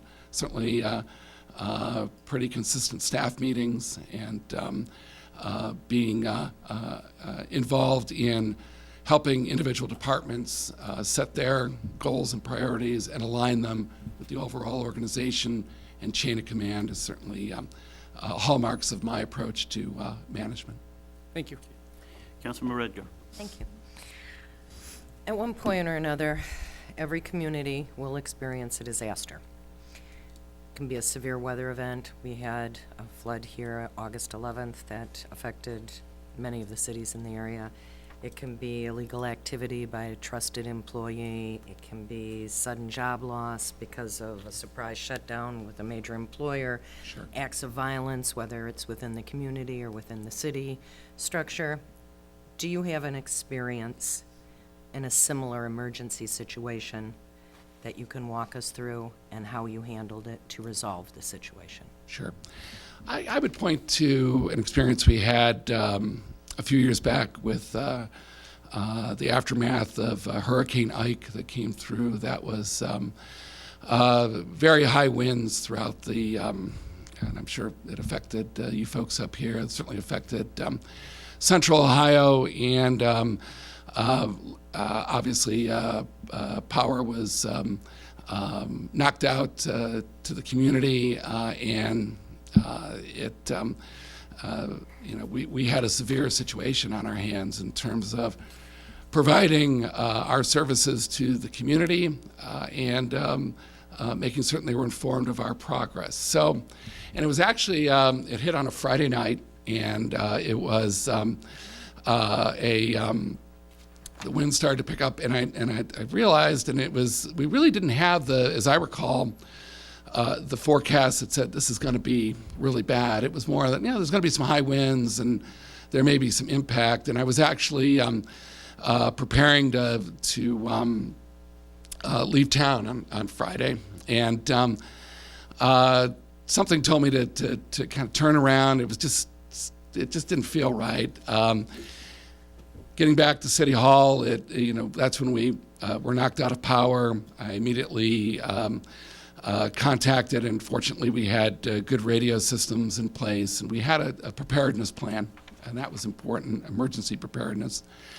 And working with our water and sewer to make certain that we had our generators in place, and we were able to be respectful of the environment and provide the water service that our customers depended on. And that was, that's the foundation. All right, so then you start to go, and obviously traffic signals don't work, and then they're on blink, and so we had to work through that. And what that taught me was, and it's something I believe, I already knew, but it's you don't know it until you're in it, and then you know how well you are able to respond to a situation like that. Certainly having that preparedness plan updated was key. We had that. I've done that in every community I've been in. So being able to rely on that, pulling together a command center, being there with the key department heads in utilities, in police and fire, and being able to respond, and also our regional partners, certainly working with the county, the state, ODOT, and really working through the problem. And it kind of evolved as we would make progress. Certain power would come on in certain neighborhoods. Well, of course, the neighborhood next door said, wait a minute, why isn't our power on? And so we better call the city administrator. And in that instance, you have to say, well, either if you know what we're working on and what progress, we had a pretty good idea which neighborhoods were going to come back online in a certain amount of time. Some we didn't, so we would have to do that, keep in touch with the electric provider and go back to the neighborhood, call those people back and say, we don't know yet, but we're working on it, and it just came down to communication. So you just, all hands on deck, but you have to have the systems in place to help you do that effectively. Thank you. Councilmember Kadekla.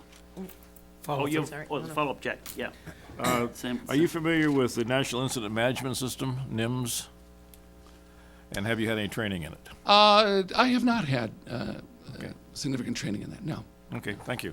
Thank you. Councilmember Kadekla. Thank you. In a short story, in a few words, tell me about an employee you've worked with who you're proud of and how'd they get there? I think that I could go back to our most recently in Steubenville, one of our department heads, our planning and zoning director. Planning and zoning is an area where you need very strong communications and presentation skills. I had the sense when I came on board that our planning and zoning director just had not been given the latitude to really, run projects, come up with his ideas and observations, and to present those. That he was not at the level that I would expect an employee who had been on that long to be in that position, and the importance of those future planning projects. So I early on worked with him, made certain that he took the leadership role. I mean, that's not, the city manager is not going to step in and run the city planning department. And communicate to him, though, that I was interested in his development. I thought he had, and I meant that sincerely, that he had the skills to make those presentations, do the work that was needed in that department. And he, not too much to my surprise, but to my satisfaction, he really blossomed and made those difficult recommendations and defended those soundly. So that's a success story that I would say. Thank you. Sure. Very good, thank you. We are running short on time here, and let me ask you a couple of questions, and if anybody else wants to do a follow-up, they can do that. What tools and techniques would you list? Yeah, I mean, you've emphasized the importance of communication. So what tools and techniques would you list as critically important to serve communication? I think, Mayor, to enhance communications, I've been involved in newsletter approaches, certainly very robust website. You got to rely on the technology and where it's leading us, and get a handle on that, and certainly use it to the advantage. Social media can be a great tool. It can be a challenging tool to use. Surveys, I think that citizens, and they are our customers, but having citizen surveys, particularly in the areas of visioning what they see the community in the future, parks and recreation, the downtown, areas like that. Surveys can be, and it can be done cost effectively. I think that's people are very open to that, and also the media being very accessible to the media. I've done and always do and try to do proactive interviews with the media and be available to them, and let them know what the community's working on. And all those things are very helpful. Very good. Now, a question that takes us back to a question we talked about earlier is the relationship between City Council and the manager. And we noted, an issue there. What skill do you think is important for the city manager to develop well, to interact effectively with the City Council?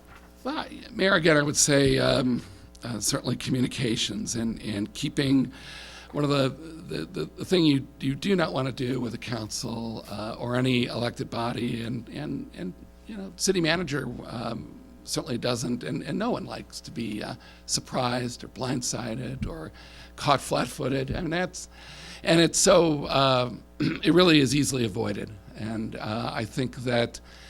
If you ask any council person or elected official that I've worked with in the past, they would say, Mr. Boland always kept us informed. He loves to do written reports and get those out to us. He loves to present those orally in meetings. He's open and available, and not just emails, but calls us and lets us know, and calls all council people, not just one or two or three. So those are the areas that you have to stress, and communications, again, it always comes down to that. Thank you. Are there any questions, additional questions from the council? We have asked you lots of questions in an effort to determine if you would fit well in our community. Sure. Do you have questions that would help you determine if we fit well in your future? I think in my brief travels around the community, Mayor, it certainly seems that again the walkability of the community is really a treasure and a great asset. I didn't have a great opportunity to look really closely at that infrastructure, paths and bikeways and sidewalk system. And I think I caught some comments that those were areas that, at least in bike travel, could be enhanced. Is that an area that council has felt is one of the areas, along with water lines, aging infrastructure, is something that there is a priority there for? These are all items that we have been discussing and figuring out how to fund. And as part of that, I mentioned that I'm very much involved in workshops. Is that something that council has been open to in the past? And Yeah, we do, first of all, work sessions at council meetings to help explore every angle on a particular issue before we bring it back to a vote. And then we have town hall meetings and community meetings, one kind or another, as the need arises. Sure. And then we have a very vibrant volunteer organizations that just make our city a wonderful place to be in. Yes, and I got a sense of that yesterday, and then I guess I get a sense that a focus would also be on our regional relationship with other communities and levels of government. Is that something also that council would want the city manager to focus on? That's something that we are doing all the time. We have relationships with all our neighboring communities here and across the region. So it's kind of standard fare for Berkley. Wonderful. Mayor, I don't have any other questions. Well, thank you very much. Thank you for your interest in the city, and we appreciate that you took the day, the last couple of days, to come up here, visit with us, and be with us. And we wish you well. Thank you very much. Thank you. I appreciate it very much. Thank you so much. Thank you. Okay, do we need a recess for a few minutes? Yes, we need a recess for a few minutes. Couple minutes. Just a Thank you. couple. 2-minute 5 minutes. Or 3 minutes. Well, one or the other.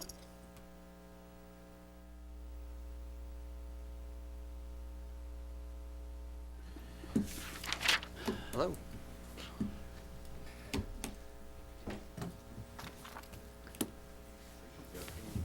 Good to see you, Vincent. Thank you.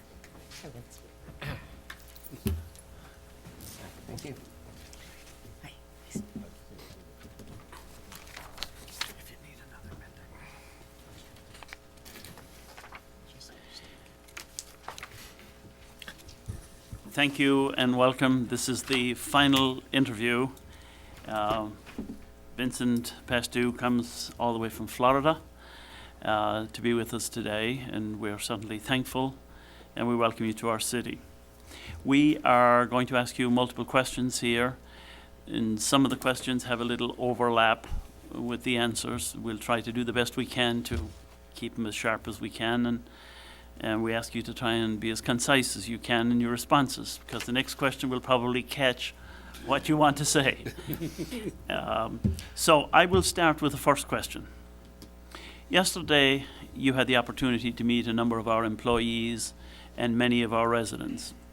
What did that experience tell you about the uniqueness of our city, and what kind of talents and experience would suggest that you'd be successful here? Well, I think it validated a couple of things that I had understood. Is one, it's a community where people seem to really embrace the community that they live in. They love it. You've had good staff and had a good reputation when I was in Farmington, and certainly that was reinforced by my one-on-one interviews with them as well. And it gave me a great opportunity to understand some of the challenges that you may have regarding facilities, infrastructure. I think everybody's climbing out of what happened in 2008 through 2010, some 5-6 years later. And so, in that regard, I think that was, the validation that people do like their community and love it, much like the community I came from where I was manager for 12 years in Farmington. Thank you. Councilmember Blanchard. Thank you, Your Honor. We heard a lot about you last night, and we read your stuff, but, you know, we'd like to know a little bit about you as an individual. What are your hobbies? What do you like to do? What occupies your time outside of work? Well, I've a couple of things I like to do that I had a chance to do quite a bit in Florida was golf and fish. And so my old city attorney there in Farmington got me hooked on fly fishing, and I will tell you, where I was leasing a condo, I was right on a golf course, and between the 1st and 18th was a retention pond that had plenty of nice bass in it, and so I was able to get my fly fishing technique improved dramatically, as well as playing golf. I think that just like last weekend, my son lives in Tampa, big hockey fan, and so just on a whim, we went over to see the Florida Panthers in the Miami area, about a 3-hour drive for both of us, and so we had a nice weekend over there enjoying hockey. We're big fans of that. A little different, as I told someone, I was at a Red Wings game last year when it was 10 below on Valentine's Day, and Valentine's weekend, I'm walking into a hockey arena in short sleeves, so it's quite a change. But generally, that's what I like to do is fishing and golf. Thank you. Councilor Stedman. Who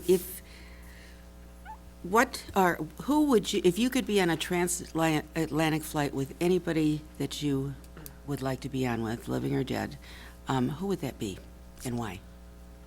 Well, that's a good question. I've had a lot of people I've admired over the years. I will tell you, actually, it's a funny thing, is one of the school superintendents that I started with in Farmington, Bob Maxfield, was probably one of the best individuals I had ever met. Just very, very insightful, forward-thinking, but yet one of the nicest, most thoughtful individuals that you could meet, and yet at the same time strong and firm when he had to be, but also just a very interesting person. So, you know, I look at some political leaders over the years that have, done wonderful things for our country, and so I could probably pick a handful of them. But if one of the things, I guess, one of the other big influences in my life is certainly my father. And so if I had that opportunity, I would take that. He, I think, in many ways instilled much of the values that I have as a person, as a manager, and how you look at things and how you handle people, and so that would probably be the one I would, given that opportunity. Well, we're uniquely acquainted with Bob Maxfield. Are you? Yeah, okay. Oh, yeah. Yeah, I think everybody up here Yeah. knows him very well. Yeah. Thank you. Mayor Pro Tem. Thank you, Your Honor, and thank you for your time this afternoon, for your interest in our community. And as we had a chance to get a little bit of a better understanding of you and your experiences and background, we certainly reviewed the resume and the materials that you provided to us, and in there appeared to be many accomplishments that you've been involved with and led over the years. I'd like to give you an opportunity to select one or two of those that you're particularly proud of and share with us a little bit more about those.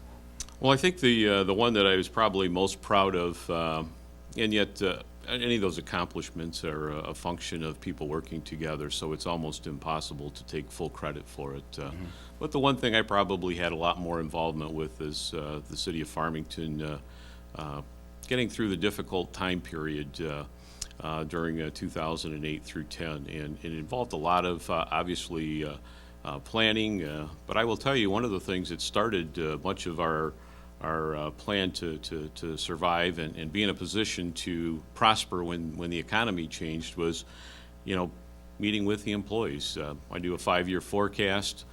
You could see that things were not looking good even then. Now, the magnitude of the impact, I think, was of great surprise, but we knew we were going to face some pretty tough times. And interestingly enough, through the series of meetings I had with employees, a couple of them had mentioned, we'd rather take pay cuts than to see our fellow employees, be laid off. And part of it is, it kind of set in motion one of many, 7 different alternatives, or I shouldn't say alternatives, but steps for us to get through that. All of our employees ended up taking pay cuts, used some of their accrued sick leave, and allowed them to take that as to mitigate the impact of the 5% pay cut.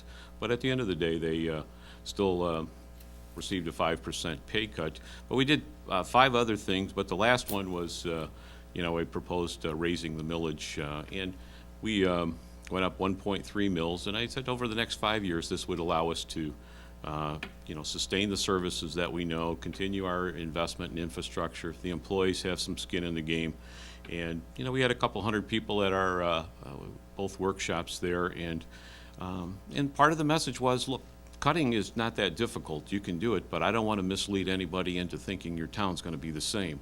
And so after a couple of the meetings, we had the council, and I think the community bought into it, and 5 years, 6 years later, we hadn't changed the millage rate, and our services continued to be what residents and business owners had come to know and expect. And so I think because of the difficulty of and the long-range planning that went with it, and implementing all of these 7 different steps to get there, I think that probably was my best accomplishment professionally.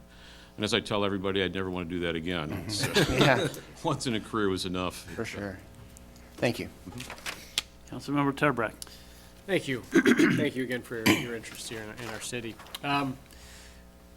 If we were to look back over your professional career, the folks that you've worked with, maybe folks that have worked for you, worked with you, if we were to ask those folks to describe you in just a few words, maybe 2 to 3 adjectives, what do you think those people would say? How would they describe you?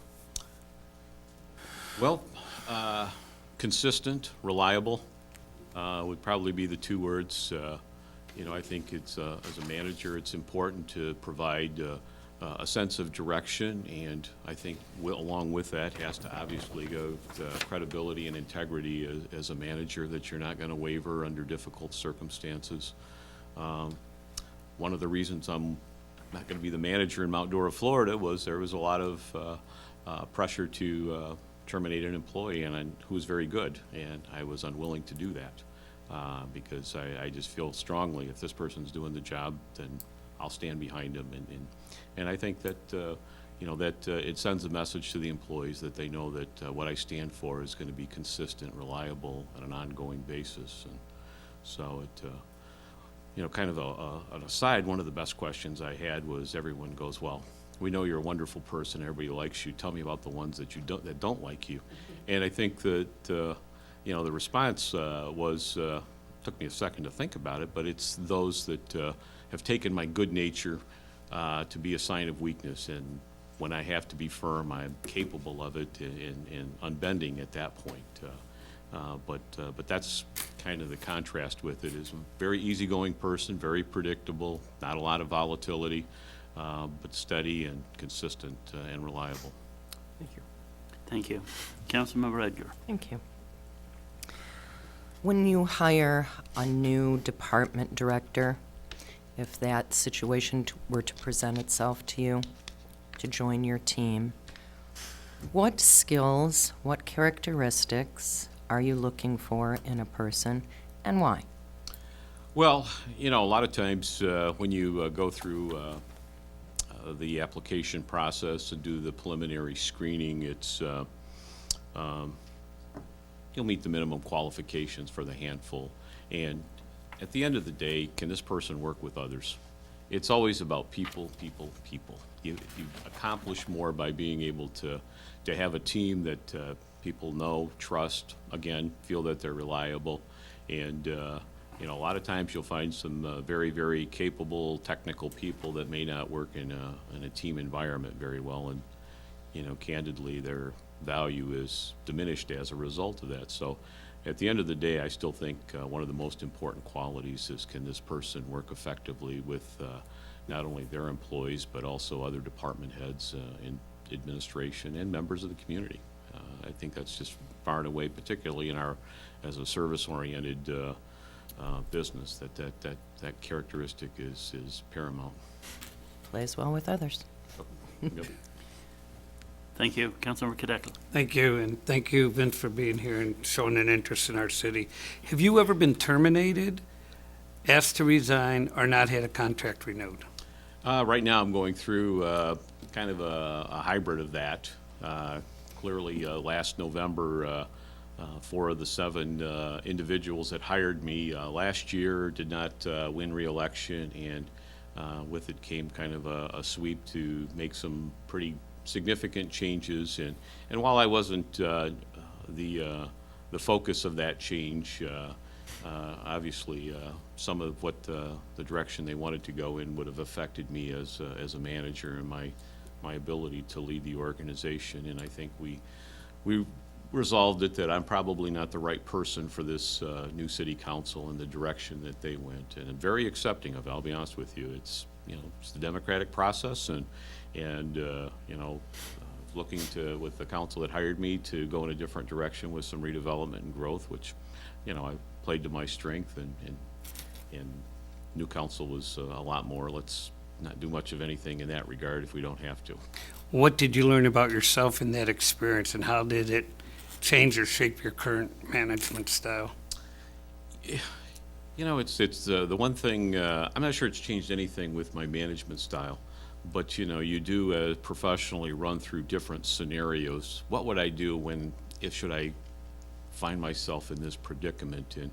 And so sometimes you'll pound your chest and say, I'm a pretty tough guy and what have you, but can I stand up to do what I think is the right thing, even if it costs me my job? And I was willing to. You just never know until you find yourself at that moment of truth what you're willing to do. You think you'll do the right thing, but you have those tests of character that arise. And so from that regard, nothing has probably changed, other than I probably did what I thought I would do when I was confronted with something like that. Thank you. What persuaded you that you were so right when others didn't think so? Well, I think in the case with, there's 2 elements to it. The one I mentioned is, initially council that was interested in some additional redevelopment along the downtown and their lakefront there, plus the recognition that there was going to be phenomenal growth coming into the community, and that played to my strengths as a manager. The redevelopment along the downtown was clearly not an item that the new council wanted to pursue, even though I think the opportunities were pretty easy and to carry forward. The other one with tinkering in with the operations and personnel-related matters are, an area where, again, if you're going to lead the organization day to day, that you have to, again, be reliable and consistent with your employees, and I kind of held my ground on in that regard. Good. Councilmember Blanchard. Thank you, Your Honor. Are you more of a leader or a manager, and explain the difference to us, please? Well, I like to think of myself as a leader. As I've evolved and got older and more experienced, I think it's much easier to provide a sense of direction for, certainly working with the council to, provide the direction that's needed to, share that with department heads and employees. And then my job is to try and provide the resources that they need to succeed in carrying out what work plan would come from that vision experience. But I do provide, obviously based on years of experience, provide my insights. One of the things, just as the election took place, I gave a 14-page SWOT analysis of where we're as a community in Mount Dora, and then incorporated that where we were organizationally in addressing what I saw as our strengths, weaknesses, opportunities, and threats. And so, I thought that is part of what a leader will do, is to provide their insight and experience in where the community is at based on my experience, and assess the organization. Where are we in relationship to be able to address these items? And so, from a management style, I give each department a lot of deference. Each person's different in how they handle matters, how they handle their employees, But I think the one thing that has to be consistent is the direction of the organization, and then the core values of how you deal with people and problems with that. But I've gotten less from managing to providing more leadership, and it's. Thank you. Councilmember Stedman. This kind of, you just kind of started to address this, but can you describe your personal code of values or ethical standards for us? For instance, tell us about a time when you were confronted with an ethical challenge and had to rely on those standards as in your position as a municipal executive. And would you do anything differently now? I think that, clearly, I think regardless of who you're dealing with, you just want to treat people with decency and respect consistently. Even though you may fundamentally disagree with them, even the council that we're disagreeing, I will tell you that even last Monday, one of them, him and I went out and he took me out to the country to have a good catfish dinner. We were off on Monday for President's Day. So you can still be decent even though disagreeable. And I think it's important to treat people with decency and respect all the time, regardless of where they are, who they are. I think it just carries forward consistently. The other thing, I think there's one item early in my career that happened where I was told to discipline an employee, and I did, and it was the wrong thing, and I said I would never do that again because I just didn't feel it was the right thing. It was a fairly minor item, and I think that it was a personal thing with my superior and the employee, and I would have handled it much differently. And going back, looking on that, I've never found myself in an ethical predicament that I've struggled with. Again, going back to with my father, he gave us all of our kids. My sisters will say he made a mess of us, but do the right thing, and it's easy. It really is if you once you embrace that. And that's the only thing I think from a professional standpoint where I've ever had an ethical situation that was of challenge. Okay, thank you.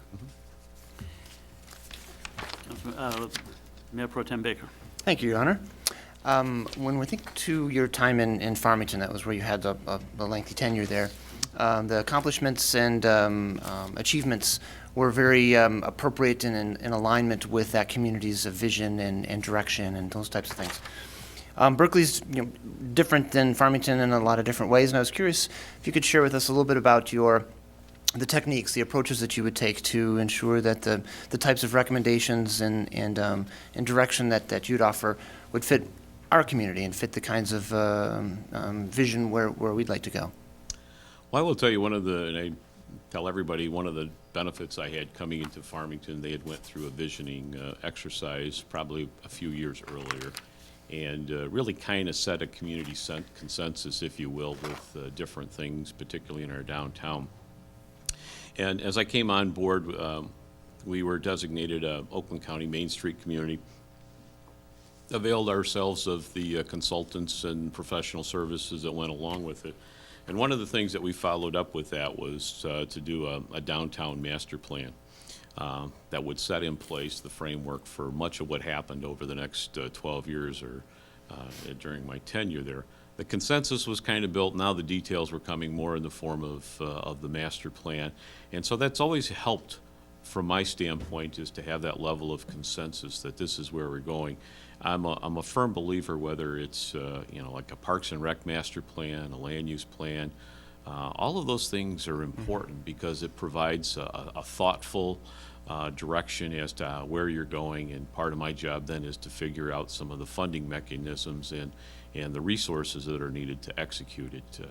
But I think it's important on the front end, obviously, to buy that community consensus. And I will tell you, as a manager, each community is different. They really are. I have certain professional insights and things that I've seen, where I may offer ideas and suggestions, but for it to really take root, the community has to buy into it, and I think that's, paramount if you're going to have, success in that area. Thank you. What would your first 3 months in Berkeley look like? Who would you want to meet? What would you want to learn? Well, again, I think it's, people. It just can't stress it enough. One of the things I did in Mount Dora was, from a staff standpoint, is it's a very nice downtown, a lot of good restaurants, and they were asking the manager, in that case, to be more visible in the community. And one of the things I said, okay, I'm going to take one department head every week out to lunch. But it was a great opportunity for me to get to know them personally as well as professionally, got me out to know some of the better restaurants in town, as well as, have my exposure that the community. And then, if I can get in front of service clubs, talk a little bit about myself. Again, I was in front of a number of service clubs the first few months. And then, obviously, the last element of it is trying to, I shouldn't say the last, but meeting individually with city council members to understand, their thoughts and where the, community goes, what the issues are.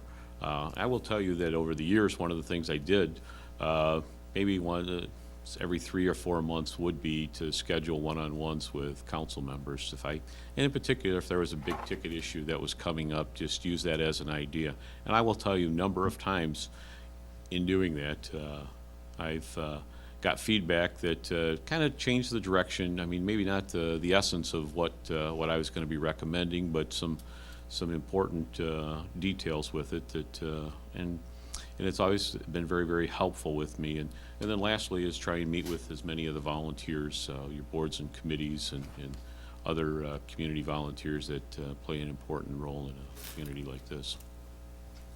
Thank you. Councilmember Turbrack. Thank you.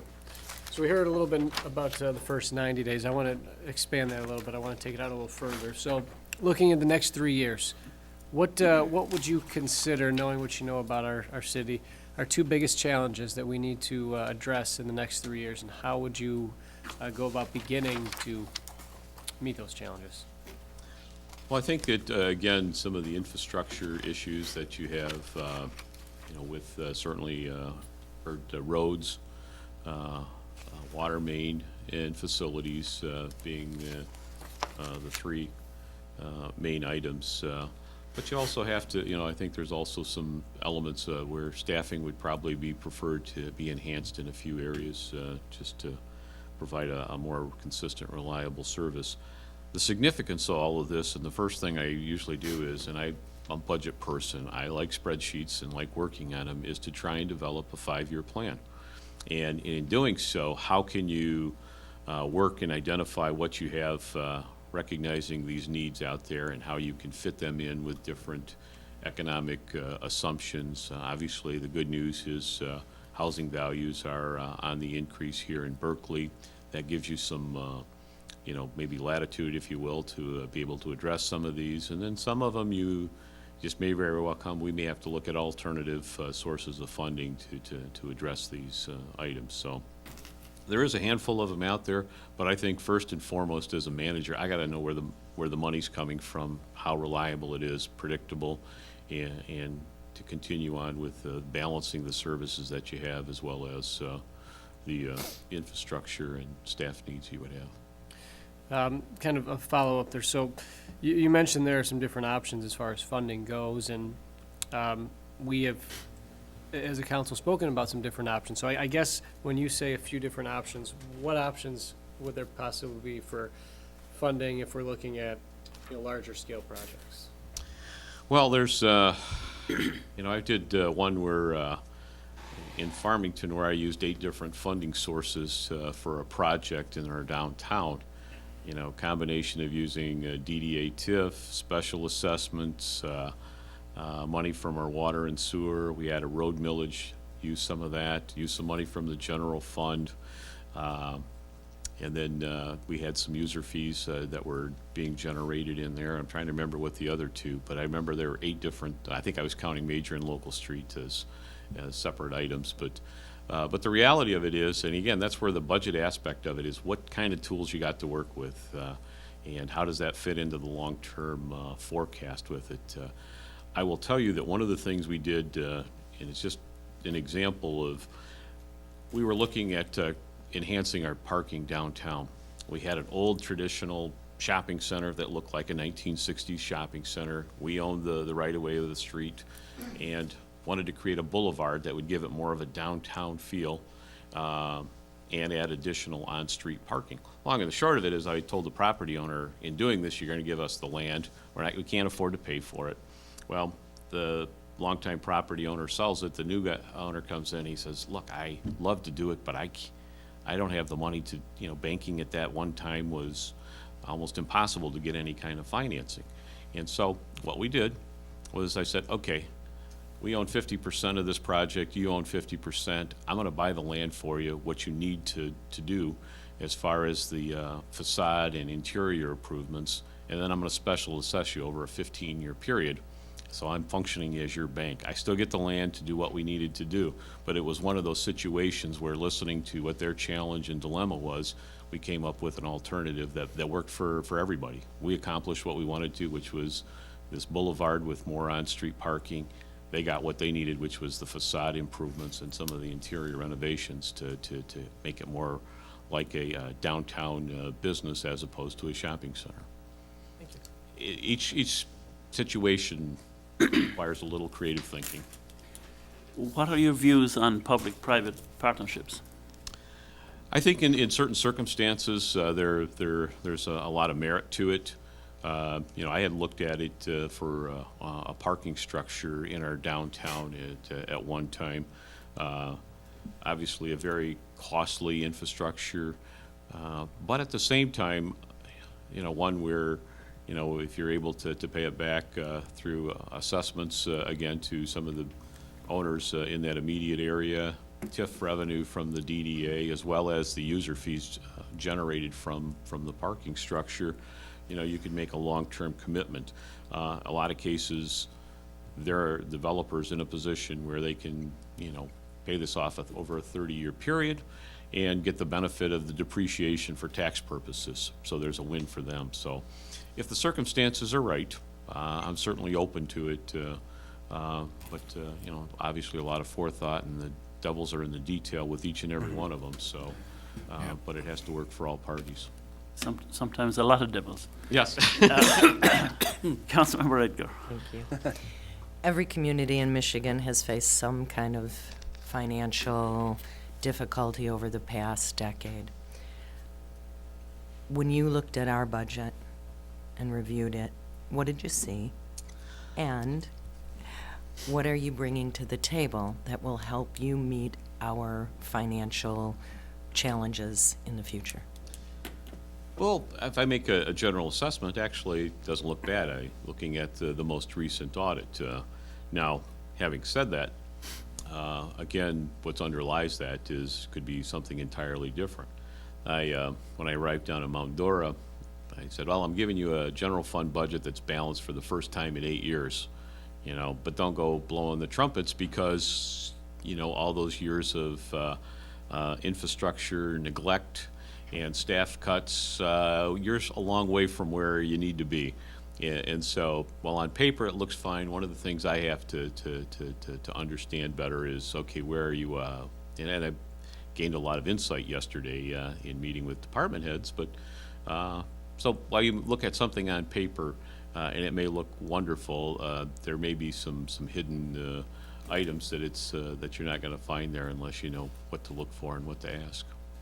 And that, I think, I will tell you, is, someone that started off as a budget analyst, loving spreadsheets. I think the one thing I've grown to understand is that, they are numbers on a piece of paper, but at the end of the day, it's services that we provide, and you need to understand the details behind those numbers on the spreadsheet.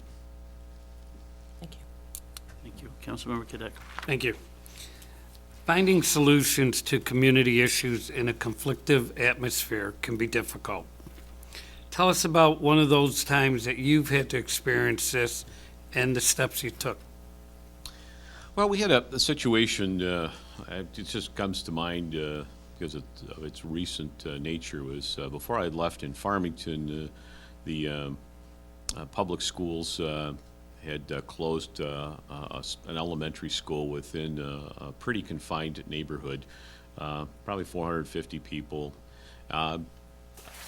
Demoed the building, still had left the playground equipment. We worked a, agreement where we'll take care of it, and but the question is, long-term, where do you go? And so what we did was, example of it is, we said, we'll provide additional density if they're a developer to, if they're willing to put a 2-acre park in there to service this immediate neighborhood. And part of it is the initial resolve when we notified the residents, they were very unhappy that there would be additional housing coming in there. We probably had somewhere 200 people, at the meeting that we talked about it. As we went through it, people understood why we were looking at doing it, what the impacts would be, and by the time it went through, the PUD hearing at the end, there was only 2 people that showed up, and they were to say thank you for going through that. But we knew on the front end that this is going to not be initially well received.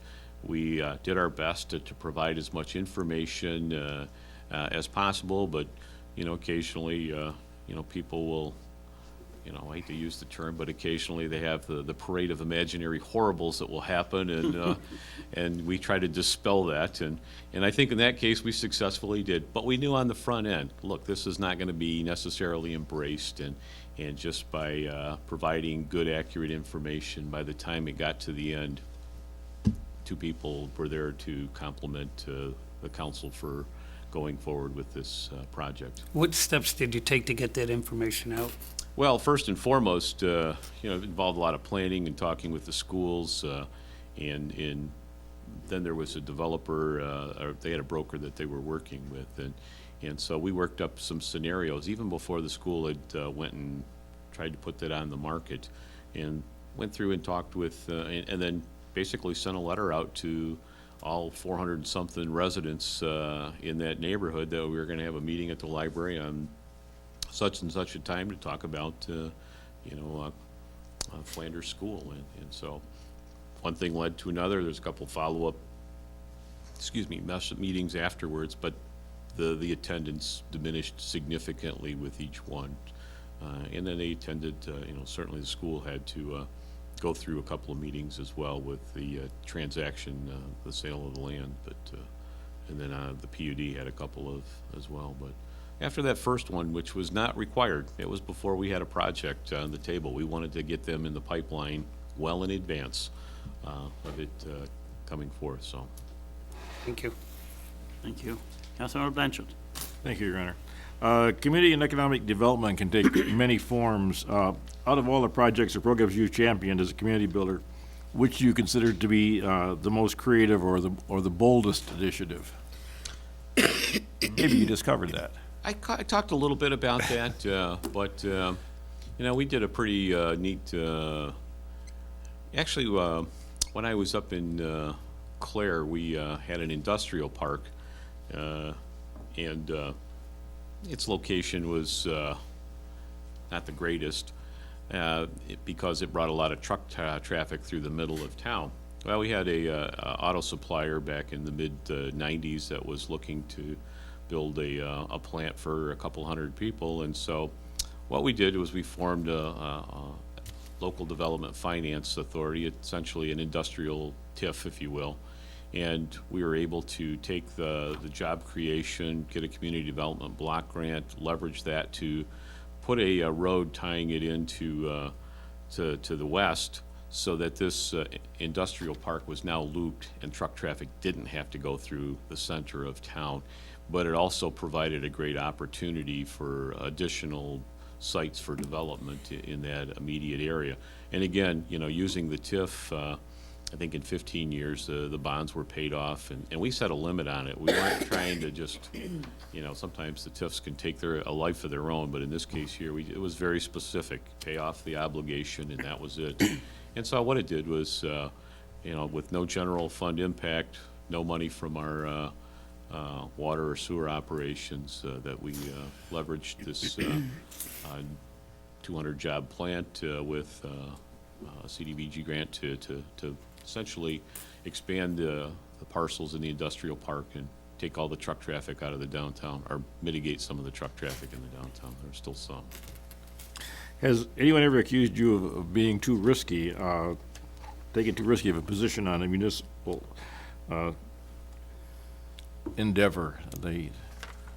Well, I think that, you know, I've done a couple things outside the box. And so that does engender some questions and comments. I was, in speaking with the finance director, we did some financing with our OPEB obligation, and we were talking about that yesterday.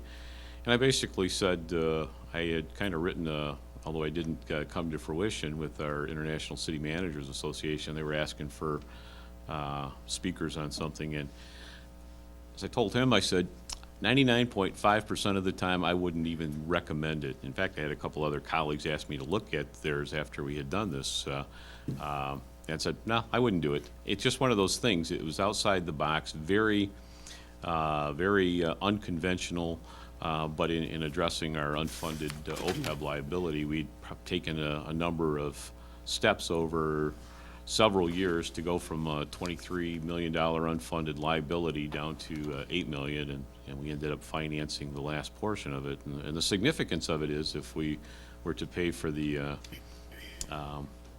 what's called ARC, which is the additional funding that goes with your normal cost, is we would be looking at additional cuts and/or millage increases. And we knew as our taxable value was coming out and growing, and as I said, the fact that I think the liability was overstated anyways by the actuaries, that I felt comfortable going for. But 99.5% of the time, maybe more, I would never recommend it. And so when I do something like that, you know, it'll raise eyebrows. And you know what? That's a good thing, because you have to go through in detail why you think it makes sense for that specific recommendation that you're presenting. So. It's like, what's your experience with diversifying and redeveloping housing stock to meet changing demographics? We just had some of that here last meeting, reference some development of townhouses. What are your thoughts on that?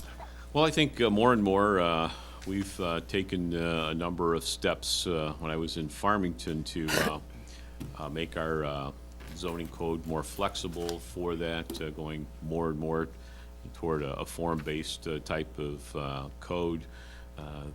But I think more and more what you're looking at, particularly in urban environments, is as much mixed use that makes sense, and a lot of that will involve housing with that. And so I think taking advantage of the density is important, without necessarily, and always be cognizant that you still want to maintain the character of your community. You still want to, you know, overbuild in single-family areas to the point where it doesn't have that feel, or you've got all the other traffic nuisances and what have you that would go with it. So, but I think flexibility is important. Thank you. Councilmember Stedman.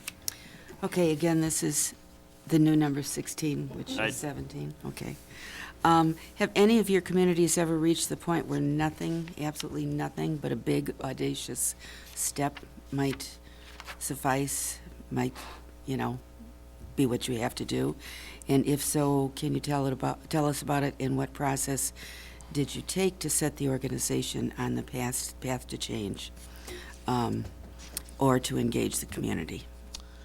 Well, I think that, you know, as I mentioned, back in 2009 and 10, we found ourselves at that point, and so, you know, we put together what I thought was a reasonable, coherent plan.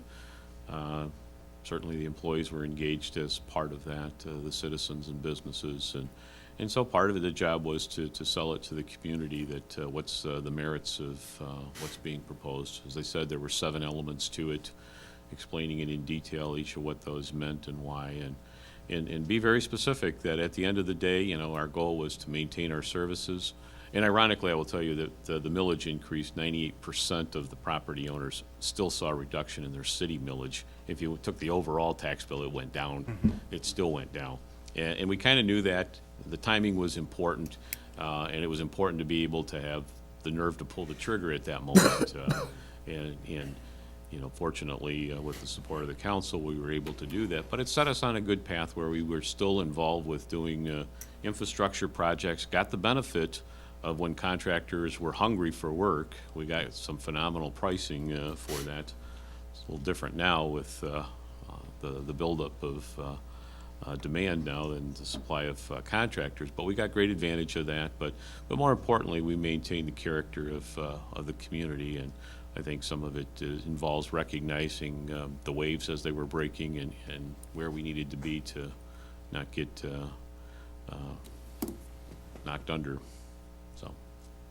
Okay, thank you. Mr. Mayor Pro Tem. Thank you, sir.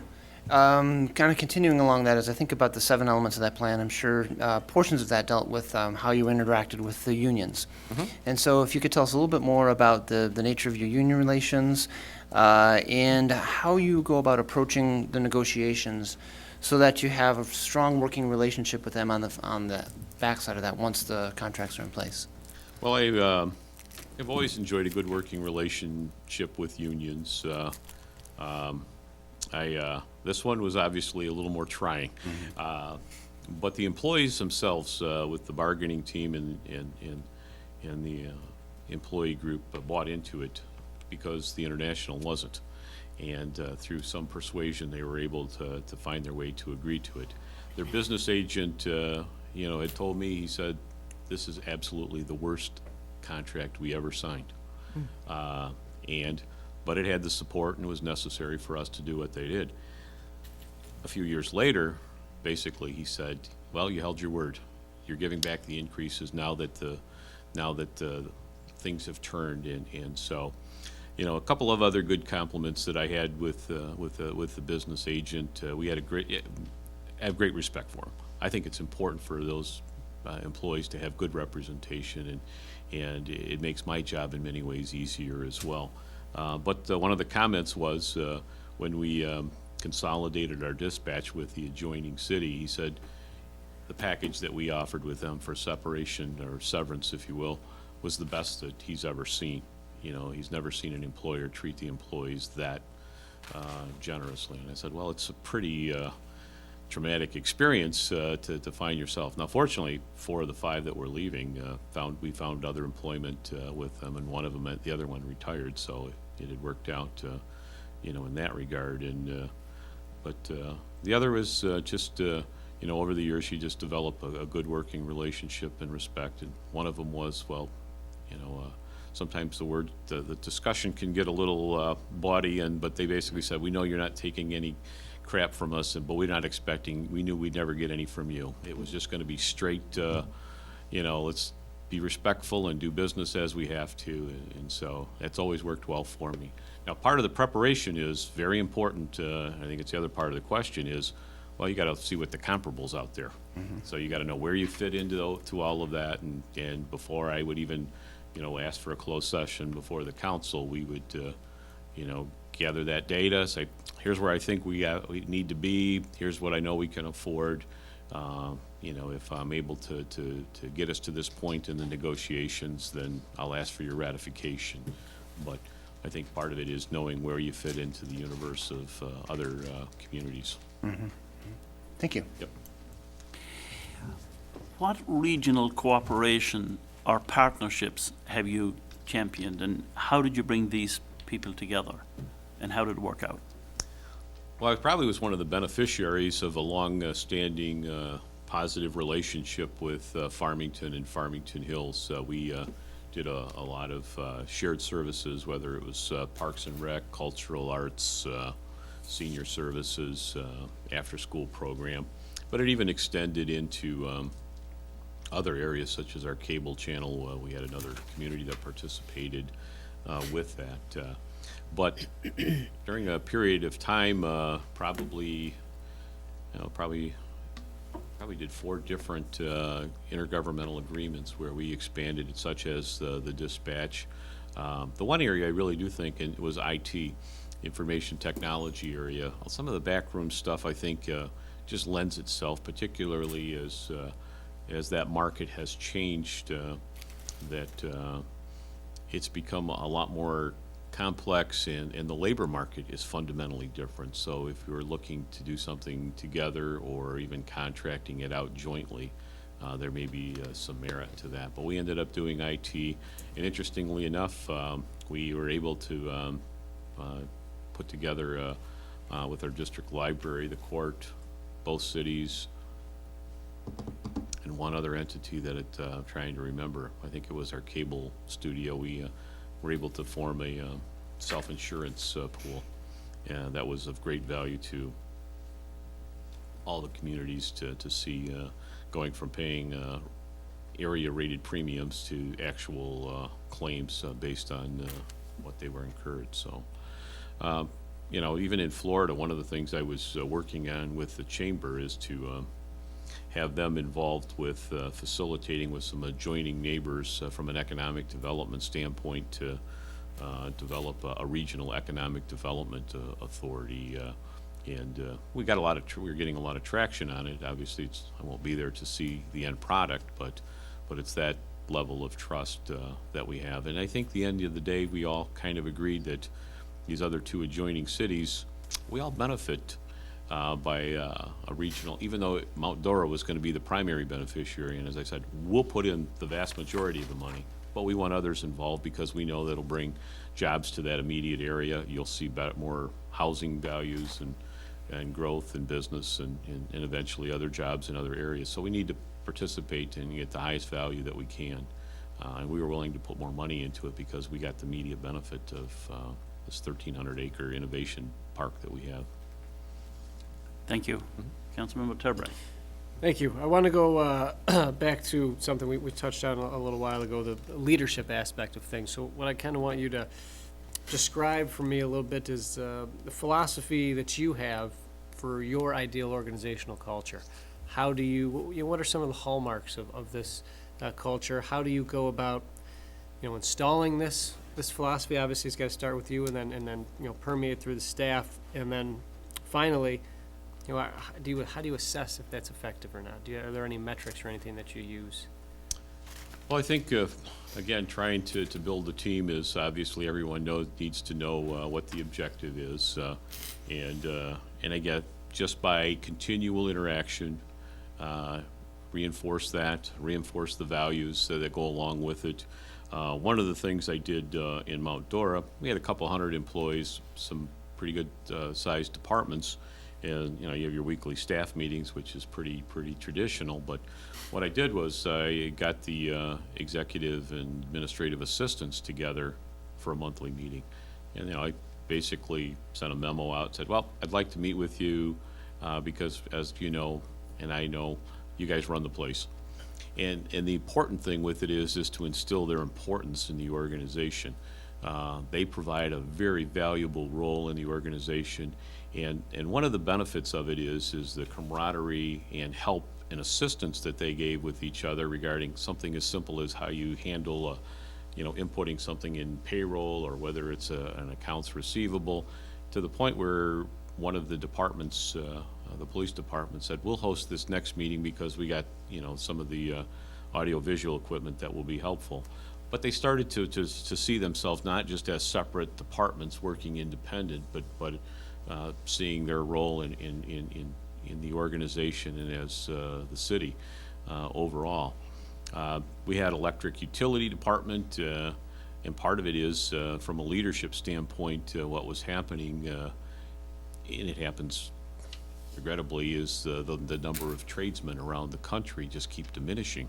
And our electrical tradesmen were in great demand by Duke Energy and paying phenomenal amount of wages because of the supply shortage. And so early on, I had met with them. The director was concerned, and I ended up, and fortunately, I had the latitude to make market adjustments, but told them I'll do it in 2 installments. But I basically told them, I said, look, I could be feeding you a line, but you'll hold me accountable.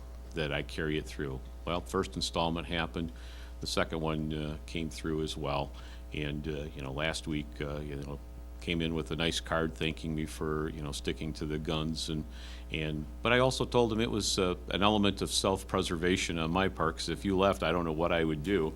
But it reinforces their importance in the organization. I continually, as I told them, I says, I get compliments from our residents that in the middle of a heated, steamy summer night that you guys are out there fixing downed power lines as a result of a storm. That's an important thing for us to continue and to maintain. And so, but I will tell you, I don't have a metric that I can associate with that other than just I will tell you that there's, if I don't, hopefully I won't go into too much time if I'm abusing the time, but a few years ago in Farmington, I had noticed our public safety numbers were dropping as far as tickets and stops, and kind of looked for a few months, and yeah, it was in February, and if you remember a couple of Februarys ago how cold it was, thinking, well, one, there's nobody out on the road, and two, nobody wants to get out of the car.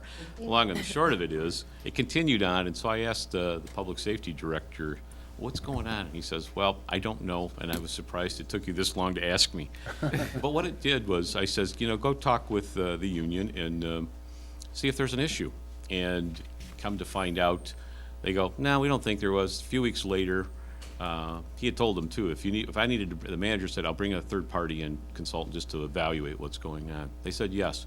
What happened was our guys got to that 10 to 15 year period, and because of the economic situation, everybody just got jammed up with no movement with other professional opportunities, and so that helped us know what was going on. We did some restructuring with positions, and then a retirement happened, and before you know it, we had 4 or 5 other movements, and it's one of those things I think as a manager I come to appreciate. If you've got a good professional staff, they're ambitious and want to be involved with new and innovative things, and so but that's an example where from a leadership standpoint I kind of saw something was not quite right, and we pursued it, and we got the ship written in the right direction again as a result of that. Thank you. Councilmember Edgar. Thank you. At one time or another, every community will experience a disaster. It can be a severe weather event. It can be illegal activity by a trusted employee that's completely unexpected. It can be a sudden job loss because of a surprise shutdown with a major employer. It can be acts of violence within the community or within the workforce that you're dealing with. Tell us a story of your experience in a similar emergency situation and walk us through the steps you used to face the challenge. Well, the most traumatic one was we had a number of incidents with our court, our county building. We housed court and the operations, and within the first 3 months as county administrator in Isabella County, and I happened to be at a conference at the time, we had an individual being arraigned grabbed the gun of the bailiff and turned it upon himself. That was the start. Obviously came back from the conference with that, and ironically, the meeting before, I had gotten the approval of the county commission to go forward with a request for qualifications to at least look at a new court facility.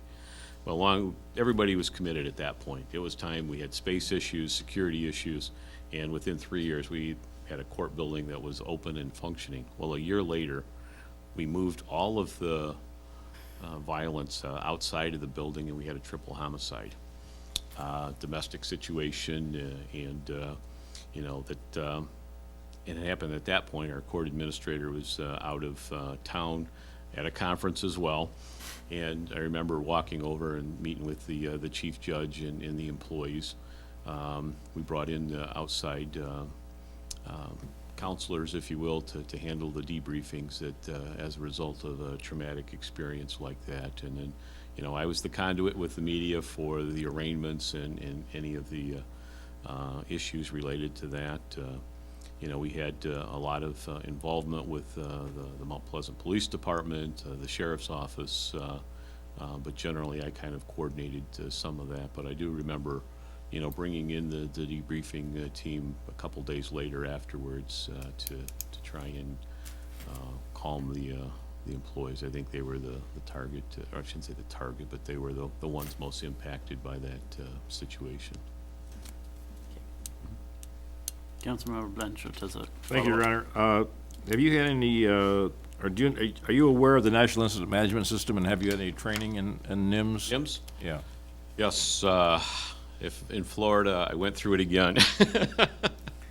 The first time a hurricane, I says, well, let me see where I'm at here. I went through 100, 200, 700, 800, which are the ones I think I have to, as a manager, I have to be familiar with. And so very familiar with, the philosophy behind it, the incident command structure that flows with it. Okay. Thank you. You talked about, are you done? Okay. You talked about public safety Yes. and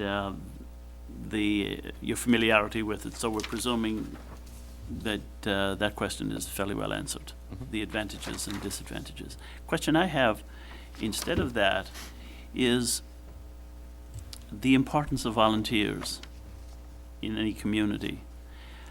How do you suppose they should be recruited and reinforced and encouraged? Well, I think obviously, to state the obvious, the importance, particularly in a small community. We were fortunate in Farmington, in a number of different areas, to have volunteers. We had a Governor Warner mansion, which was a functional museum, Victorian era, and a number of docents were very involved with the programming and the maintenance of that on an ongoing basis. Our city clerk actually provided some help and oversight with that. Not a lot, but just general guidance with that. Our farmers market that had grown phenomenally over the years. The market master was very involved with recruiting them, and as well as giving them the recognition that they deserved. But the individual that replaced me was talking about the volunteers, and I again reminded him. I says, well, here's what if you continually tell them thank you for what they do and why it's important to the city, and provide the resources when you can that they need, they will continue to do it. They love their community. They know if they know what they're doing is appreciated and important, they will continue. And I will tell you that in some ways, the recruitment just seems to come from that group if they think it's important and of value to the community. You get to a point where you don't have to do a lot of recruiting. There's some kind of I don't want to say a network that seems to find its way into new individuals, and there's a cycle. People start off and 5-6 years, and then they start it'll wane, and that's great. But I think as long as you continue to recognize them, we had a dinner for them every year that I thought was very important to continue to reinforce that. So. Very good. Thank you. Councilmember Kadek. Thank you. I'm going to switch gears a little bit. What is the most important skill or talent a manager can have when it comes to the council manager success? And please tell us about a time when you needed to use the talent to build upon improved relationships. Well, I think the skill is communication, and probably the most important element that is listening as a manager. I do think that, again, I think that, as I said before, I like to meet regularly, maybe once a quarter, every 4 months or so, if there's one-on-one type issues or big issues coming down the pike. But I do think listening is far and away, whether it's city council, whether it's department heads, employees, or citizens, there's always something to be gained by listening to that. And again, that's in many ways, while I may have some professional judgments and assessments, listening gives me some insight as to how I might approach something to address an issue, or if there's an issue that I didn't see, that brings it to my attention as well. But I just think listening is far and away the most important quality that a manager can have. So beside the meetings, do you have any specific tools or techniques that you would ensure the council's always well-prepared when making their decisions? Oh, I think that, yeah, I think there's obviously the ongoing meetings, you know, you'll get the staff reports laying out the topic, you know, what the recommendation, why the alternatives considered, the financial impacts, and if there's any other tangential issues, those get laid out there. Ongoing emails, you know, I will send out if there's a item of interest and send it across the board. It's one of the nice things with electronic media since I started was I no longer suffer from council members thinking somebody else gets information before the others. It all goes out at the same time. But no, that's a very effective way to keep the council informed. I've always provided an update, usually bi-weekly. Interestingly enough, in Mount Dora, they asked that I put it on the agenda, which I have, but it usually runs anywhere from 2 to 5 pages. Okay, here's some things that are going on. I will tell you, in Florida, though, it's a little different because they're open meetings and open records are unbelievably stringent. So whereas I was in Farmington, you know, I might have something a little more confidential in nature, knowing that's as far as it would go. In Florida, I routinely get someone to ask, I just want to see your correspondence memos to council this week. Okay, just like that, and it's gone. And so you have to be a little more cognizant of that. But I think the update allows council to know what's coming up, or if there's an item of interest that so you're not surprised on the street with a comment or something. I use that as a means to keep you informed. Thank you. Thank you. Councilmember Blanchard. Thank you. What's the most important, long-lasting initiative you developed regarding employee development? You know, I will tell you that given the size of the organizations, I probably started working on some of that when I was county administrator. We had a couple hundred employees, and we started to get working with ongoing in-service programming, starting with different policies, procedures, those type of things. Eventually had one dealing with customer service. But I will tell you, small organizations, it's one of those things, regrettably, I have not had what I would consider a good ongoing initiative in employee development that is comprehensive. Now, obviously, I'm very supportive of department heads, professionals attending conferences, workshops, those type of things. But for all the line employees, you know, bringing somebody in on a regular basis. Now, in Mount Dora, they do a pretty good job. I haven't been real involved in establishing that, but the HR director's done a nice job with different programs for employees. But. Thank you. Councilmember Stedman. Okay. Did you want to skip that one? 21. Yeah, that was, Just like, go ahead. just go ahead. Go ahead. Okay. Go ahead. All right. Tell me a story about an employee that you have worked with, maybe even that you've mentored, but somebody that you are the most proud of, and why? It's a good question. I always, it's the other end. I always ask my interview, well, tell me about your mentors. Now I'm on the other end. Where I'm boy, it's, I will tell you one of them that fairly recent was a student, the former assistant manager there in Farmington after he retired, was an adjunct professor at Eastern Michigan's graduate program, and so he would occasionally have me at least lecture once a semester regarding budget and finance. And one of the students came in and you know, I had met and hired her as an intern, and you know, just absolutely a terrific young woman, and did a wonderful job as an unpaid intern, and eventually got an assistant to the city manager job in a very, very large city here in Metro Detroit, just a few miles north of here. But you know, I kind of got someone who I thought had a great opportunity from a professional standpoint, the start that they needed, and you know, just kind of gave them the general direction, with the finance end of it, I think I was very helpful there, but, provided the, the sense of how important, the profession is, because I do worry sometimes we don't have as many good young people interested in the profession. And I will tell you, until the last few years, I probably have not played as an important role of guiding young people. I've gotten more involved in it, but I think that that's a case where it turned out well in this situation. Okay, thank you.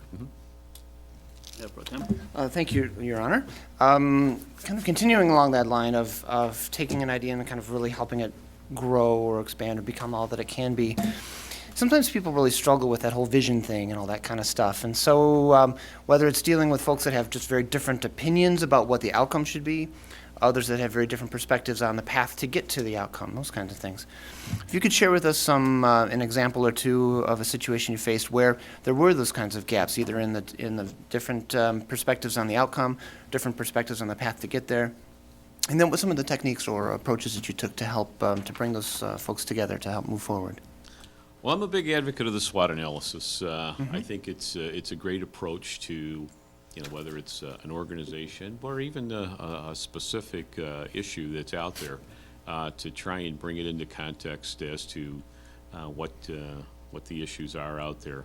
What's the objective? I mean, at the end of the day, why are we doing this? And I think it's a great framework to try and to look at that from an objective standpoint. And again, in Mount Dora, knowing that there was a big change coming with the city council, I had anticipated it, so I put the SWOT analysis to try and let's make sure that they understand what I see and where they are with it. It's an instance where they didn't necessarily agree with it or want to pursue it, and there are some political circumstances behind it, but part of it is, and I left it open-ended enough that, okay, here's a few things that when we get to sit and start talking about goals and objectives that we can fill in the blanks. But I do think the SWOT analysis is in many ways a great way of looking at where you're going as an organization or a community. It's just a technique. And the reason I like it probably more than just general throwing ideas out there is because sometimes I struggle with people may develop expectations that are unrealistic, and then you have to pull back from it, and that builds in a degree of resentment. I've seen that happen with facilitators that we've hired in the past, and everyone gets all fired up and charged. Well, we're going to go forward with this, and someone has to tell them, well, the resources aren't there for that. And so I think the SWOT analysis would capture some of that challenge that would be a part of that. So, Good. Thank you. Councilman McCormick. Thank you. So, kind of piggybacking off of the SWOT analysis, let's talk about other tools and techniques. I mean, in this day and age, it seems that it's becoming easier to communicate with residents. Easy might not be the right word always, but it's certainly out there much more. It's very, well, let me just ask you this. What tools and techniques would you use to communicate with the residents? well, again, that's evolving. I fortunately have a public information officer down in Mount Dora. I've learned a lot in the 9 months as a result of their professional expertise.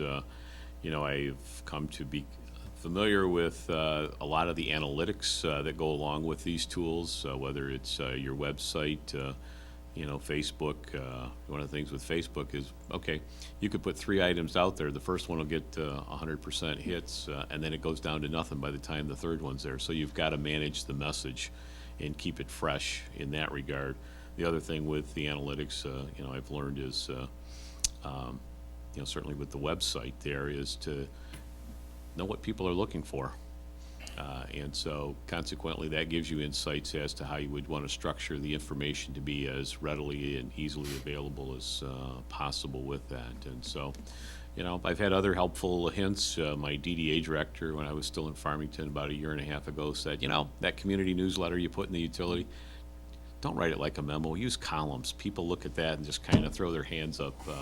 And so just little techniques like that, with professional insights that help me with that. But I do think that, certainly the electronic communication, depending on the age of your community, certainly still the stuffer in the utility bill is a tool that's out there. You know, still people watch some cable channels, use little bulletin boards if you want to get a public notice out there, and so. But I think by and large, when we've had big ticket items, just the face-to-face community forums, I think, are very, very helpful in getting that input and feedback on major items that are coming forth in the community. Sure. I would agree certainly with face-to-face, but with social media being so ubiquitous now, and it's not just Facebook. I mean, there are neighborhood forums popping up where Yep. you know, discussions happen every day. Yep. Things that are both positive and maybe not quite as always positive regarding what's happening in the city. In those types of situations, and there might be someone that's helping monitor these, is that somewhere where you would engage a resident? I think I haven't, and I'll tell you why, is that I don't think it would consume all of your time as a manager. I think it's important to be aware of what they are, and you can subtly, through your resources that are available, address that. But to get directly engaged in it, I don't think it would ever end. So you just need to know what's being said out there. You know, I had an example when we were redoing our park downtown, is that it took longer than it had hoped. I knew there was a clamor out there, and we provided, you know, what the end product was looking like, and why it was taking longer. And when it finally opened up, everyone goes, oh, okay. So all that other noise out there about how long it was taking, you know, calmed down with that. But, you know, I think you could have gotten engaged in that, and the back and forth itself would be never ending, and in many ways, I think, somewhat detrimental to the message that you're trying to convey out there. The simple end of it is, it's going to take longer, and this is what it's going to look like. Thank you. Thank you. Are there any additional questions that we have missed anywhere along the line? Well, thank you, Vince. The purpose of all of this is for us to get to know you and to see if you would fit in our community. Now I would like to give you a chance to ask us any questions to see if our community is for you. Well, I think that I don't have any, you know, direct questions. You know, I think the process that you had yesterday was very helpful for me. You know, I was telling staff and the other candidates before I took the job in Mount Dora, I was offered it, and I said, well, give me a couple days. I'm going to fly down there. I want to meet with department heads, and you know, before I accepted the position. And I think the process that you provided yesterday, although very lengthy and exhausting at the end, was of great value to me, because it was helpful to have the residents. You know, I picked up on a few things of concerns that they have, whether it's you know, parking on Coolidge, or whether it's you know, the parks themselves. But it's very helpful for me to the process, I think, was so. I don't have any real direct questions other than to say thank you for the opportunity to interview. Thank you. Well, that concludes our city manager candidate interviews for today. We will take whatever time we need to review the candidates' qualifications and all we have heard. We're thankful to each of them for coming to our city and seeking to be our next city manager. So thank you all very much.